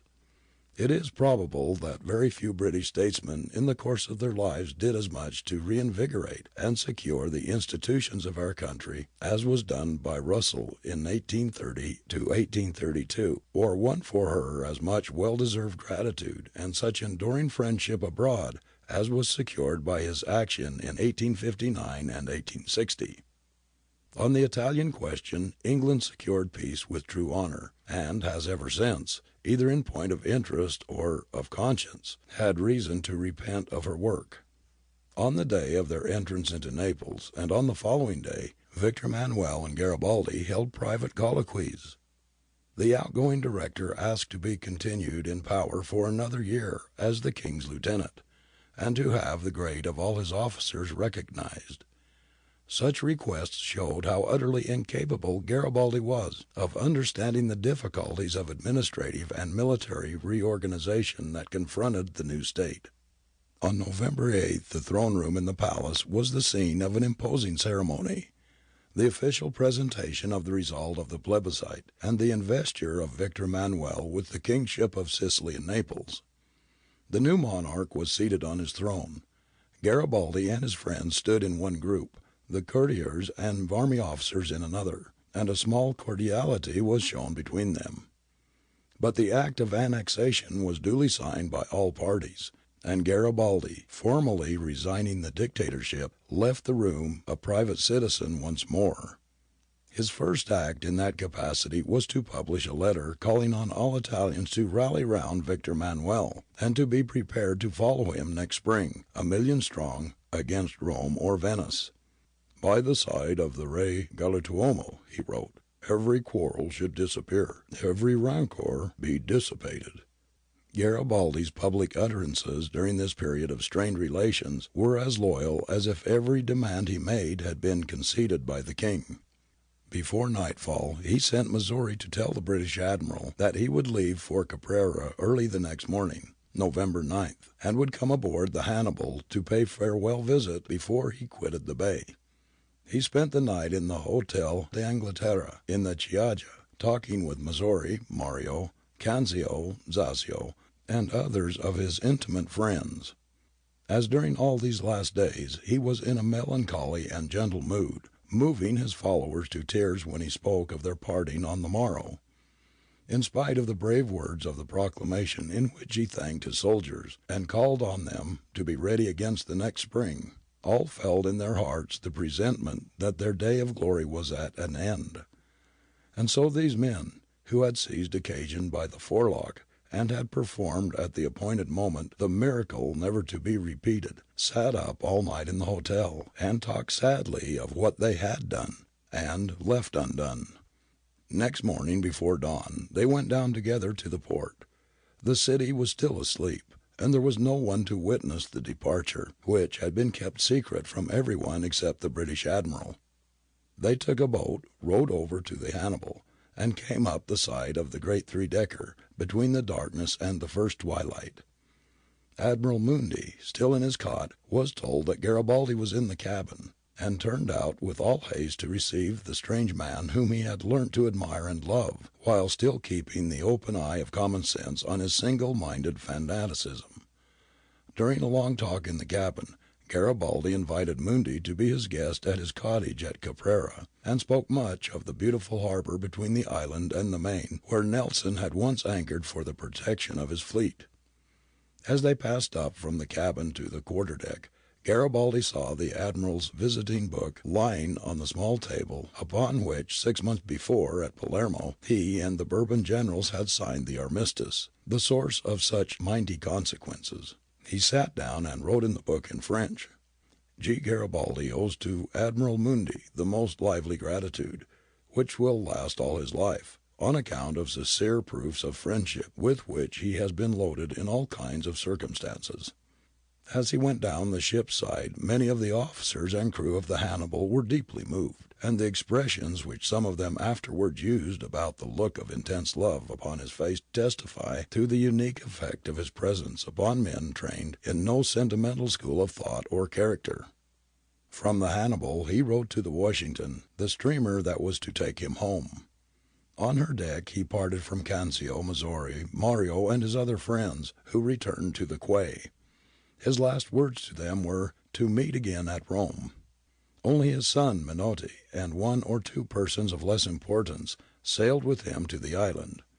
He returned thither as poor a man as he had left it in the spring.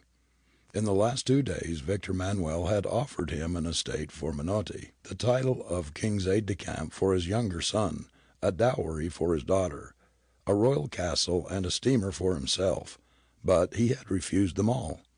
His secretary, Basso, had borrowed a few hundred francs of paper money from a friend for necessary expenses. He himself had stowed on board the Washington a bag of seed corn for his farm. With these spoils the steamer, almost unobserved, left port at break of day. He was soon back at his old daily occupation of man's primitive struggle with nature, at which, but for the call of a great epic and a great cause, he would so readily have spent his whole life. Again the dawn and the twilight on the Straits of Bonifacio saw him at work among the granite boulders, industriously putting seed into the scrapings of earth which he called his fields, sheltering a few sad vines from the sweeping winds of the straits, calling up his cows by name from their pasturage among the wild, odorous brushwood, and seeking the strayed goats on the precipice top. Under these conditions the melancholy of his last days on the mainland soon left him. When, a few weeks later, a visitor came on business from Genoa, he found Garibaldi robust in health, and radiant with a calm and serene joy. For when once he had been left alone again with his Mother Earth, between rock and sea and sky, no disappointment could prevent him from feeling in his heart the truth that he had done a mighty labor, and taken his share in a task which the years would soon complete, and the long generations ratify, the making of Italy. End of chapter 15. Epilogue. I have now told the story of Garibaldi for the 2 years, 1849 and 1860, that give him his title to enduring fame. It is not my intention to carry any further the chronicle of his life, partly because the documents which alone could unfold the inner history of the affairs of Aspromonte and Mentana are not available. Still more because Garibaldi's actions after 1860 are no longer the hinge on which the fortunes of Italy revolve, but are merely important episodes in the movement to liberate Venice and Rome, which was brought to fruition by very different forces. But I feel the need to add here a few pages of summary, unnecessary to the student, but perhaps useful to the reader unfamiliar with the bare outlines of Garibaldi's subsequent career. In 1861, the spell of Italy's amazing good fortune was broken by the irreparable calamity of the death of Cavour. If he had died 2 years before, it is not improbable that Italy might still at this day be divided and enslaved. If he had lived 10 years longer, the young country would have escaped many falls in learning to walk.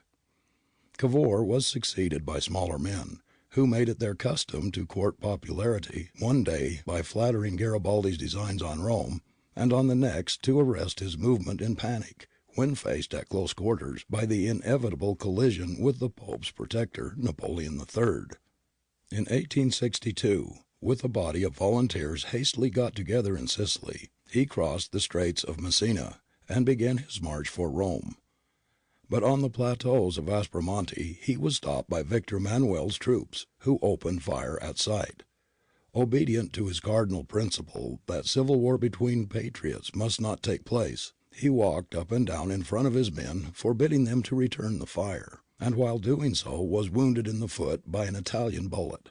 He was carried down, a prisoner and in great pain, from the mountain where 2 years before he had triumphed over the Bourbon armies. He had not fully recovered from the wound of Aspromonte when in 1864 he paid his famous visit to England. Never has any foreigner, hardly ever any native hero, been received as Garibaldi was received by our fathers. The quiet square in front of Stafford House, near St. James's Palace, is one of the rare places in modern London which is still a haunt of ancient peace, and few of those who hurry across it on their daily avocations would guess what scenes it witnessed when Garibaldi was lodged there. When the Duke of Sutherland's 4-horse carriage, containing the son of the skipper of Nice in his red shirt and grey blanket, struggled in the course of 6 hours through 5 miles of London streets, amid 500,000 of our people who had turned out to greet him, the wild procession made its way at length into this little square, startling its royal and ducal sanctities with democratic clangour.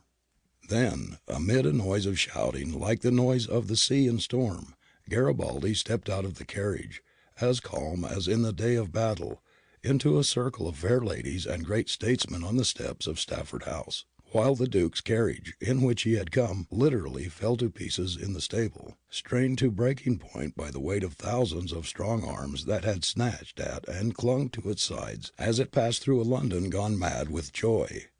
After the long interval following the Chartist collapse, the tide of British democracy was just beginning to stir again with that peaceful but irresistible groundswell that resulted 3 years later, after the quietest of great crises, in the enfranchisement of the working men. The successful emancipation of Italy and the visit of Garibaldi had their part in stimulating this movement in England. To the common people it was an unexampled privilege to carry one of themselves in triumph through London streets, as if he had been Wellington or Caesar. But he won no less the hearts of the English upper classes, at the same time heartily antagonistic to continental clericalism and despotism.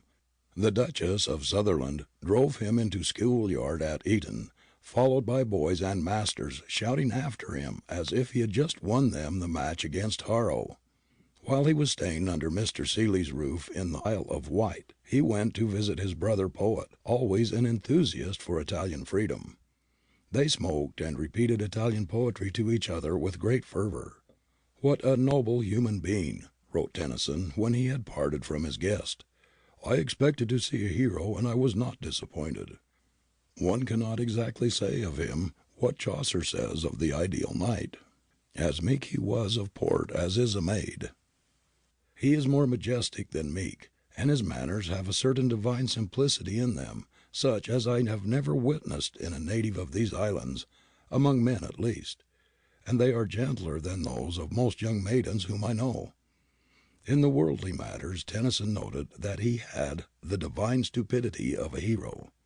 During the same month he saw much of Mr. Gladstone, his precursor, as he called him, in the liberation of Naples. Mr. Gladstone, though pained by his attenuated belief, thus spoke of his visit in after years: "We who then saw Garibaldi for the first time can many of us never forget the marvellous effect produced on our minds by the simple nobility of his demeanour, by his manners and his acts. Besides his splendid integrity, and his wide and universal sympathies, besides that seductive simplicity of manner which never departed from him, and that inborn and native grace which seemed to attend all his actions, I would almost select from every other quality this, which was in apparent contrast but real harmony in Garibaldi, the union of the most profound and tender humanity with his fiery valour." In 1866 the quarrel between the two German powers enabled Italy to acquire her present north-eastern frontier, without that barter of her independence to France which Lord John Russell had always feared would be the price of Venice. While the Prussians defeated the main Austrian army in the plains of Bohemia, their Italian allies unsuccessfully attacked the Venetian quadrilateral. The regular army under La Marmora and Della Rocca was repulsed by the Austrians at Custoza, owing to bad generalship which failed to bring the great mass of troops into action. The naval disaster at Lissa under Persano was much worse. The only glimmer of partial success shone on the arms of Garibaldi and his volunteers in the Trentini Alps, though Garibaldi scored no remarkable victories such as he had won over the Austrians in his Alpine campaign of 1859. His vigour was not what it had once been. The regular army was preparing to renew the attack on Venetia when the war came suddenly to an end. The complete Prussian victory at Königgrätz had led to the surrender by Austria of her Venetian territory. All Italy was now free, except Rome and the small province in which it stood. In the autumn of 1867, Garibaldi, now turned 60, headed another rush on Rome, with an ill-selected mob of followers, very different from the 1,000 youthful veterans who had been so carefully picked out to follow him to Sicily 7 years before. At Mentana, the intervention of the French troops on behalf of the Populists turned the day against the Garibaldini, part of whom stood their ground and were moved down by the chassepôts, while part ran, as Garibaldi said, like cowardly rabbits. Hedged by French bayonets, Rome remained to the priests for 3 years more. Aspromonte and Mentana had at least kept the country's passion fixed steadily on Rome, and prevented the government from acquiescing in a state of things that appeared only too likely to become permanent, though it could never have given peace. But the end came at last. The result of the first battles of the Franco-Prussian War caused the withdrawal of the French garrison from Rome, and on September 20, 1870, less than 3 weeks after Sedan, Victor Emmanuel's Bersaglieri entered by the breach near the Port Via. Garibaldi himself was kept away from the scene till all was over, but his old friends Bixio and Cosenz took part, as royal generals, in the final operations against Rome. Bixio made a feint against the Porta San Pancrazio, which he had once helped to defend for the Roman Republic, while Cosenz led the storming party up the beach on the other side of the city. So fell the temporal power, which Mazzini and Garibaldi had defied on the Janiculum 21 years before. Italy had her capital, and the Risorgimento epoch came to an end. 2 years later Mazzini died. In the winter of 1870, after the withdrawal of the French from Rome, the disposition of Napoleon III, and the proclamation of the Republic in Paris, Garibaldi's sympathies went round to the side of France, whom he regarded in the later stages of the struggle as a free country once more, despoiled and oppressed by a power representing the military and despotic principles of Eastern Europe. The old man summoned his followers and went off to defend the French Republic against the Prussians. But his military genius and energy had now departed from him. What his French allies complained of in Garibaldi was not his rashness, but his immobility, not the defects of his qualities, but the atrophy of his powers. Students of war who, knowing the Garibaldi of 1860, deduce therefrom the Garibaldi of 1870, or those who reverse the process to his disadvantage, are equally wrong, and their error is not one of degree, but of kind. The difference was not merely the difference between the Prussian soldiers and the Neapolitans, whom he had defeated in 1860. For in the days of his vigour, in 1859, he had defeated 6,000 of the best Austrian troops with half that number of volunteers. The fact was that Garibaldi had grown old, in all but his will to succour the oppressed. After his return from France, he lived on another dozen years to the age of 75. He was nearly always on Caprera, but occasionally he visited the mainland and Rome. It is entirely to the credit of his countrymen that they continued to regard him as a demigod, when his star had paled for the rest of Europe, and when it was only too apparent that this demigod was no more exempt than Tithonus from the ravages of age, and from other weaknesses of mortal men. The end came in his White House at Caprera on a June evening in 1882. The old sailor, farmer, and fighter was propped up on the pillows to watch for the last time the sunlight gliding the waves and the granite rocks. While his life was slowly ebbing out, 2 little birds whom he had taught not to fear him fluttered in from the moor and sat chirping on the window sill. The attendants were about to drive them away lest they should disturb him, when that voice was heard once more by men, bidding them let the little birds come in, and always feed them after he was gone. And having given these orders, he went upon his last expedition. This year, 1911, Italy has been celebrating the 50th anniversary of her birth, which she dates from the official proclamation of the Italian kingdom in 1861, the immediate outcome of the events narrated in this volume. After the lapse of half a century, it is possible to see whether the men of the Risorgimento were building on the sand or on the rock. Nothing is more remarkable, though to believers in nationality and ordered liberty nothing is more natural, than the stability of the Italian kingdom. The oscillations of the structure that Cavour reared in the earthquake of 1860 went on for some 40 years, but the vibration has now ceased, and the building is as safe as any in Europe. Today, politics in Italy could be more easily criticized for their stagnation than for any dangerous tendency towards either revolution or reaction. The foundations of human liberty and the foundations of social order exist there on a firm basis. The growing difficulties of the social problem, common to all Europe, find at least mitigation in the free political institutions of a nation so recently created by the common efforts of all classes. In some European countries, freedom and order have not yet been secured, and until our fathers' times there was no reason to suppose that these benefits would accrue to Italy for many generations to come. The power of this great national movement has fortunately been directed only to the securing of Italian liberty and not to the oppression of others. No doubt the reason of this is the fortunate fact that no alien race dwells beside the Italian within the boundaries of the peninsula. There is no one for the Italian to oppress.